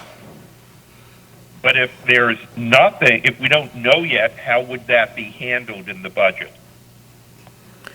So I reached out to at least the Florida Association of Counties today to see if there had been any movement or word as to when they might hear from the governor, and they had not. So I'm not sure how what's a timeline or how that's ultimately going to play out. I suspect you have a lot of counties with populations under 500,000 that are probably in pretty desperate straits right now in some of the larger cities as well. So I'm sure that they're working on something to respond to those communities. But as far as how that would be dealt with here, it's really up to the board. As you well know, this has to take us through the end of December. So the recommendation that I ultimately expect to bring to you would not be spending 100% of the $340 million right away, that you prepare yourself for contingencies. And so it's really however the board ultimately wants to move forward with that. And Senator Rich is correct. We've had individuals come down, at least to talk to us as a group, NACO, large counties, to make sure we have a good understanding of what the clawback situation might look like. And they are very clear. This money is to address the impacts of COVID. That's why they limit you to go back to March 1st. So you can't even bring up things that occurred prior to that date. And then second, we've learned from FEMA that it may not even be the Treasury that comes back. It could be an Inspector General several years later, such as Hurricane Irma and some other things that we've experienced, Wilma, that we experienced, and ultimately spent 3 or 4 years fighting to keep from having to pay back $20 million. So this is something that we would be very, very, very cautious about in terms of what is legally allowed for that money to be used. We think that we can do that relatively safely. But as we dialogue with what you would like to see beyond the broader categories, it'll just be a continual communication dialogue with the board. Thank you, Ms. Henry. And Mr. Mayor, my last comment on this was in reference to something that one of the other commissioners had said earlier about code enforcement.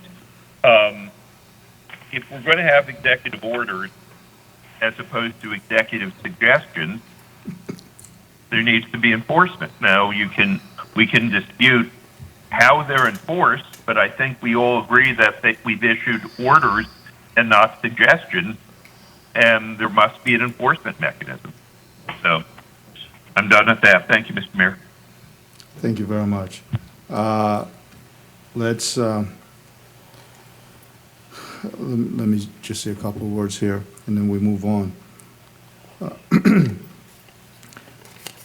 My office has gotten a tremendous amount of calls, and I know your office have gotten some too. But can you imagine what you get compounded that comes to my office? I forward my calls.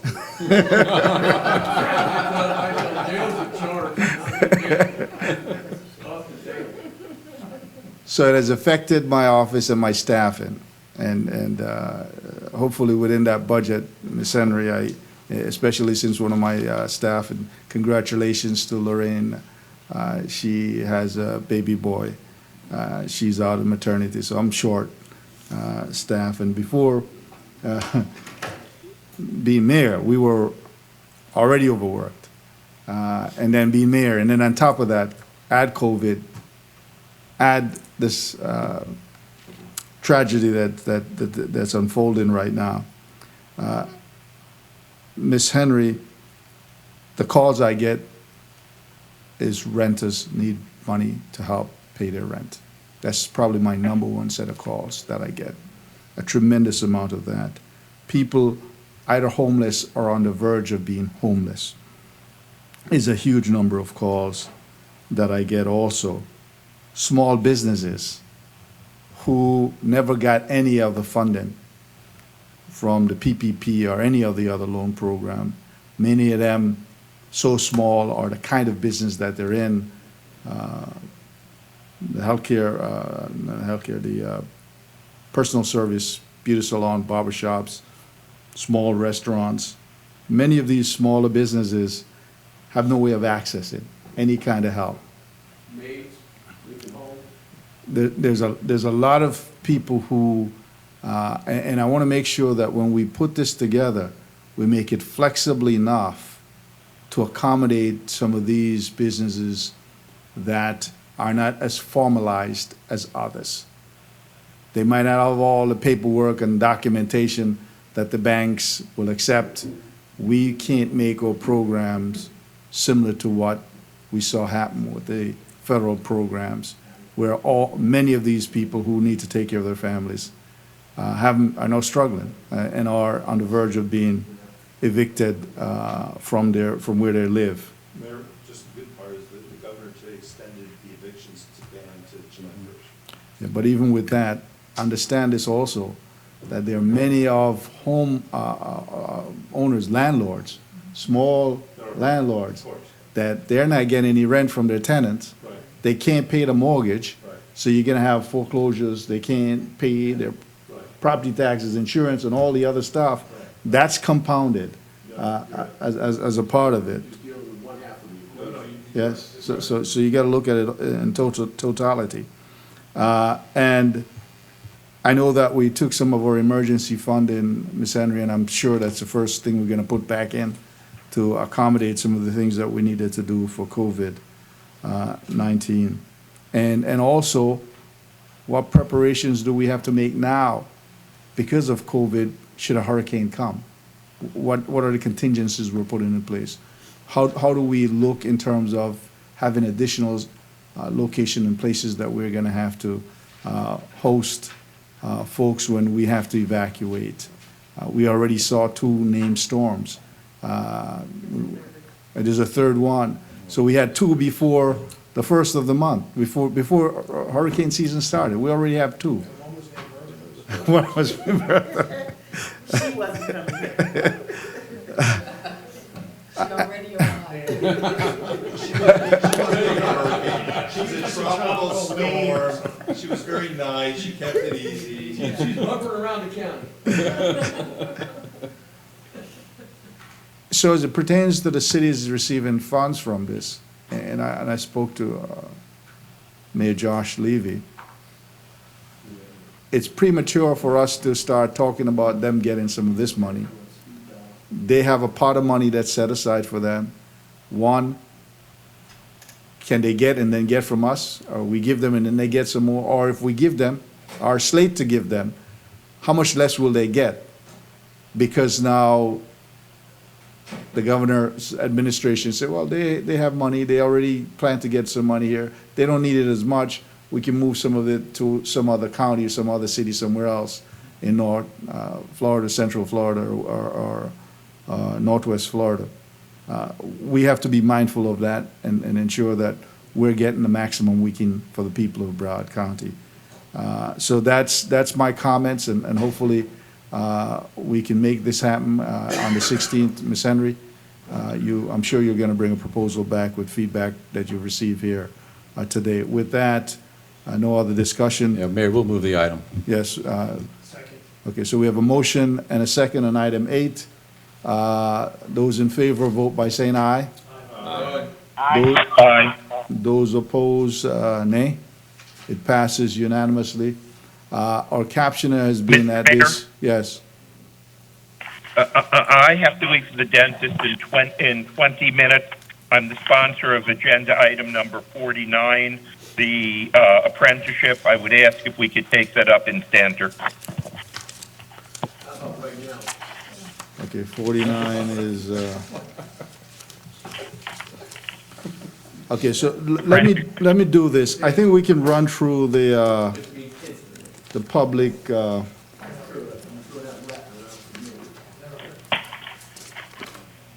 public hearing items. If you'd indulge me, let's go ahead and just go through all of them if we may.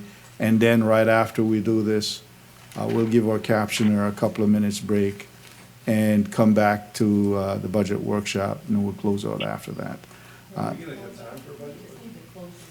We gotta close the meeting. Mayor workshop. We have the budget. You got a couple items we gotta close. We gotta get rid of these items. And get rid of that item number 59. So let me just run through this, please. Okay. Let's go. That's what I'm headed to. That's what I said I was gonna do. All right. Item number 46 is a motion to adopt public resolution granting renewal of a non-exclusive franchise to Port Everglades Terminal LLC for a 5-year term to provide marine terminal security services at Port Everglades. That public item is now open to the public, and I see I have no one slated to speak on my list. We come back to the dais, okay, a motion and a second. Those in favor vote by saying aye. Aye. Aye. Those opposed, nay. Okay, it passes unanimously. We go on to item 47, is a motion to adopt resolution transmitting a designated state review agency's proposed amendment to the county comprehensive plan, amending the plan text related to the capital improvement element. With that, we open this item to the public. I have no one on the list, and I hear and see no signs from or booth in the back. Can I get a motion? Second. Item moved and second. Those in favor vote by saying aye. Aye. Those opposed? It passes unanimously. Item 48 is a motion to adopt a resolution amending the county administrative code pertaining to the submission of unsolicited proposal pursuant to Florida statute section 255.065, create a new part 7 of chapter 38 of the administrative code, establishing a reasonable application fee for such submission, and authorizing the county administrator to take actions allowable under this statute. We open to the public. No one from the public. We come back to this. Second. Motion and a second. Those in favor, vote by saying aye. I I'm sorry. Aye. Let's, I just want to say real quick, I'm not sure this is enough, the amount is enough. I'll vote for it today, but I think we need to keep an eye on that in case if we start to get flooded with them, then it's not enough. Isn't this a minimum, county attorney? No, it's a flat fee. Commissioner First, correct. However, Ms. Henry, if she believes that a significant amount of analysis that would cost more is going to be required, she can request more. Okay. And if they don't offer more, then they don't pay more, then we can stop the review. So just to clarify, can we do an amendment at this time to say we'd that, have to reconsider. has it already been voted on? Yes. 48? Commissioner Ryan, I think we're protected on that point. If it it's becomes a there. problem, we can certainly come back. Ms. Henry says it's already there. All right, so you're thank good. you. The authority is there to ask for more if we believe it's Okay. Okay. it's more All right, costly. that's good, that's good. Okay, item 49 is our next item. Is a motion to enact an ordinance pertaining to the county construction apprenticeship program sections 26-9 through 26-11 of the County Code of Ordinances, amending the definition of construction project, providing for various reporting requirements, and providing for a delayed effective date. We are open to the public. No one from the public is signed up, or there's no indication that there's someone to speak. We go to you, Vice Mayor Gala. Thank you, Mr. Mayor. We've already passed the apprenticeship program. This is just a glitch bill correcting some numbers, Right. putting in better reporting requirements, and delaying the effective date until 60 days after we lifted the executive order. So it's just a glitch bill, and I move approval. Okay, we have a motion. Point of order. Yeah. Point of Yeah. order. We got to stop referring to an ordinance change as a bill. We don't have bills in the county. This is an ordinance change. Yeah, Okay. because All right. we're saying glitch bill. We It's a don't have glitch glitch. ordinance, please. We don't have glitch ordinances. Yeah, Okay. I'm just saying, All right, like, all right. you're putting that on the record and we're voting on a bill. We don't even vote on bills. Okay, yeah, I just want to be listed, can you list me as co-sponsor on this one? okay. So we have, Please ignore the other comments from the peanut gallery, Okay. just, we have a motion, and within that, Commissioner Bogan wants to be added. Do we have a second? second. Okay, we have a motion and a second. All those in favor vote by saying aye. Aye. Those opposed? Aye. Nay? Okay. It passes unanimously. We go to item 53. The last public hearing item is item 53, which is a motion to enact an ordinance pertaining to requirements for floating vessel platforms and floating boat lifts and amending section 332 and 27-336 of the County Code of Ordinances. We now open to the public. Do we have someone from the public? I think we had someone that might have signed up, Mr. Nicholas Matthews, and it appears this is the one that Carlos Adoricio wanted to speak on.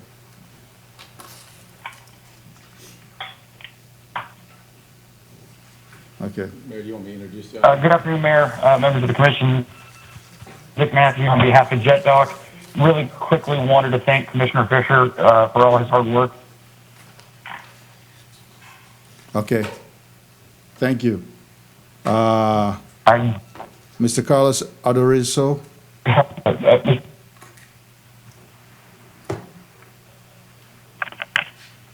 No? Okay. All right, so that's it. He just came back on, Mayor, so we're gonna meet him now. Okay. Go ahead and let him on. Sophisticated phone system. Mr. Carlos Adorcio?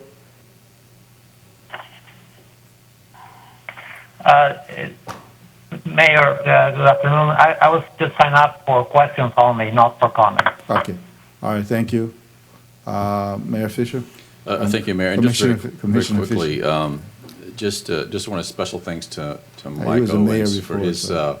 hard work. And this came to us through the industry itself, the floating docks or floating lifts. And just want to thank everybody working so hard. Henry and Lenny, Ms. Henry were really amazing in this and kind of bringing everybody together, making it more simplistic form, making it more simplistic as far as coming in line with the state requirements. So I just want to thank everybody, and I'll move the item.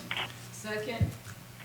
We have a motion and a second. All those in favor vote by saying aye. Aye. Aye. Those opposed, nay. Passes 8-0. We'll go on to item 22, which we still have to do.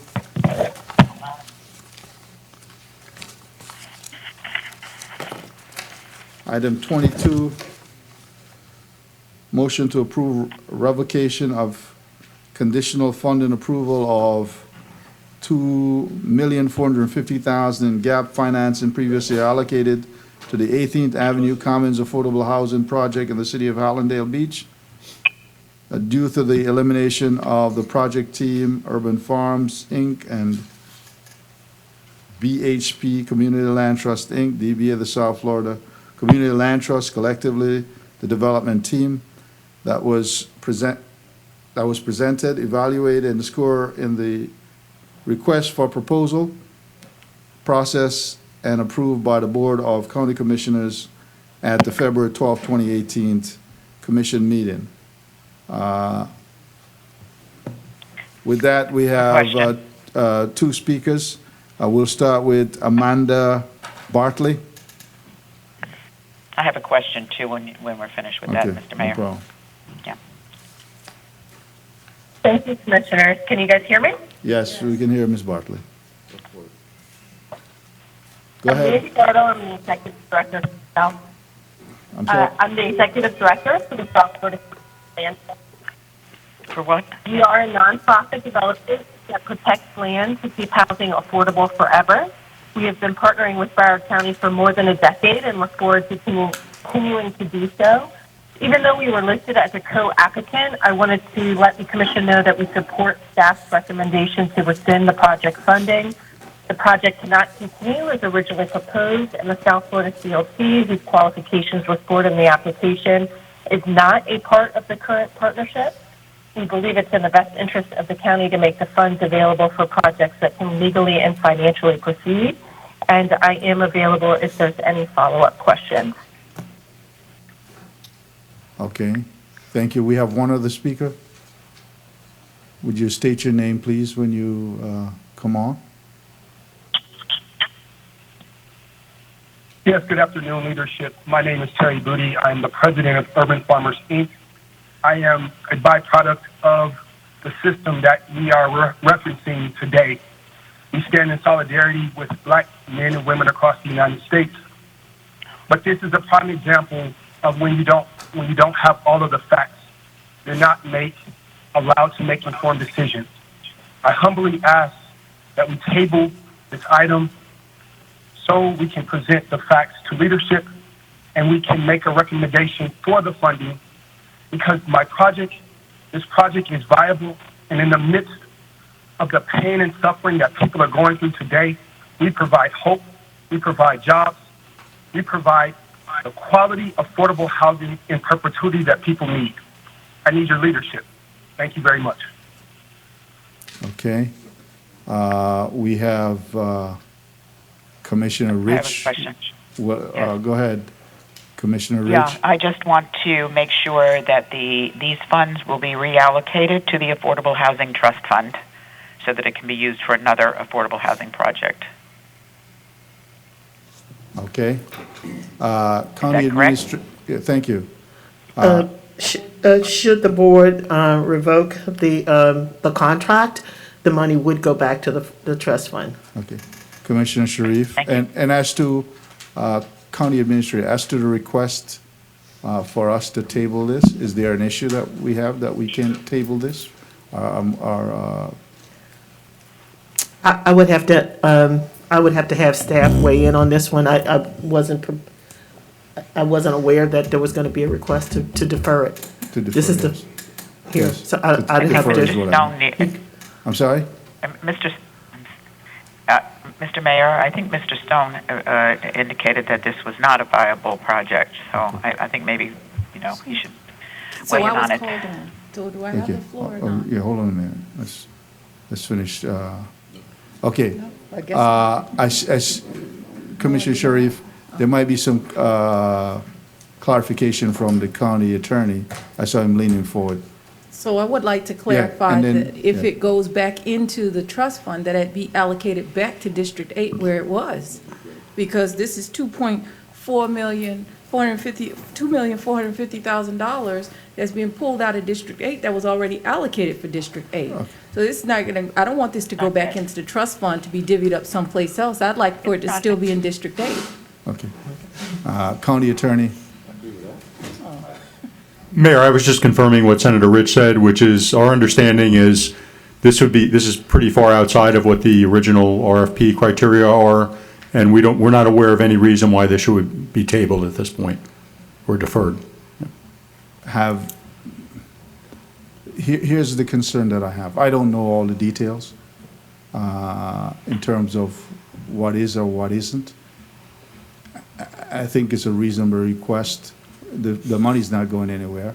That we hear from this. You want to continue to the 16th? I would prefer that we do that.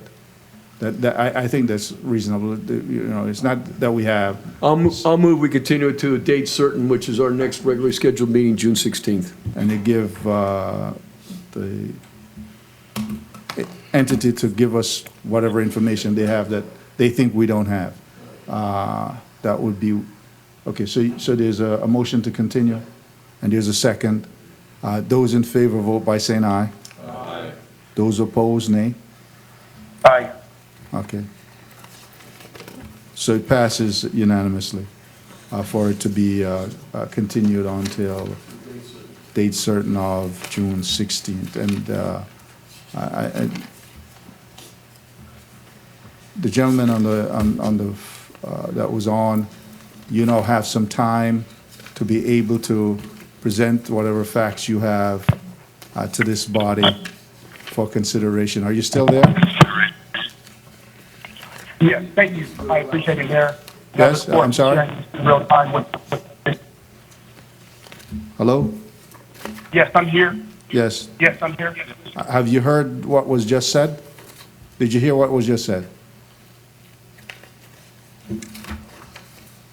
Yes, So- Mayor, I am here, and I'm looking forward to sharing relevant information with the commission in real time. Thank you for the opportunity. All right. With that, we move on. No, I have one more thing to say. I keep getting cut off, but I'm going to say it anyway. This is one of the most disenfranchised areas in Broward County, one of the lowest income areas. And I need you to be mindful of that as we move forward in this process. Northwest Hallandale and this project here is necessary to be left where it is. It may not be it may be a different person doing it, but this project is necessary to be kept in this district. And so I really would like for you to look at that when this comes back. Thank you. Mr. Mayor, I agree with Commissioner Sharif, but, I think the development team just is not making the cut on this. And so I agree, I'm familiar with that neighborhood, that community could use this money, and I agree with you that it should be, but you can't just say exactly, those confines, but within the community. All right. Mayor, Yes. I agree that Hollandale needs this. I think South Broward needs it because we've seen very few affordable housing projects go in South Broward. I do know that there is other projects that are like right on the line, just down the street, that may be, but that goes into my district. just to be mindful that they're both good places.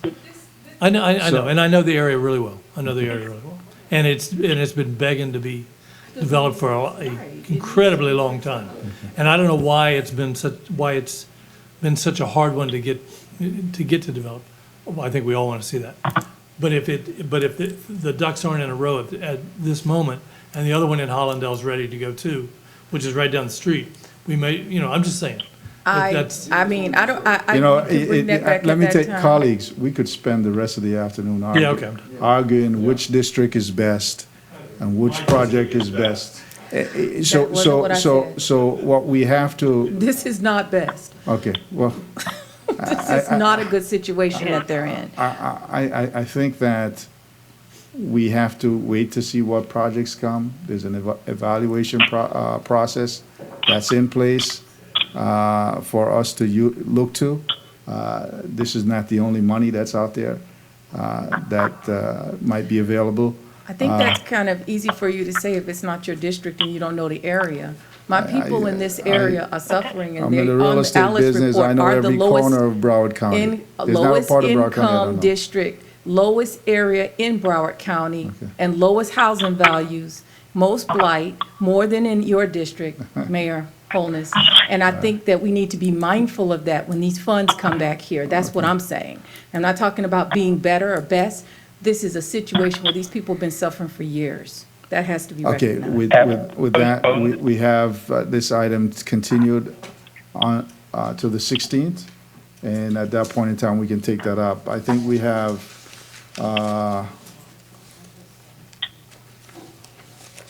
one remaining item. I think it's item 59. 58, are we passing on 58, Commissioner Bogan? I thought, are we gonna do the budget another day? No, we're gonna do budget right after this. The folks have been sitting here all day waiting for us. Oh, well, 58, I got a lot to go over. Well, yeah. Okay. We'll do it at the next meeting. I've got a lot to go over here. Or maybe after the summer. All right, so. Like a one-man torture team. So we'll do item 59, and then we allow the captioner to get about 2 minutes recess. And within that time, we set up for the budget. 59, motion to discuss ways of resolving potential conflict of interest, concerns relating to certain agreements between the Broward Metropolitan Planning Organization and municipalities. Commissioner Furr. Thank you. We are trying to find I think all of us want to see those projects get going. They've been ranked. All of the municipal projects have already been approved, all 700 of them. They're all, but there's an issue here that the auditor, he didn't do and tell me if I'm wrong on this one, he didn't actually declare a conflict of interest, but alluded to it. I think the MPO has asked the Attorney General to weigh in. And I think Drew's pretty much said it's probably not a conflict, but it is a policy issue. And I think all of us want to make sure this is done fairly. When Fort Lauderdale proposed to have the MPO do their services, the four of us that were there, Commissioner Udine was not there at the time, but Commissioner Sharif, Commissioner Holness, Commissioner Ryan, and myself voted in favor of this at the time. And there was a big discussion, and because there was some concern as to whether or not Fort Lauderdale would have their thumb on the scale in terms of getting priority on surtax projects. Legitimate concern, and a lot of people were concerned about it. I was. And yeah, I think all of us wanted to hear, how are you going to make sure that doesn't happen? There are a couple things did happen when they decided what the scale was, and they go in rounds in terms of, they've done the C-SLIP projects, and for those who don't know, those are the federal and state projects. And they do it in rounds so that they make sure that there's equity and geographic equity throughout the county. They were going, and the MPO was going to be using the C-SLIP weighing system to to figure out the entire ranking for all of those projects. It didn't fit exactly, so it went to staff, correct, Bertha? And the staff figured out what the weighing system would be to make sure there was equity. There's a couple safeguards here, I think, that, and I don't think the auditor at the time knew of some of the safeguards. The main one is that there's rounds. So you know, everybody gets a project, one round, and it goes back. And if you got like a $10 million project, somebody else got two, you don't get anything in the second round. And it keeps going around until the money's gone.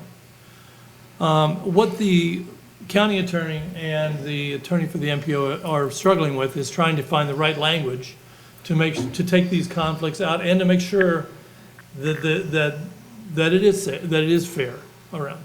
And I think the county attorney wants to hear from us what we're feeling on this. You've proposed language at one point, right? Yes, Commissioner. And I guess I want to ask you, do you have a sense of how this could play out and how this could be a fair way to do it and how it could get walled off maybe? Well, the county's initial language was broad. It's the conflicts, and just to put this in context, this is language that would be included within the template to the agreement that municipalities would have to sign to receive funding for each surtax-funded capital project.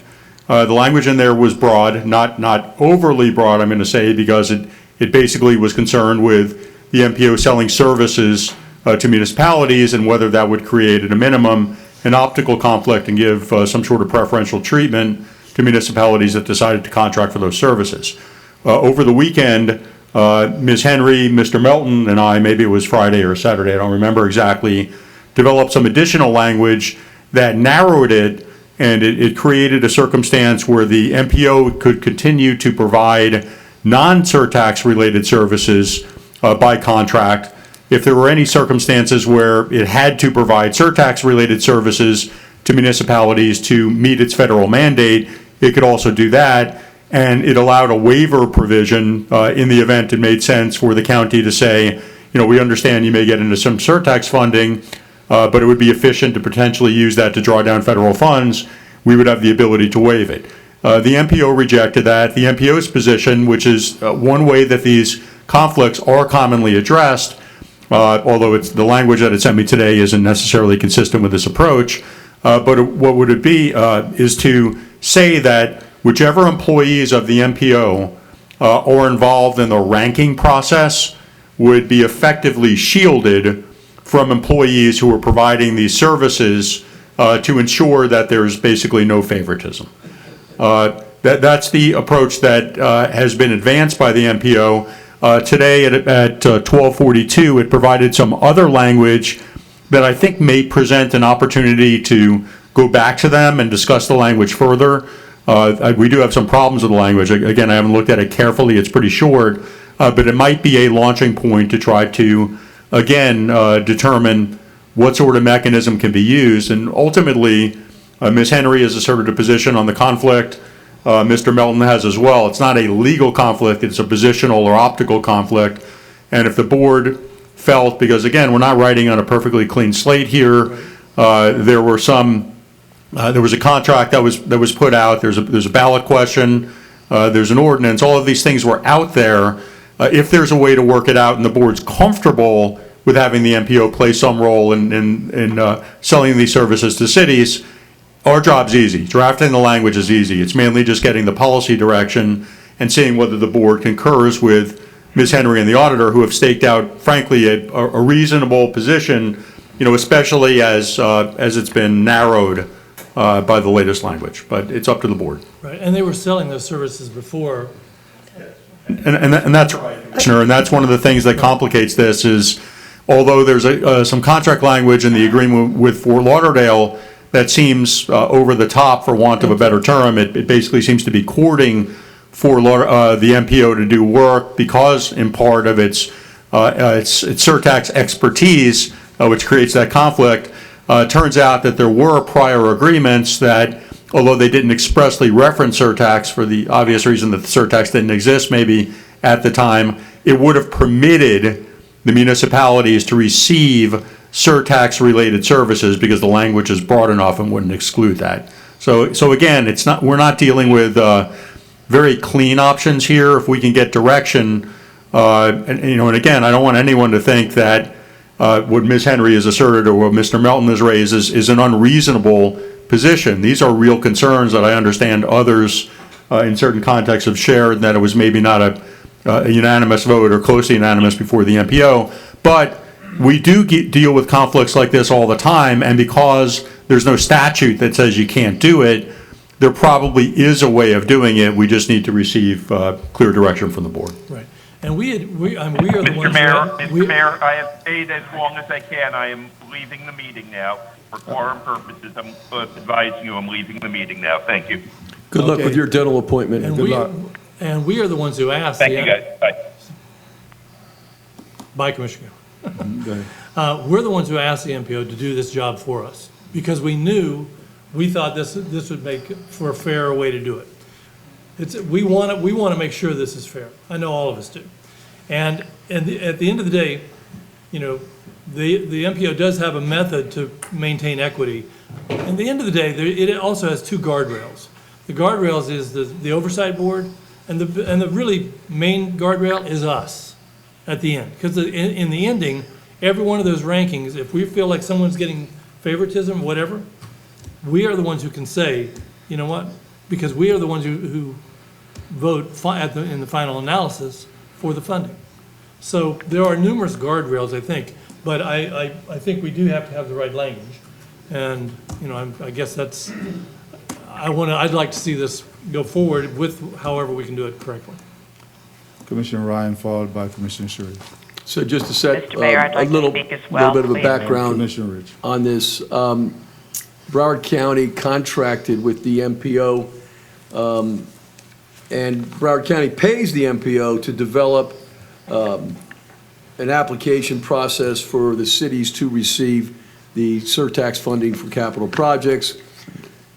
And separately, the MPO reviews and ranks and prioritizes, it has done so for over 500 municipal projects. And so with the MPO prioritizing the city's application for the surtax funding for capital projects, then, to me, it's not a perceived or potential conflict of interest. It is a conflict of interest for the MPO to contract with cities to develop the plans that are then submitted and to the MPO to prioritize them. Now, it can be easily resolved because you can just say that no MPO staff persons can work on this project planning for municipalities, or the MPO contracted consultants can't work on developing the city surtax projects. It's not that the cities don't have plenty of transportation consultants that they can access to assist them, and especially for small cities. You have a library of consultants, transportation consultants, the MPO does, that are not contracted with them on specific surtax funding.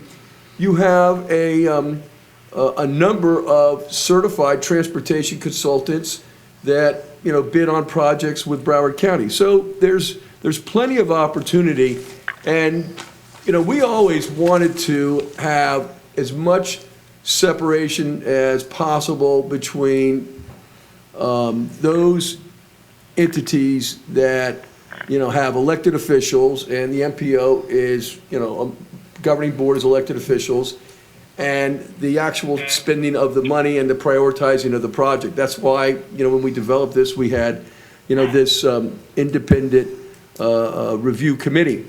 I don't think it's a good idea to say we've got guardrails there, because you would have a city that invested all this money in transportation planning consultants and perhaps go then to the oversight board and get rejected after they've invested, $100,000 in planning services for a capital project. That's gone. Or you can go to the next step, and then they lose it when they come before the county commission. So I believe that the language that has been proposed by the county will address the city's needs, because a lot of the cities don't have very strong transportation planning in-house consultants. But this idea about creating a firewall between the MPO staff that would work on the projects for the cities and the MPO that would prioritize the projects for ranking, that is very, very hazardous. That firewall, how do you ensure that it actually works? That's a slippery slope that I don't feel we should go down. We've worked well with the MPO so far on the surtax funding. There always is a little bit of friction. You know, the MPO actually wasn't in favor of the plan by which this surtax was passed. As we know from recent history, they wanted to use it for infrastructure. We had to go through another election cycle until there was a referendum, and the voters clearly said transportation only. So let's do it right. I completely agree with the auditor, and I know the county attorney is working diligently to come up with a compromise language, and I think you already have it. I think you should go back to the MPO and see if they will approve it at their next meeting. Otherwise, I think we just go with, with further negotiations, and we move on with all deliberate speed on our capital projects, many of which were listed by Commissioner Furr when he talked about how we would ensure that some of this COVID funding went to jobs programs in Broward County. Commissioner Sharif. So I was there and present, and I voted, and I did express what I felt like needed to be done. When this item was presented in the MPO, they were talking about having previous contracts, and it was not directed at purely having the MPO help them with transportation services for the surtax. That being said, as a result of those contracts that had already been in place and them going to renew, and that being an item on our agenda, it seems that surtax kind of got backdoored in. But when we talked about the surtax dollars and the county came back to the MPO to negotiate, we said that they could not go outside the ILA and the surtax language. And projects that were presented via the cities would go through the appropriate process. So I'm not in favor of any language that allows a circumvention of the ILA and the surtax that the voters voted on to go forward. So I just want to make it clear on what I actually voted for, and for you to understand what was happening that day. So we had a very lengthy discussion about that. No one was denying that Fort Lauderdale wanted to use the MPO for transportation planning services, and other cities did step up and opine that they wanted those services too.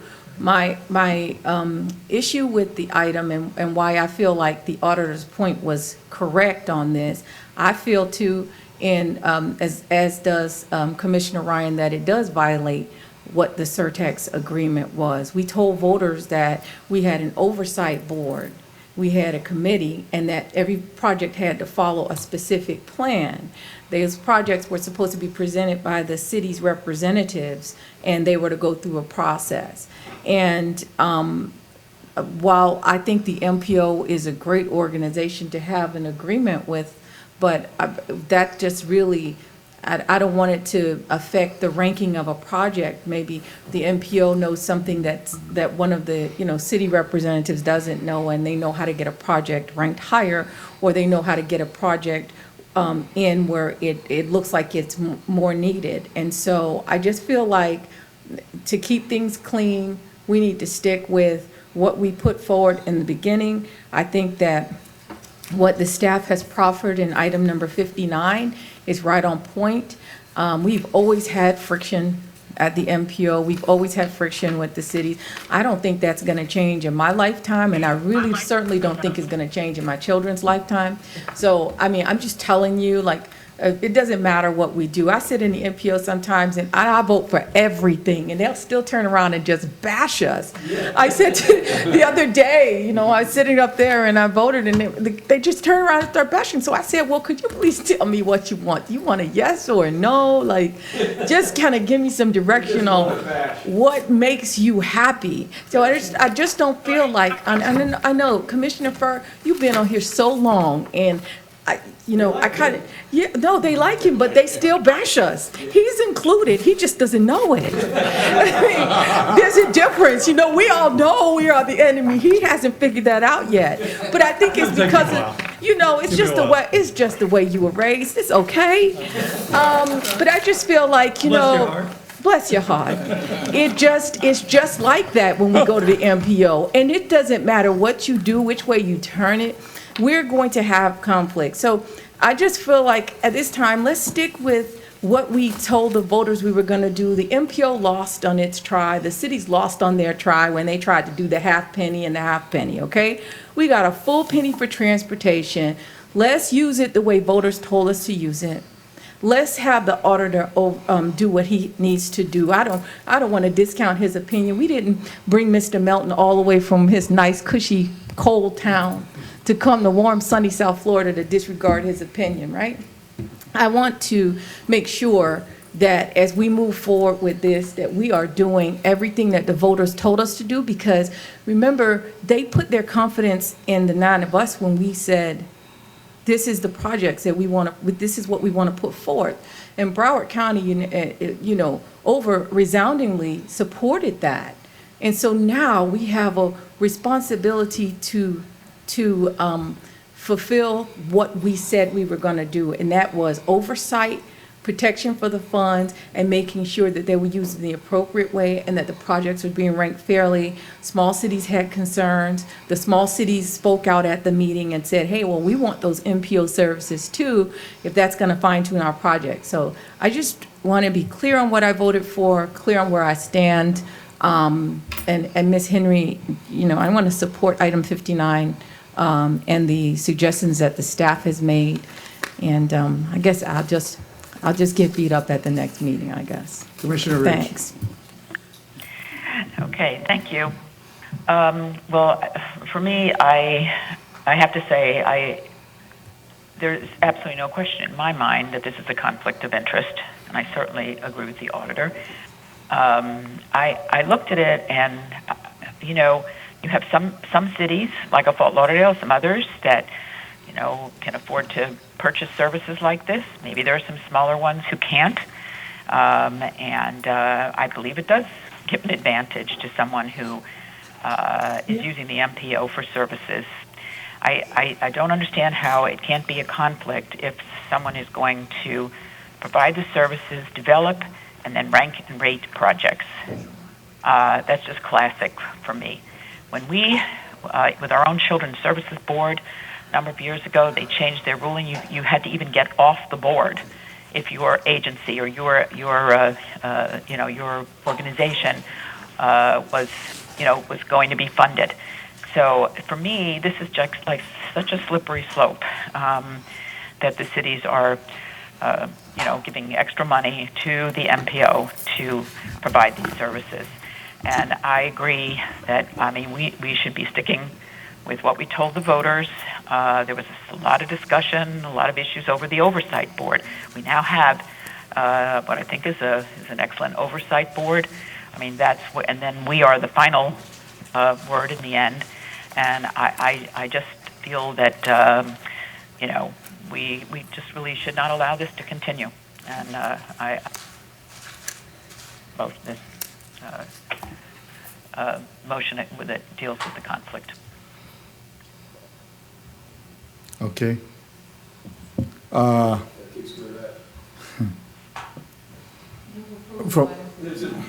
It's not yet. So I believe the county administrator and county attorney has heard. Let's find a solution and some comments. If you can't, then let's move to the next step. You're empowered, I guess, to do what you need to do based on this discussion. Mayor. Yes.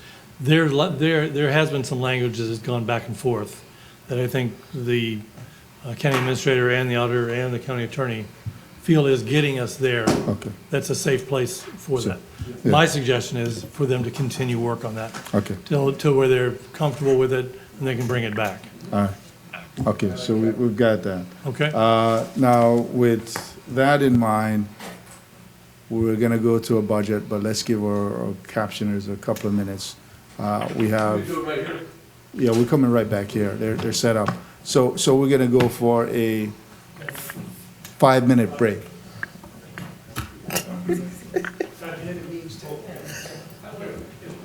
Are we basically done with this meeting other than reports?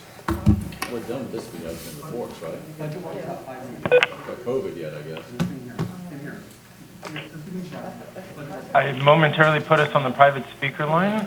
Is that fine for the break? Sure. All right, I'll make an announcement saying we'll reconvene in 10 minutes. Not a problem.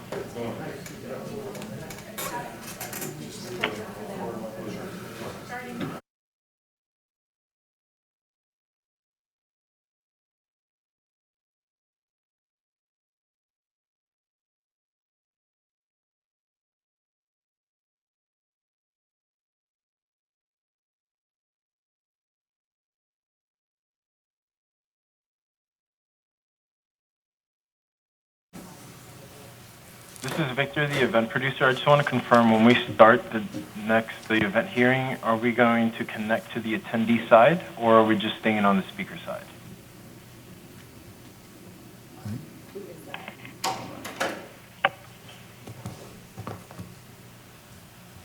See Michael going around the back. Oh, Lordy. Unmuted. Hi, this is Mike Jorgensen. We're just connecting the speaker line. No one from the public will be speaking at this time. Okay, do you want me to disconnect that for the rest of the event? Just don't disconnect us. Is there, Yes. Yes, yes. You may. Or at least me. I guess I'm the only one left online. Speak on, there's the COVID report, Okay, and just- then the mayor's. But that's no one's, we're not gonna have the public speak on those. Right. Okay. Yeah. All right, so just to confirm, I can end the event for the main side, is that correct? This is AT&T. For this, for whoever we have participating as a part of the presentation, they need to be open, but the line for the public, don't need to be open because they can listen, but, we're not gonna have public comments. Okay, and I see you got, and I guess you're ready, sir? No? Yes. Okay, Commissioners, we're doing a budget workshop today. We're going to cover the sheriff's office. So as usual, OMB, we will give you a summary of the. Yes, we do. We will go through a summary of it, and then the sheriff is on the line, and the sheriff will then do a short presentation, then we'll do questions. And then we have a very short budget update on more general matters after that. you got a nice haircut, or did you lose weight? Is that a haircut or? I found an actual haircut. Yeah, it took some, yeah. Before it didn't. It was hacked at. All right, we're ready to start. So We're back, we're on our budget workshop. So the sheriff's general fund request for fiscal '21 is for $571.3 million, which is an increase of 5.2% from fiscal '20. On the contract services side of the house, which includes both law enforcement and fire, the increase there is by 10.2%, but that does include some additional cities and additional services in fiscal '21 that weren't there in fiscal '20. The theme of the sheriff's proposed budget is training for preparedness. It includes a number of elements, including creating a Department of Preparedness and Response, acquiring and maintaining a supply of personal protective equipment that you talked about earlier, some centralized training functions, and creating a proactive counterterrorism unit, which is being named Titan. Regional services budget is very similar in its distribution from last year. About 1/2 of the budget is detention. Law enforcement's about 1/4, and then the other functions make up the rest.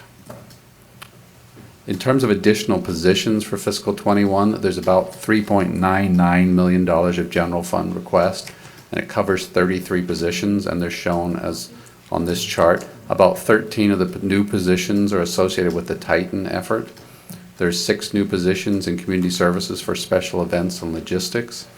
There's some training positions, and then others as shown. Those add up to $3.99 million, so the remainder of the compensation part of the budget is $21.95 million, which is for the existing positions. That's about 5.2% increase. So total is about $26 million over fiscal '20. Courthouse security budget has been an item that we've been showing you for a number of years, so just to give you an update on that, it's about the same number of FTEs in most of the areas, including bailiffs, which is 102.2. There is a request for 3 additional positions in detention. So the total would be 259 positions, and it's up about 4.2% overall in terms of dollars. The dispatch contract is another item we've had a lot of discussion about the last several years. The budget for this year is just over $42 million, and in this area, the sheriff is requesting about a 17% increase, $7 million. It does include 3 additional positions. Some of the other cost changes are an increase in overtime of $1 million, and we have not reviewed this one in as much detail yet. The contracts budget, on the law enforcement side, most of the contract dollars are with the cities, but as you know, it's important, the contracts that we look at especially are Port Everglades and the airport. For the law enforcement side of the house, the request is up at this point 5.2% over last year. On Port Everglades, it's about 4.8%, and the airport, it's about plus 5% is the request from the sheriff. On the fire rescue contract side of the house, we would note that Hollandale Beach is new this year. I think the sheriff negotiated the contract in mid-year, so it's coming into the budget for a full year. For the fire rescue contracts for Port Everglades, there is a requested increase of 17.7%. I'm sorry, one moment. Senator Rich? Yeah, the charts are not in line with where Mr. Foster is. So if someone could, kind of sync those. In other words, what he's saying is not what the chart is at the time. Yes, Senator, I think there is, depending on which video you're looking at.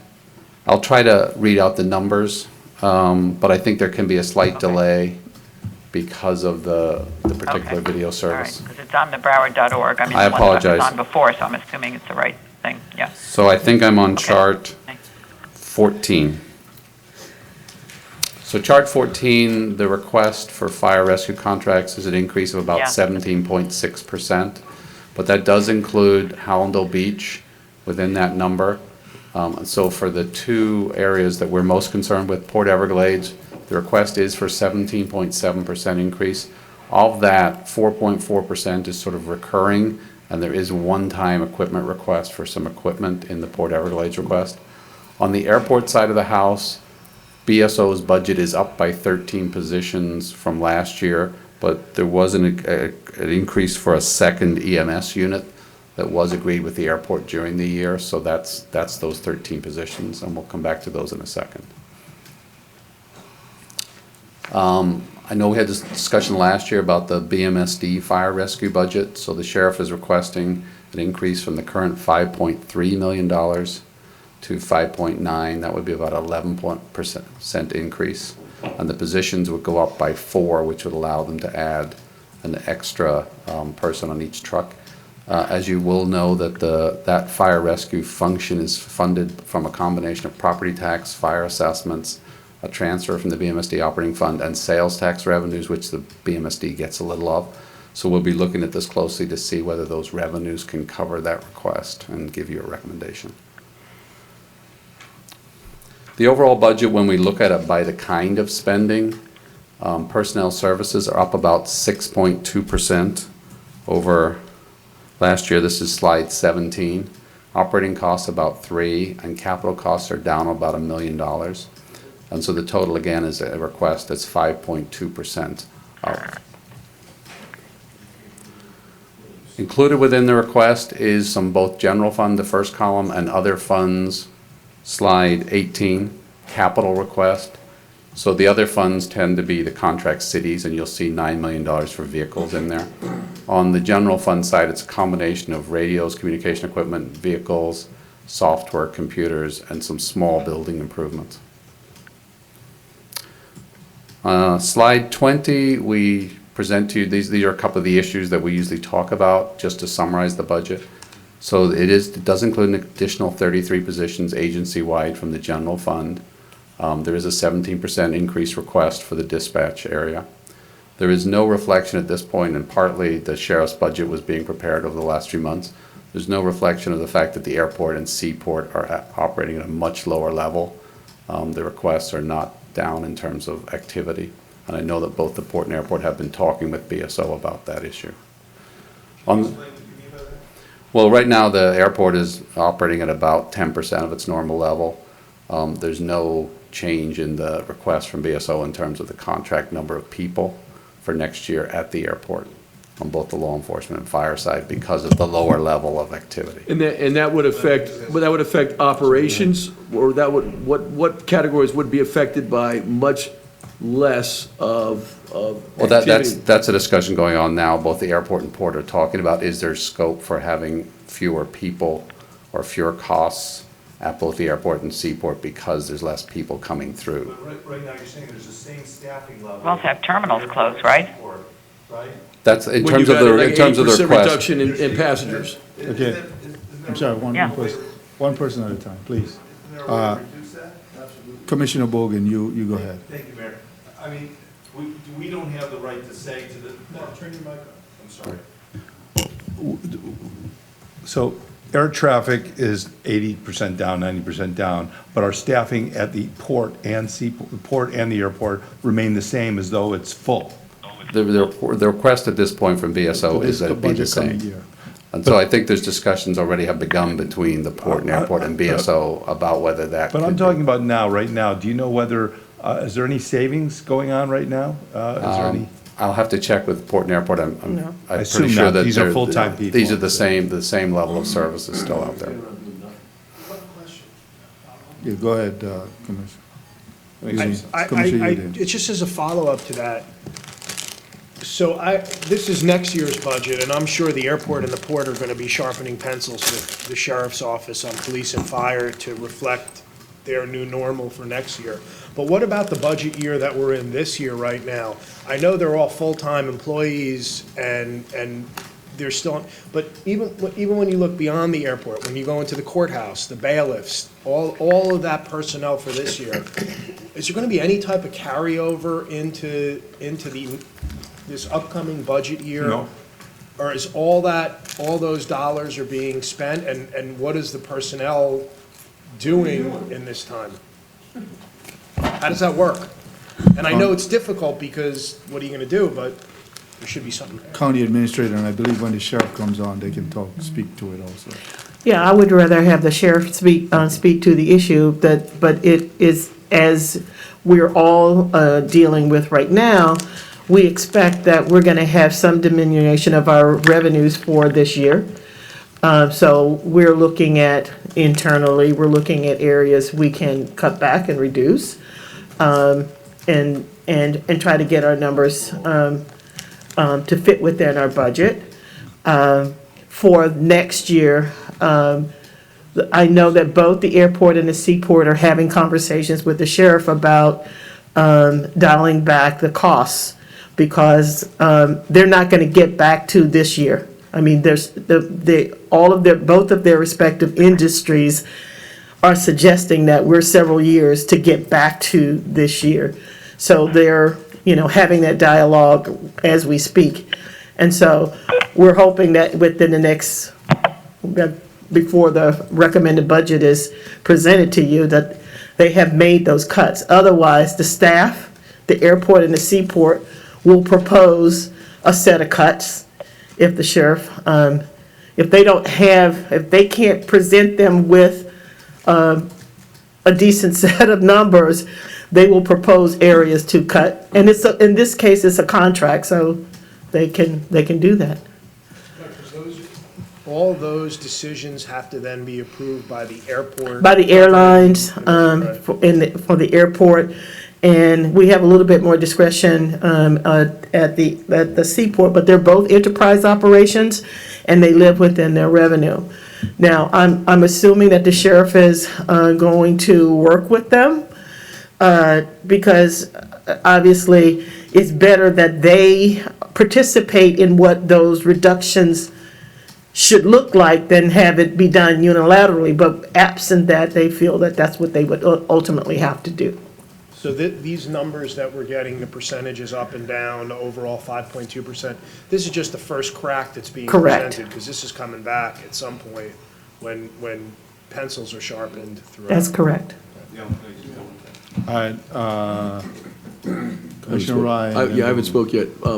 So just for a message, and I know the sheriff is listening in, this is a budget that will take place as of October 1.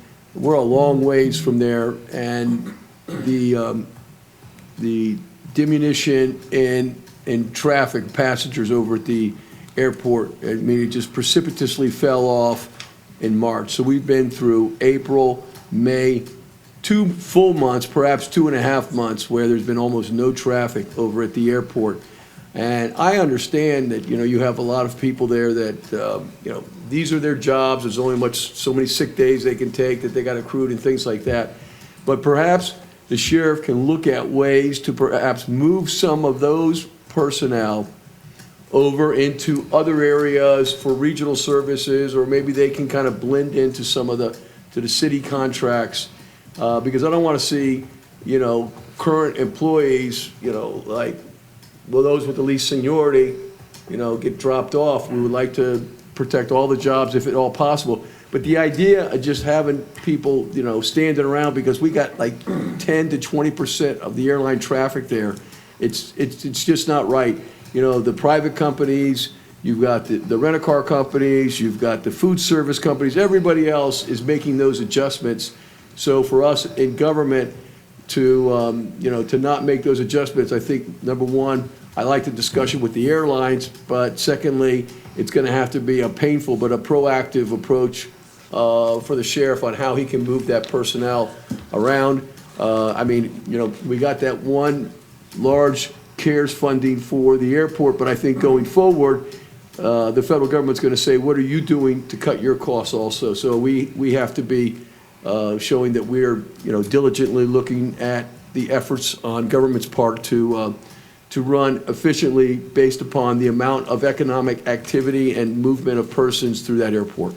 So it's our intent to work with the sheriff on that, because his issue, as has been described to me, they have, in general, they don't want to lose those positions because they're hard to fill. They have quite a few vacancies, as it is. So, he wants to retain sufficient staffing to be able to support the airport as it grows back. And so we definitely understand that. But we also know that we added a unit on the fire side this year, given the traffic that's no longer there. And I don't believe all of those positions have been filled. We certainly would be looking at, and on our end, what is the overall overtime picture, because you can keep all of those individuals, you just would impact the overtime that the other officers or firefighters are accustomed to earning, but at least the jobs are there. And at the same time, you don't put the airport and or the seaport in a situation where, they just cannot afford to keep at a level as though they were operating at 100%. The second thing on the CARES Act, again, our debt service at the airport is somewhere around 500 million a year.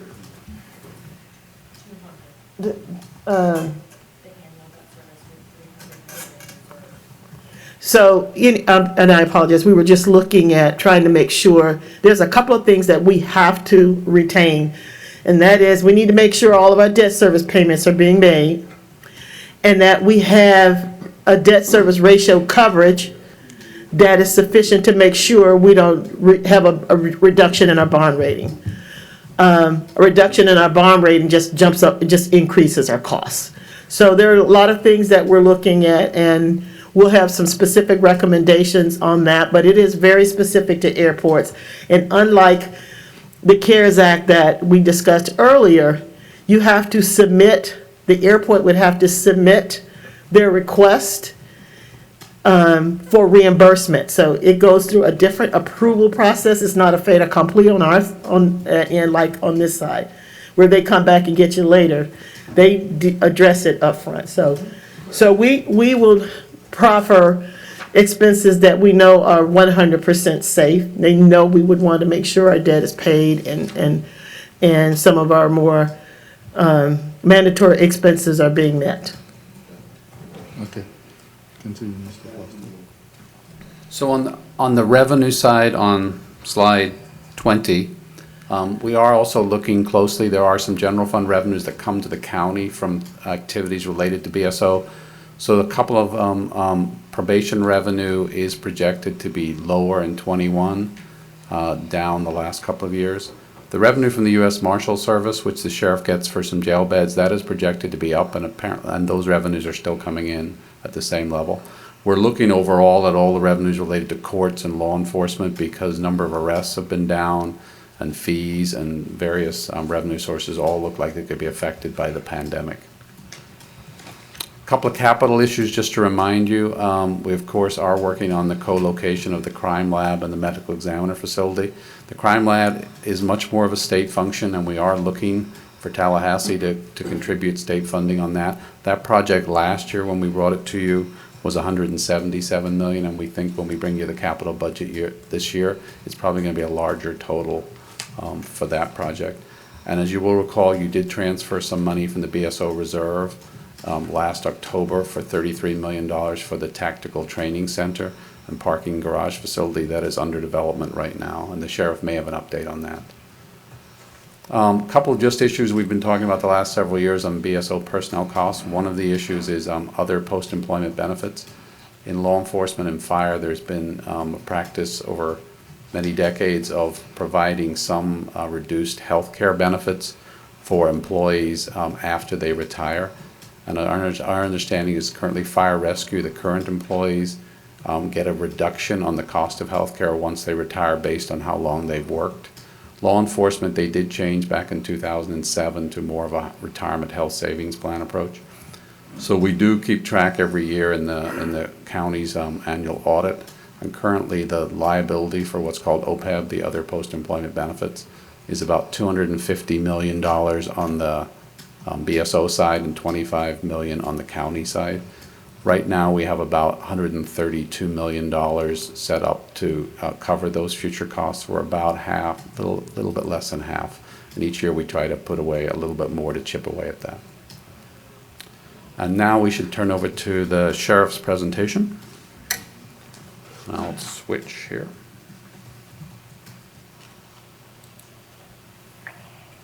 Good afternoon, Okay, everyone. should be the sheriff's office now.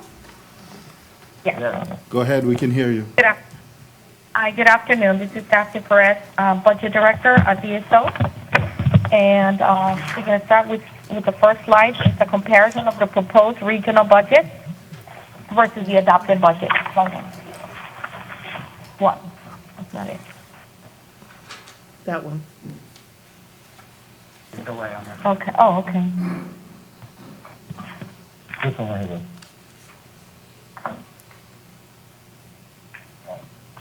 No. Go to BSO president. Next one. There, yep. That one. Thank you. Perfect.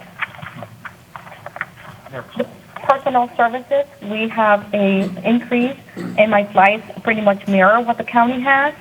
We're both on the same page. The personal increase has a 6.18%. The operating expenses, an increase of 2.97%. There's a decrease in capital of 8.50%, and trust and reserve 0.14% increase, for a total of 5.17% request. The budget by regional services. 6.38% goes to fire regional, 4.32 for community programs, 47.97 for DOD. Mind you that a large percentage of DOD has to do with the inmate health and food. Core bailiffs 1.83, DLE 22.40, and support functions 17.10%. What are the categories? What make up our budget? Where do we spend most of our money? Most of our money is spent on personnel. 78.04% is on personal services. 19.61% is in operating services. 2.1% is in capital services. 0.34 is in transfers and reserves. And this is where we spend our budget. I will turn to the sheriff for the next part of the presentation. Good afternoon, everyone. Good to speak to you once again. I'll somewhat kind of speed this up because I know we've had some discussions aspects, but I want to give the community an overview on what we're trying to accomplish here. When I first came into office, I made a commitment to this county, as well as this commission, that I would not come in with a wants list. Instead, I would come with a needs list. And as you can see, of course, we have not had any communication as of yet with the Broward County Properties Appraiser's office, so we don't know what the projections are in terms of what type of revenue streams and latitude we have. But we have presented a budget based on what we need and not what we want. One of the core things we will be accomplishing with this year's budget is the execution of the Department of Preparedness and Response. This is a department that is long overdue, one that will enhance our operational capabilities and therefore increase the level of safety and security services we can provide for our county. Next slide. We had a very good year last year where we examined some of our deficiencies and things related to training, and through those lessons learned, we realized that we needed to create a mechanism for cross-pollination of all our training across every department, that is fire rescue, law enforcement, Department of Detention, and even our civilian personnel within communications.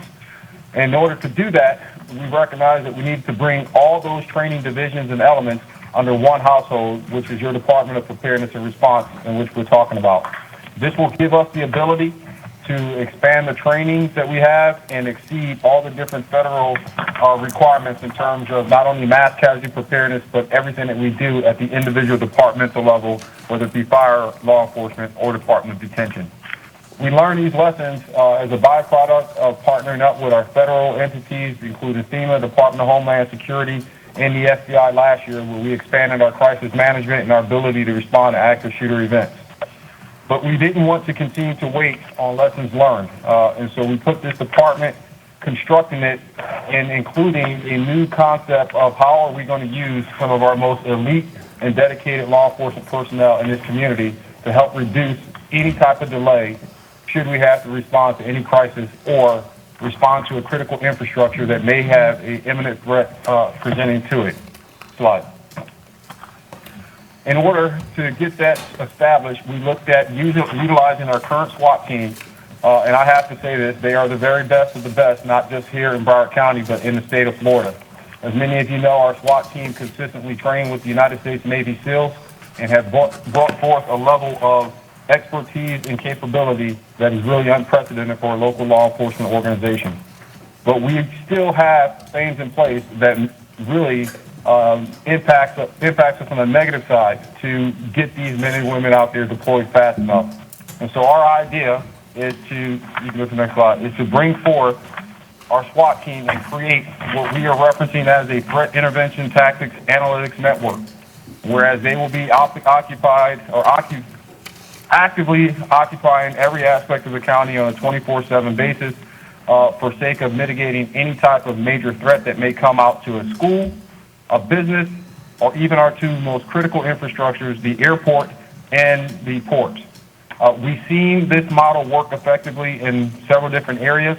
One of our sites that we examined as somewhat of a pilot to mirror after was up in New York City. We've seen similar types of approach take place after 9/11, and they've instituted these type of models. And to give you an idea of how this would actually work and interact, we are currently in a standstill mode in terms of preparedness because of the nature of the protest events that we are currently dealing with, where it can easily explode into some form of violence. Our quick response force is standing up and prepared and disseminated across the county, to include our SWAT team. And that has given us the ability to respond effectively to just recently what we've seen in Fort Lauderdale, because we had this model already in place. And when things took a turn for the worse in Fort Lauderdale, it was this exact model in which that we are trying to launch on a 4-time basis that allowed us to respond in Fort Lauderdale, not within minutes, but within seconds. And so I think the proof of concept has just showed itself just over the last few days. But this is something we will continue to use to put out personnel to our airports, ports, and any other porous area without costing, so to speak, more and more and more deployments of overtime and funds. In addition, one of the things I'll close out with is, it may not be on a slideshow, but this is something that we are looking to do, and even partner with the county administrator on a mechanism that will work best for everyone, is that we need to prepare our own strategic stockpile in the event that we need to go through another pandemic or continue to battle through this one in terms of personal protection equipment. And I know all of you have shared that sentiment. We've learned some very hard lessons from COVID-19, and that we cannot rely on the state or the federal government to do what's right for this county. And so with that, I'll turn it over for any questions or comments that you may have. Sheriff, with the reduction in the jail population,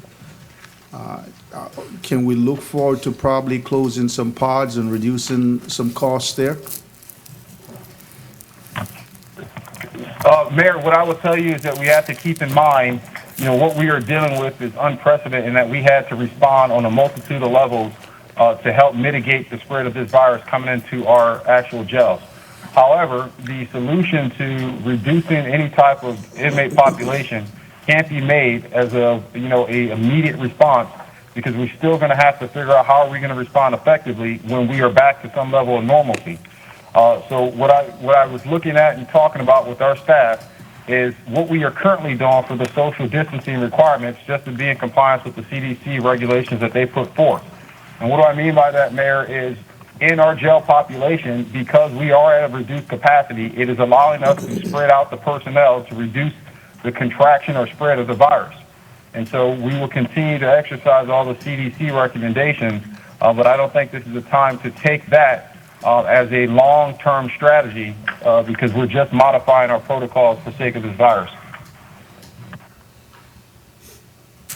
Okay. And some comments were made earlier, if you could respond to, in terms of the now reduction of our passenger load at the airport down to less than 10% of where we were operating at.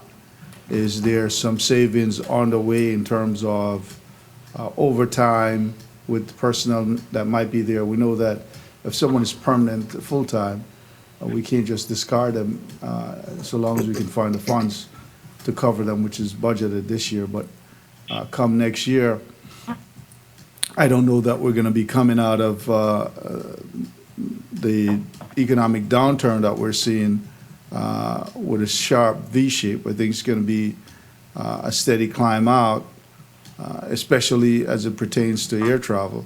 How are we looking to reduce there? And I know we added another truck for fire there.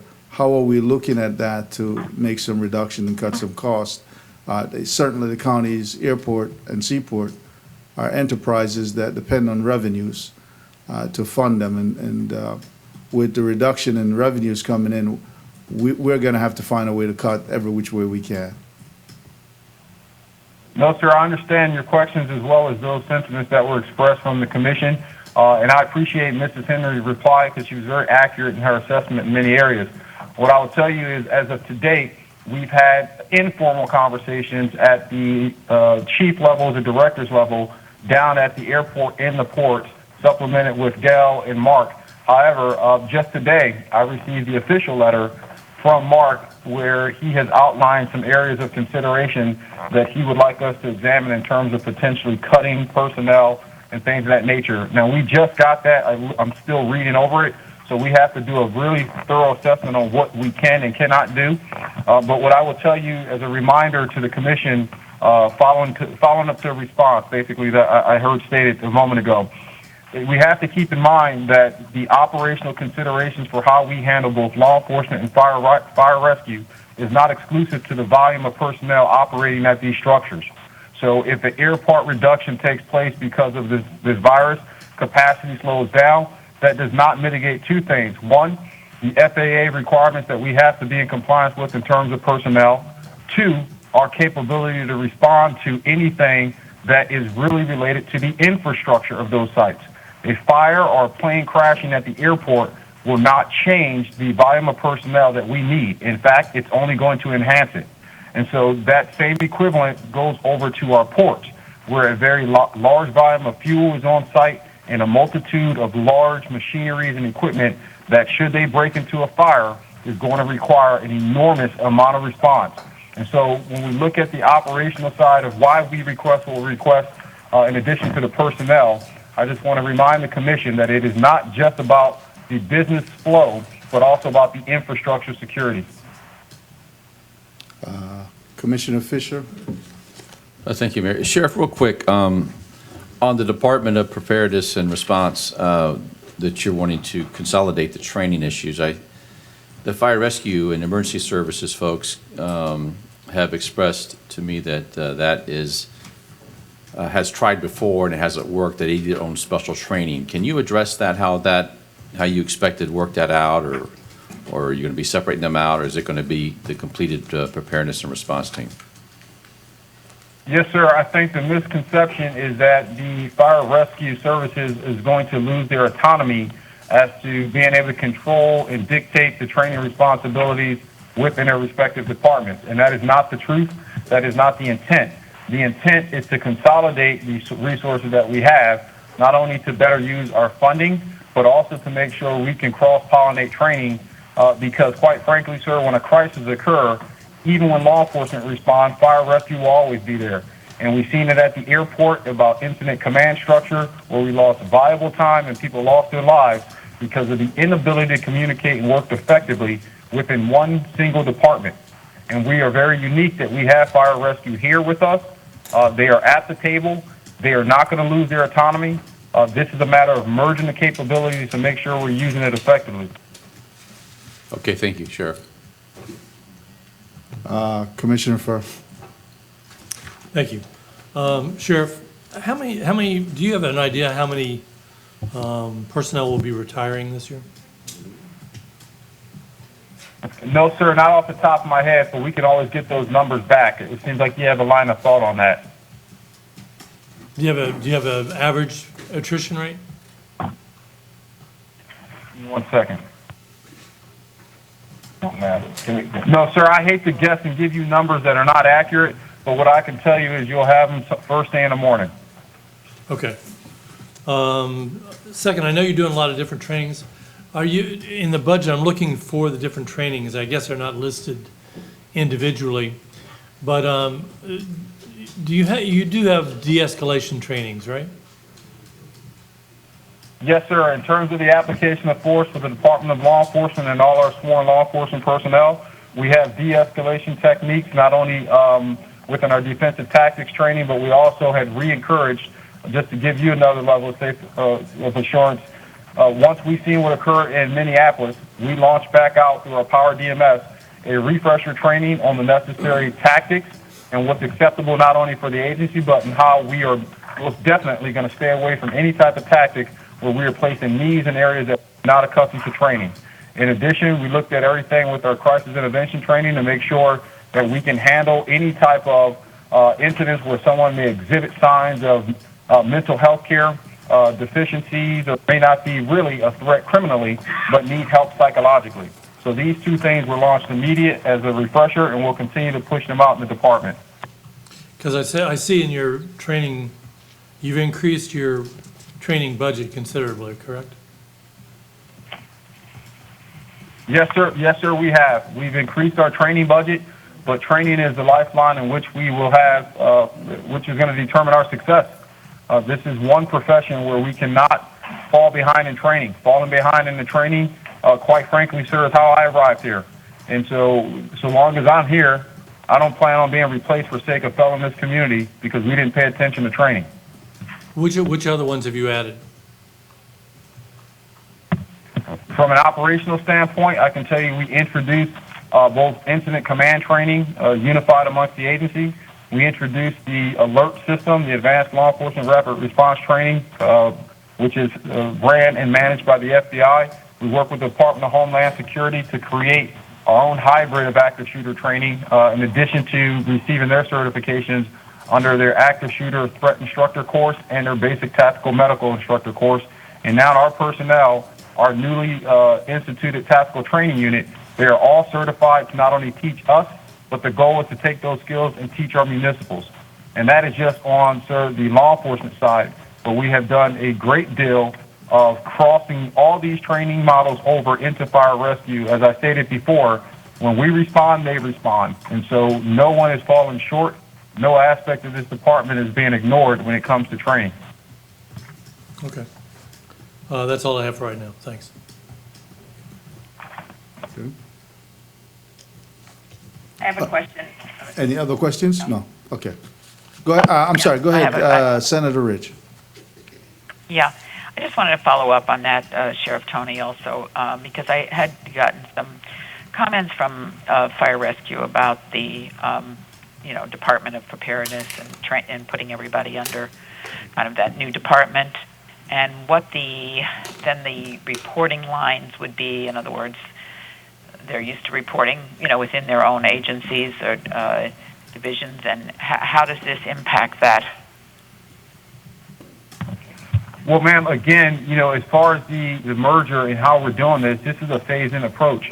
I think what part of probably what you're hearing, and I'm not sure who your sources are as far as what their issues or concerns are, is very often people are afraid of change, and any change is interpreted as it will have a negative impact. And so what we are doing with this model is blending this thing in under a phased approach. If we have to pivot in one direction because it is not operating or working effectively, then we can do that. But if we don't try this now, and Senator, this has also been a conversation that's been held for years about building out this department and making sure that we put forth a unified training effort so that we can be much better in the field. I think only time will tell in the sense of how do we modify it, how do we tweak it, how do we make it work best for the whole department and not just one element of the department.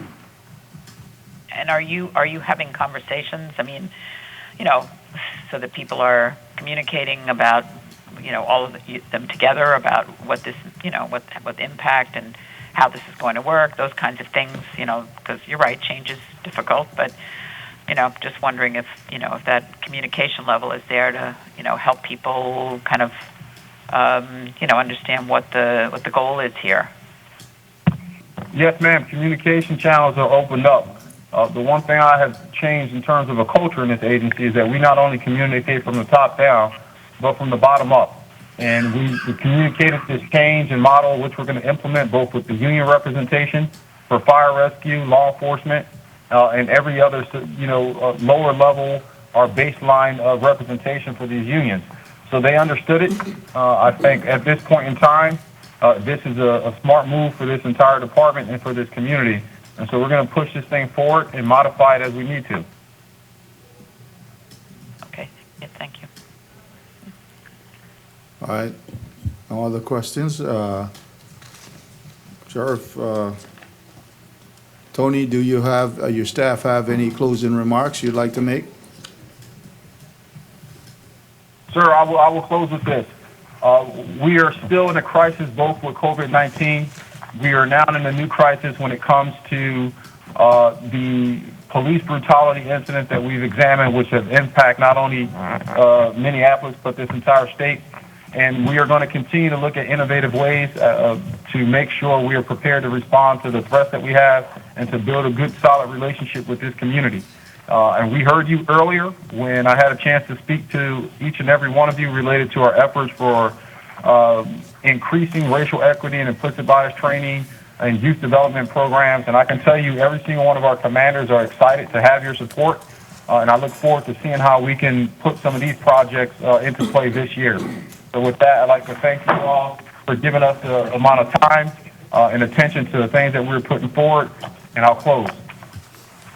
Thank you, Sheriff. And based on our conversation earlier this morning, my colleagues expressed a need for us to get back together to deal with the item that I brought this morning. We want you to be prepared to come to us with your ideas, with your suggestions, as far as it goes in terms of the reforms that's necessary and the steps that we need to take in order to ensure that we're breaking down barriers and we are uniting this community, including any agenda items that you might want to bring to the state in terms of reform. We do have a strong lobbying team in Tallahassee. So if there are rules, laws that needs to be changed as it pertains to your agency that you believe would be beneficial to the people of Broward County, we welcome you bringing those items forward to us so we can work together to bring about the changes that are necessary to bring about racial equity within our community and heal many of the wounds that exist. Well, sir, thank you very much. And I'll give you one last more comment. There was a great deal of people monitoring our discussion that we had earlier today, both from our fellow chiefs of police and business owners who had called in saying they're ready to rally and support our initiatives. It's not just amongst the agency and the county, but we got the community finally behind us. Thank you. And Commissioners, the last item we have for you is a very short budget update. Much of this material I think you guys touched on earlier, so I'll try to go very fast. Slide 2 is really the underpinning thought. We are in the most crazy, uncertain time that I think most of us have lived through, and certainly in terms of trying to figure out how the future path, we talked earlier about could be a V shape, could be 10 years. I think Commissioner Furs now may be even more pessimistic. It's very hard to see the future forward, so we're just trying to collect pieces of information that give us some light on tax revenues and other revenues as we try to build the budget. And so some of the data we see isn't really tax revenue, but it gives us an indication of what's coming. So we'll give you a little bit of some of the scary bad news that you already know, talk a little bit about the state's budget, since it will affect us, and then touch on CARES, which I think you talked earlier. The national sales numbers, these are sales that took, this is slide 4. The national sales numbers came out a week or two ago for the month of April. So this is actual sales at retailers, not the taxes they reported a month later. So everything's a little delayed. But you can see the headline number was U.S. Retail and food sales were down 22% from the April before. If you look at that last paragraph, retail sales were down. Clothing sales especially were down 90%. Well, a lot of clothing stores were closed. But the last little sentence, non-store retailers were up 20%. That was everyone buying from Amazon. So there's some funny little ups and downs going on. And so it all comes out in how the sales tax gets reported, but it's a lag. And so that's why we're trying to get a sense of what's coming. These are very depressing numbers, and this is the employment numbers in Broward County essentially change over 1 year ago. So the total number of people with jobs fell by an astonishing 119,000 in April over April, 14%. And if you go to the second page, you can kind of see which industries you're most interested in. But if we look on the bottom of page 7, those declines, we knew that this was happening. Leisure and hospitality down 53.8%, accommodation down 52.8%. And don't forget, this wasn't necessarily all of it. This is April, and I think these numbers are sort of the surveys in mid-April. Whether these jobs come back fast or slow is going to be the big challenge of the next 6 to 9 months. The state of Florida budget, it does affect us a lot because we do get some revenue sharing and half-cent sales tax. And so just to remind you of the big budget picture at the state, their total general fund is $34 billion from the forecast they did in January. Of that, sales taxes are $29 billion, so they're about 86% sales taxes. And so what just came out a few days ago, this was the sales taxes paid in April, which means it derives some activity in March. And I know it's a little small, but the first line, the sales tax collections for the month, The estimate that the state's annual budget was based on is about 2.5 billion should have come in paid in April from sales in March, and it only came in at $1,886,000,000. So it was down $598 million from the forecast for 1 month, and March was not the worst month. So if you look down at the bottom, the total general fund revenue is down 878. You probably saw that in the paper. So again, in a week or two, we'll probably get the April actual activities in the stores reported to the state in late May, and we hope to get that in early June. Don't forget, in the midst of this, the governor did give sales tax filers a few extra weeks to file, and that's partly why these numbers are taking a little bit longer.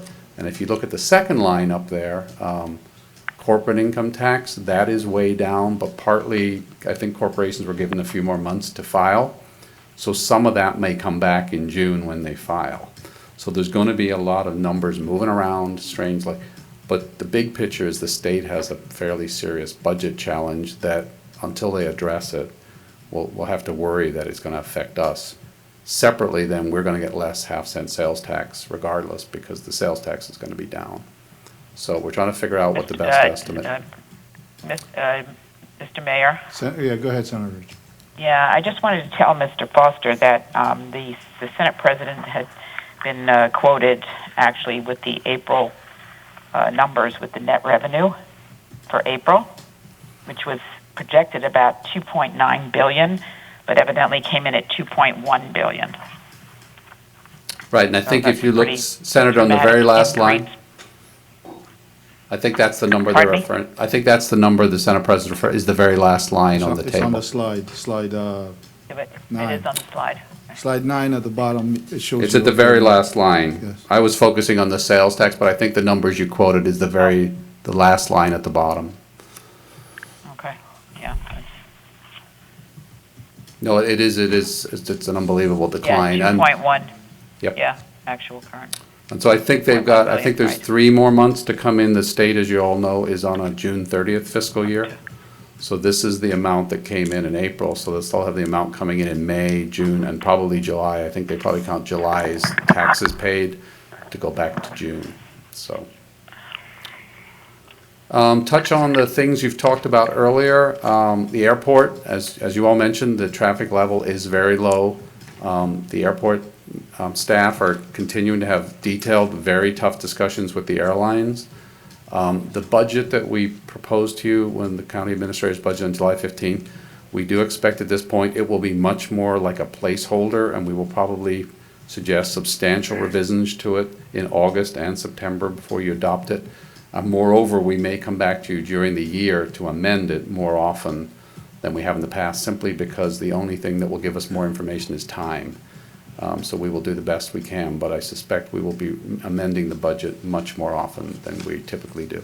We talked earlier about law enforcement and fire rescue costs, and as the sheriff mentioned, the airport director has written to BSO to keep those discussions going. But on the operating side of both budgets, BSO is the largest cost, both the port and the airport.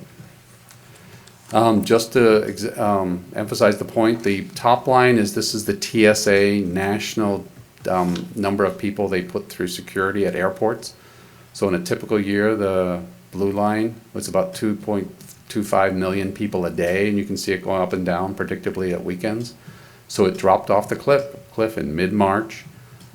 This chart is very depressing, but actually the low point was about 97% reduction nationally, and now it's back to about 90% reduction. So if you are looking for a little brightness, it's gotten a little less bad, but still horrific, and that's consistent with the rough numbers at our airport. Port Everglades, as you all know, the cruise traffic is not happening right now, and the resumptions appear to be late summer or fall, but even those appear to be moving back a little bit. Fuel and cargo, which are also big revenue generators at the airport, they have been affected, but not nearly to as much degree, but have been affected. As you know, people haven't been driving around as much. The aviation fuel market is much lower. So again, we'll probably be recommending a budget to you that may have some significant amendments to it or revisions in August and then amendments during the year. And again, the port is in discussions with BSO on those costs. This is just one of the forecasts that's out there from the federal government, which is the Energy Information Administration. And we thought this was of some interest because they do forecast both gasoline consumption in the middle chart and jet fuel consumption. I don't know that we believe these forecasts. I don't know that they do, but it gives you a sense, as I think the mayor was talking earlier, gasoline, there's reason to believe it might be a sort of a V-shaped recovery. But if you look at the jet fuel, that curve doesn't get back to the same level until late in calendar 21. But will these turn out to be correct? We don't really know, but we'll have to just sort of watch all the information we can. And the taxes that we get on some of these things, the port can give us some indications of how their traffic is going on a fairly couple of weeks basis. Some of the taxes take a few months if the state collects it and then gives it to us. So, tourist development tax kept the most optimistic one for last. This one, as you all know, has declined unbelievably so. This is the March activity that was collected in April. We do collect that here. RGT, as part of FASD, does collect it. The March activity that was paid in tax in April fell by over half. The top 10 hotels fell by 61%. There are 6 months more of fiscal 20's revenue, and we think they're going to be at very depressed levels. So CVB is working through their thoughts, and we will have a view of it for the recommended budget. But again, we expect this to change considerably, just depending on how quickly we come back out. There's the graphical view of the collections, and you can see until February, it was a good year for tourist tax collections. They were running ahead of the year before, which is in orange, and then it declined to almost half. And again, I just have to keep re-emphasizing, these collections in April were from March, and March, the first 2 weeks were okay. So when we get the May numbers, you should expect it to be almost close to zero, because there really was very little open. Just I think some public safety people were staying at some hotels. I mean, it was very, very low. CARES Act, you all talked about this morning. We just wanted to hit the highlights again. As you remember, there were separate parts to the CARES Act, and so I think sometimes when people refer to it, they just say, oh, the CARES Act, and are referring to one part, but there's a number of parts. The most important for us, on the left column, $135 million was granted to both airports, and it's basically to cover debt and essential services at the airport. Broward County Transit got $78 million for additional COVID-related costs, explicitly allowed to use fare box revenue loss, and we do anticipate seeing some gas tax revenue loss, and you do appropriate quite a lot of the gas tax to transit each year. Both of those are additional reimbursable grants. The transit one is literally just more money in a typical grant program. The airport is very much like their normal grant programs. There's also some we didn't show on this chart, which you've already seen come through at meetings. HUD has a little bit extra money. Some of it's for us, some is for pass-throughs to cities. There are some other elements in the CARES Act itself. On the right is the $340 million you talked about earlier, and that is federal assistance that was directly granted to certain eligible governments across the country, of which we were one. It is not being administered as a grant program. It is federal assistance. We must spend it by December 31st. So it's a little bit different technically, but that's the basic elements. The $340 million, which a lot of discussion recently has been, oh, the CARES Act, well, it's a big part of it, but it's not everything. But these are the conditions under the CARES Act, which the Treasury is administering. And the Treasury has less experience overseeing grants, even though this isn't a grant, federal assistance like this. So theirs is more in a series of frequently asked questions and guidelines, and this is essentially what they are. Necessary expenditures were not accounted for in a budget. So if you already had something budgeted, you can't use this money for it. And were incurred in this specific period, as the county administrator said, from March 1st to December.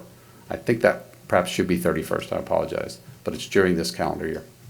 The examples, they have 6 examples of costs, and as was talked about earlier, medical costs such as testing, public health expenditures such as making sure quarantines work.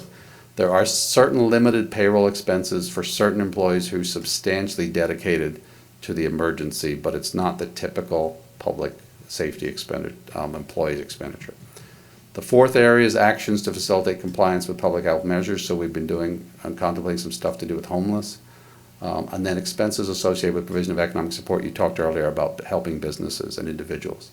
There is a sixth category, any other COVID-related expenses reasonably necessary to the function of government. And right now we're discussing, we think that some of the additional mail ballot costs that the supervisor has related because people don't want to go and vote in person might fit that one. You talked earlier about the numbers, so these are them down to the dollars as we understand it. Mayor, I apologize. I apologize, I just got a text, it seems that the sound may be off again, that some of the commissioners may not be able to hear it. Can you please just ask if the commissioners are Commissioner Rich?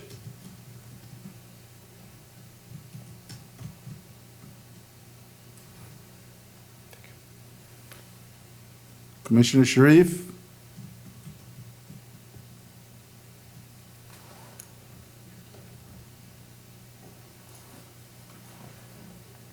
Commissioner Ridge?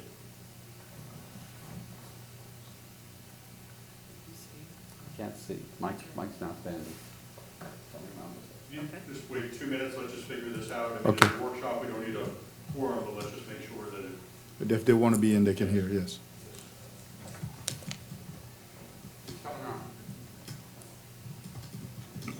I think.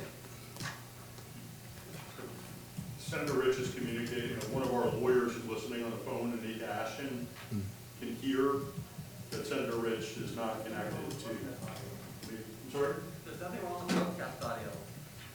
This is on the phone line. The phone line, they're checking that they can hear there. Did she mute herself by chance? No, we can hear. What was that, the last one? Sorry. 2. Last slide. Almost. It may. 19 should be It is the last slide. Yeah, it is the last. It's the money slide.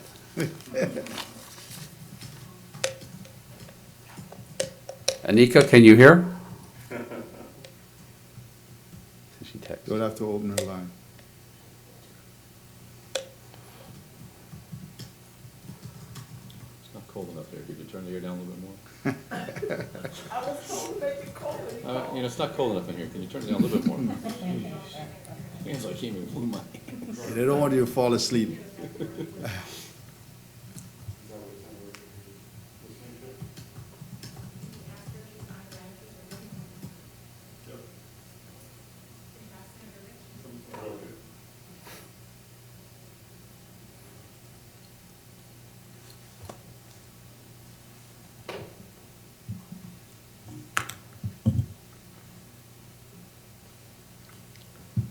So I was thinking that, Norm, that there's a distinguished Welcome look. to AT&T's teleconference service. Please enter your access code, followed by the pound sign. Looked at that haircut gave you, and I says, probably that a Please young enter your John Denver, huh? There are 5 participants on the call, was including just cut you. it. You are joining your conference as a participant. For a menu of available commands, press *#. It's okay. You're right. Okay. We can hear you, Commissioner Rich, we can hear you. Can you hear us? Yeah, we can hear you. Yes, okay. All right, they can hear me now, Drew. Great, Yeah, fantastic. they can. All right. Okay, thank you. Other than Commissioner Rich, do we have someone else up there? No, I think I'm it. Okay, Yeah. all right, good. Go Since ahead. Senator Geller is gone. Yeah. Go ahead. So the total amount that Congress allocated for the state and local government federal assistance in the CARES Act for Florida, for the whole state, was $8.3 billion. And directly to the state of Florida, $5.8 billion was distributed direct to the large counties that were referred to earlier. There were 12, was $2.472 billion. And direct to Broward County was $340 million, which you appropriated earlier. I think the discussion that's going on within the state is if you took that same 45% local government share on all of the dollars and all of the $8 billion, that would give you a total of $3,747,000,000. If you take off the amount that directly went to the 12 large counties, $2,472,000,000, that leaves the amount that was talked about earlier, $1,275,000,000, that could be reallocated from the state share by the request that the League of Cities and the Association of Counties have made to the state. So that's how the numbers kind of work. And I think that we heard the discussion earlier, that that's still pending, that discussion. That's all I have. Questions, colleagues? Question. Yes. That's the money that the League of Cities, the 1.2 on the bottom, they're asking the state government to release that all to the cities right now? They're asking for, out of the 5.88855 billion that went direct to the state of Florida, they're asking 1.275 of it be directly distributed to the local governments that didn't get it from Washington. And when will that? I don't know if there's a timeline.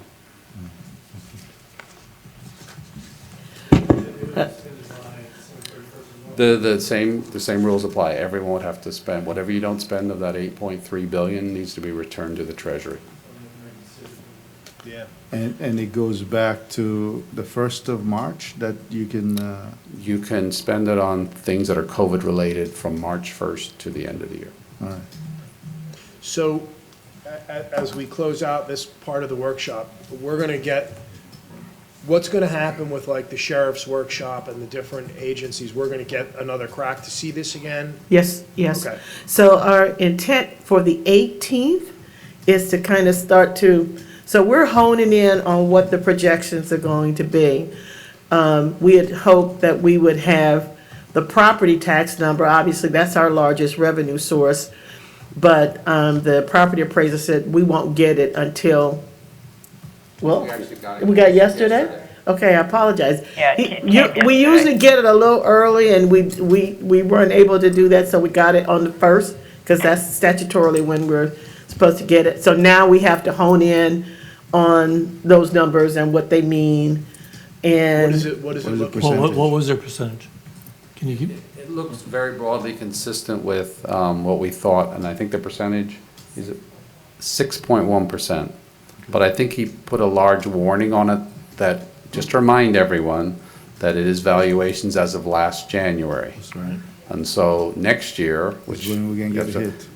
Well, the real estate market will now have to see how it resumes and whether or not valuations go up or down, but 6.1, so it's a little bit less than last year.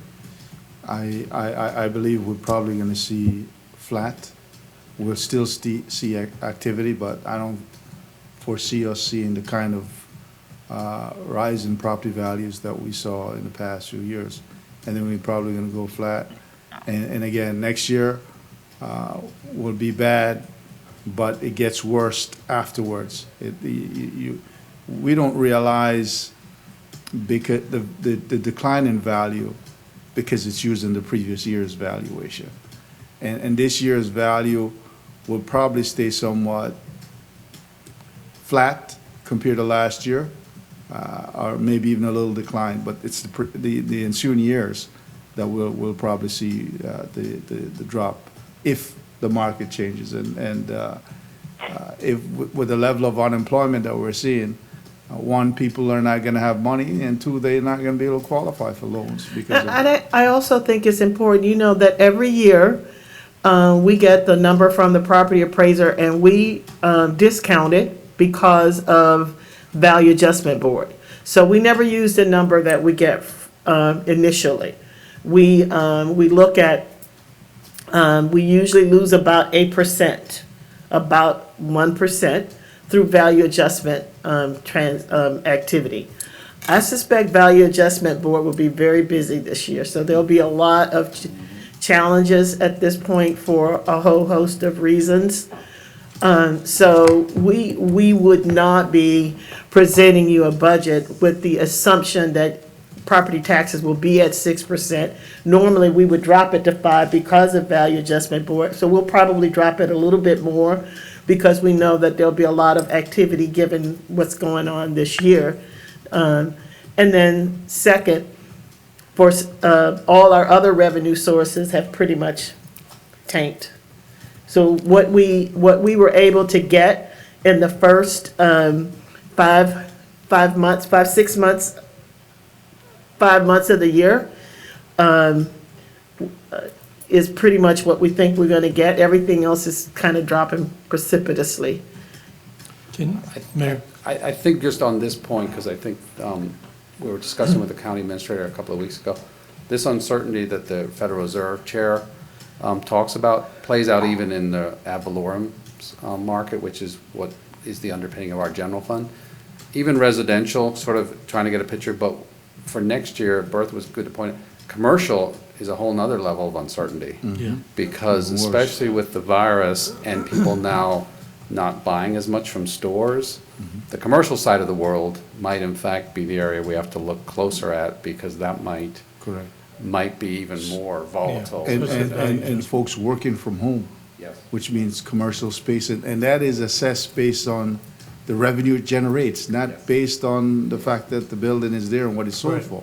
So that is gonna be a huge difference when it comes to or revenue stream on the commercial side. That's really where the issue is. Commissioner Ferd and Commissioner Udine. Mayor, thank you.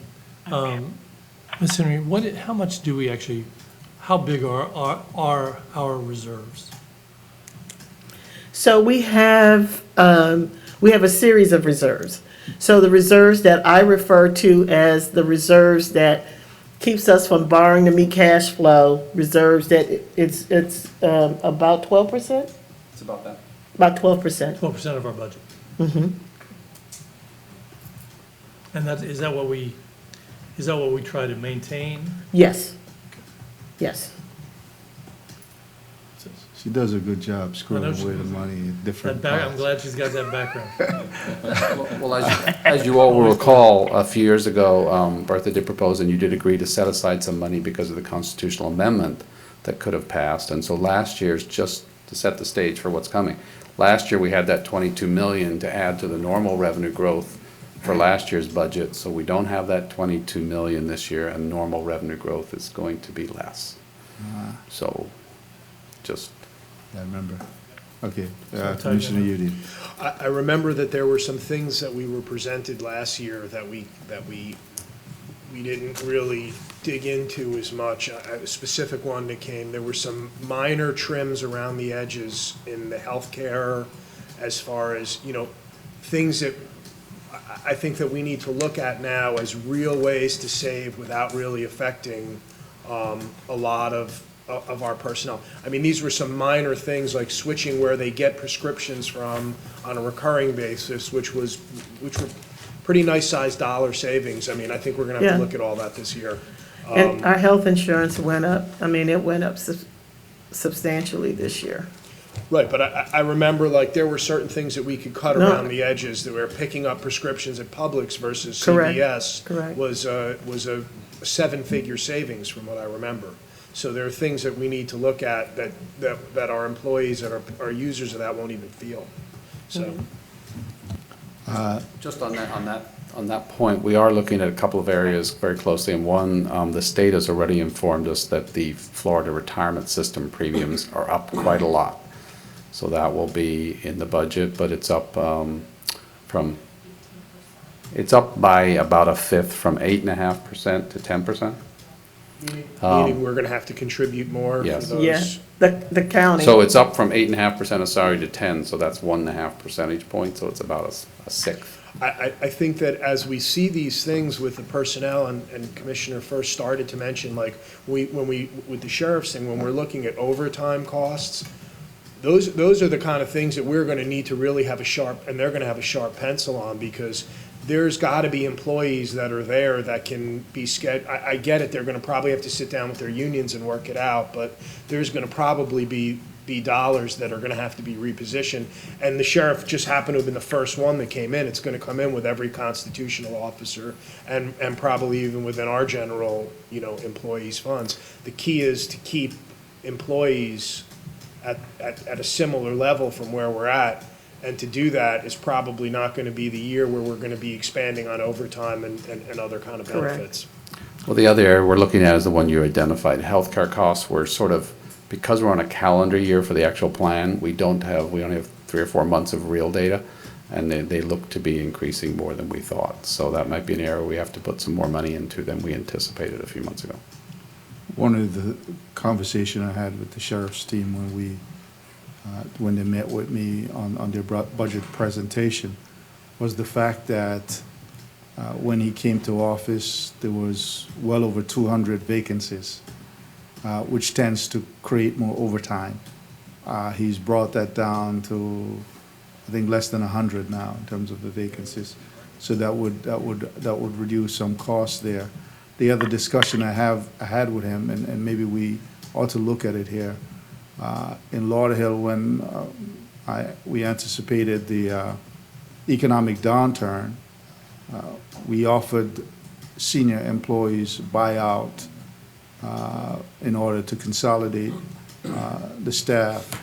And that buyout saved us money so they could retire early, because a lot of people would like to retire, but they have no savings. And the other thing that they might have issue with is having health insurance. So there was a combination of a buyout for those who want to retire earlier than they anticipated, and also probably providing some health insurance coverage for a bit of time after they're out. So I don't know how we can look to see that. I anticipate that at minimum we're going to see flat projections, and I think at worst we'll see a downturn in the revenue stream we have for a couple of years to come. So as you're aware, we are, I don't want to, it's not a hard and fast hiring freeze, but we have slowed down bringing on new employees before this very reason. So, we're in the situation now that before we fill a position, they have to get our approval. And so we're going through that extra vetting, and again, we're trying to, the way we made it through the last downturn was we used the resources of the entire government. So we were able to help out. The airport and seaport actually helped out the general fund. It looks like it might be the reverse this go around, because they're hit a lot more than the previous. So we're trying to keep our workforce as stable as we can, not bring on new employees if we don't have to. We're looking at other areas where we may be able to do. Again, we try to anticipate what our retirement situation looks like, and how certain things can be consolidated. So those are the typical things that budget folks do, and so we're already looking at that, because I think for me it's what's important is that we maintain a stable government, and I think we're poised to be able to do that. But we can't solve everybody's problems. So when everybody start coming to you about these new general fund expenses, we can't take them on this year, and probably next year either. I know the one, and I appreciate what you're saying there. The one thing that I did notice in the sheriff's budget was 33 new positions. That's a lot. And I understand where he's, some may be warranted, but it may not be the year for it either. We may have to decide. Okay. Okay, are we? Commissioner Rich, did you have a statement? No, Okay. nope, I just wondered if we were at any other agenda items or anything else. We had, COVID, and I think we covered so much today. I promise you this will be short. I will not do this to myself or you tonight. It's already 5:30, almost. Yeah, it's already 5:30, or 5 o'clock anyway. The county administrator is going to give us a brief COVID-19 update. Great. And we will adjourn from there. Yeah, very briefly, I think what most, the lion's share of the questions that we're getting right now, you heard vacation rentals, that we discussed that earlier. We went ahead and put the plan up on the website so they can just see, and that there was something there, that we did submit a plan to the state. So once we have something ready to push out, we'll be more engaged in that. This week, we are working on the issues of summer camps, youth camps, as you well know.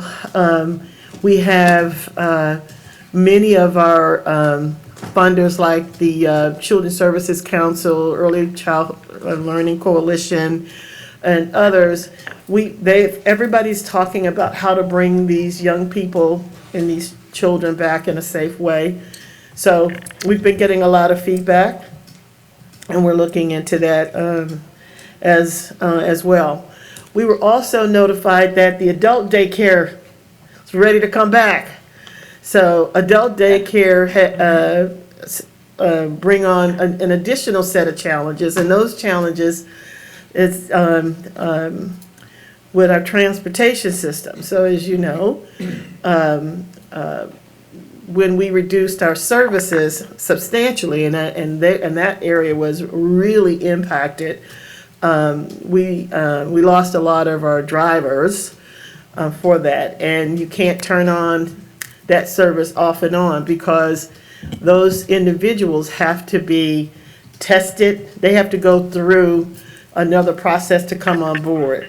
So we're going to be working with them very closely this week as to make sure paratransit can be prepared to pick up their clients and be able to get them back and forth as they have what they have normally assumed. And right now, that's something that we've got the team working on, and so they're going to have to work with us on that. They may have to, come up with some alternatives while we rebuild enough people on transit to bring them back. And once again, you still have to space them out. It's going to be a different challenge for us, and so we're trying to work through that, and just what would we need and how would we space them out, and get them back to these facilities and how they're preparing to accept them. So we'll keep you posted on that. Those are the highlights of what's coming for this week. Yes, sir. You can. Commissioner Farr, Commissioner Udine, Commissioner Fisher, in that order. Well, we still have a downward trajectory, but the numbers went up. The numbers, we were like 1 something and now we're like 3 something in the positivity rate. We're below the substantially below the 10, and we were really going in a very good direction, and I just suspect that we're trying to analyze where these little spikes are coming, because that's what this is about. And so they're all over it, and I'll be able to have more answers. So they weren't horrendous. They weren't something that would send you reeling, but anytime you start to see them go up a little bit, you want to know what's going on. So we're into that right now. Commissioner Udine. Thank you. Commissioner Fisher. One thing, so the summer camps, you're working on that one this week, and I know a lot of the different, because I keep getting calls and emails from people, a lot of the different summer camps use different venues, private sector businesses for their, they may take a day at the karate studio, so they're allowed to do that already as long as it's within the guidelines of what the private sector business is. But I think that needs to be worked through as far as, preparing into the future. Is a summer camp going to be able to take kids, if they can socially distance during the day, to a bowling alley? Or I'm just using that as an example. I know the extreme sports, I think one of them's open, but then in Sunrise, I'm getting different reports that they need to get different variances or letters that we need to go up. So what's happening with some of the activities that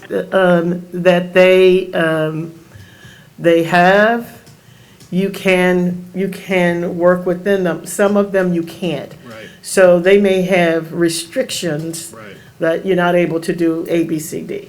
Right. Right, and then, I guess working together with that, is youth athletics. So one of the things that I keep having a problem with, because I just don't understand, what about the municipal parks?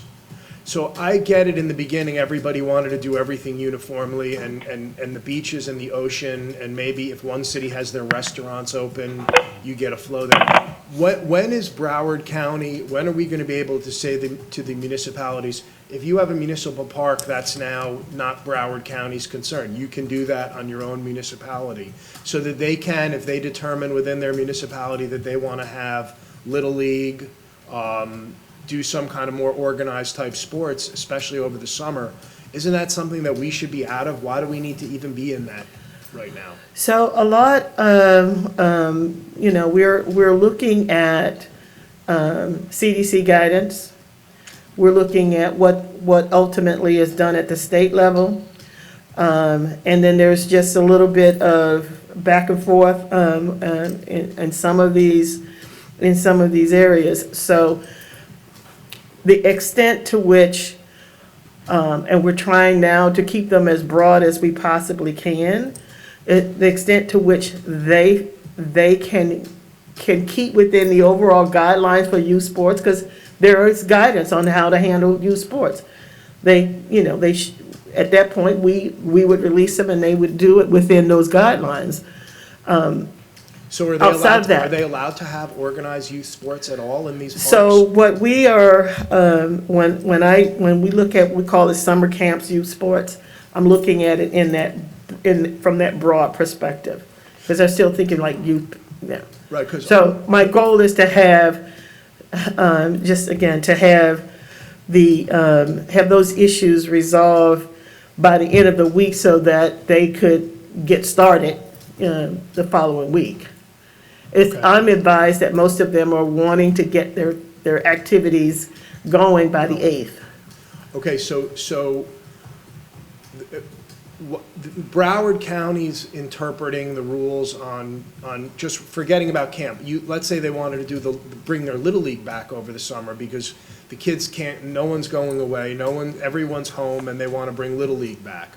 How is that? Can we defer to the cities if they determine that they want to do it? Can't they check with the CDC just as easily as we can? Why are we making that decision for the municipalities? That's not something that's going to get rushed on. If the city of Pompano Beach said that they wanted to open their Little League, and the city of Sunrise said, we just decided we don't want to. So we give very broad, the goal is to give broad guidelines, and cities don't have, they can be restrictive. They can be as restrictive as they like, but we give the broader guidelines. So they don't have to open up. If they want to open up, then they would open up to these generic guidelines. And if they don't want to open up, they don't have to. If they want to tighten down, they can do that, but we give broader guidelines. Have we taken the handcuffs off them so that they can open up? No, that's what I mean. This is what we're doing this week. Okay, so that's coming this week as far as with the sports. I should have said summer camps, youth sports. Okay, that's fine. Okay, perfect. Thank you. So opening it so that it can operate within the CDC guidelines. Correct. Yes, so that's exactly what you're saying. Perfect, okay. All right. Commissioner Fisher. Thank you, Mayor. Ms. Henry, and again, a lot of it's been talked about. I just want to cover just some specifics that you might want to consider, hopefully we consider. Your head over there. We already talked about summer camps. I know a couple of camps have come to me, and they have actually taken registrations and monies from parents, coming up. Some are using state parks. So I'm glad that you're going to be addressing that. Hopefully we're opening up on Monday. Interesting, weddings on beaches with small groups. I don't know if you can look at that, but I know. So as of this week, get my dates right here. As of this week, if it's less than 10, they can. Got it. Okay. We'll report back to those folks there. You talked about the baseball field. You just talked about that for that. Bowling alleys, that's a big sport. I don't know if maybe one, you can do one and skip a lane or not, but if you would consider bowling alleys as well. And then hotels that might have a small business group that might want to meet 10 or less or whoever, like the Marriotts of Life might have a small group, if you would look at that as well. And then finally, we talked about water taxis, and we know we can do water taxis now and so forth. Just got to really cry out for the divers, for the diving boats who are kind of transforming from the waterway out to the ocean to dive. most of them, you know, even though their boat can carry 40, they're only allowed at that point to take 10. So if we can relax some of that, I don't know if we can. I just want to plead and ask you for that. So that's kind of my wish list there for you, Miss Henry, and then we'll take it from there. So hopefully this wonderful order coming out will cover all these wonderful things. Thank you. Okay. Mr. Mayor? Yeah, go ahead, Commissioner Rich. I just have one question on the opening, Ms. Henry. We are not considering opening anything in a way that does not abide by the recommended CDC guidelines, are we? No, that was the debate that we just had. No, I heard it, but I just want to make sure, because what I'm hearing is, you know, the possibility of looking at things that may not fall within the CDC guidelines, and I think that we need to be, you know, at least cognizant of those. We haven't, you know, we've opened up and the numbers are going up, so I think we need to at least be cognizant of the CDC guidelines. We are.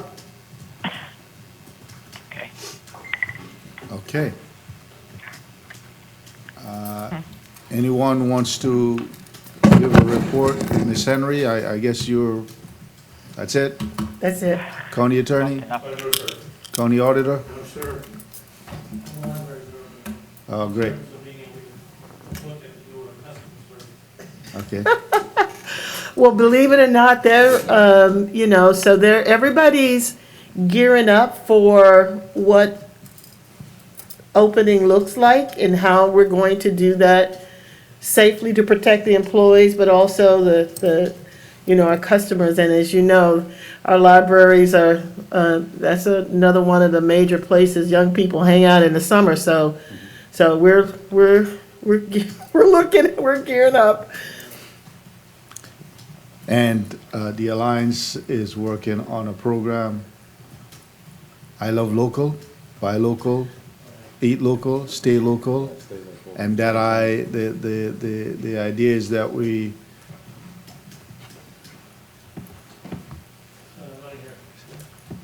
supporter of Broward, let me just say that we're supporters of Broward. And there is something coming up with that will be launched to help our economy recover. It's important that we support our local businesses. And when we look to vacation, most of us are not going to travel much anyway. So, you know, maybe you can staycation on the beach. Buy local, eat local, stay local. Yes. All right. Thank you very much, everyone. Okay. That concludes We're our adjourned. Thank you for using AT&T Conferencing Enhanced. You may now disconnect. Hope everybody stays well. Okay. All right, do you all have any questions for me before I end the conference?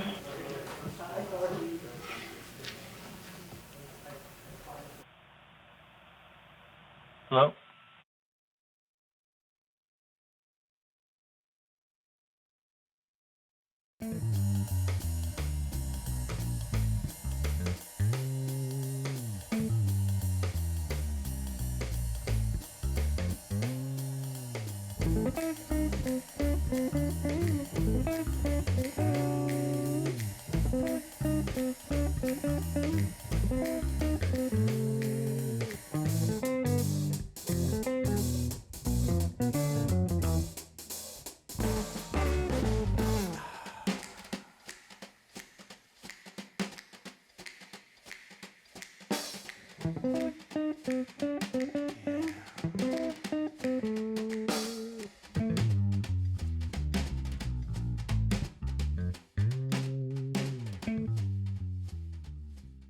Da da da.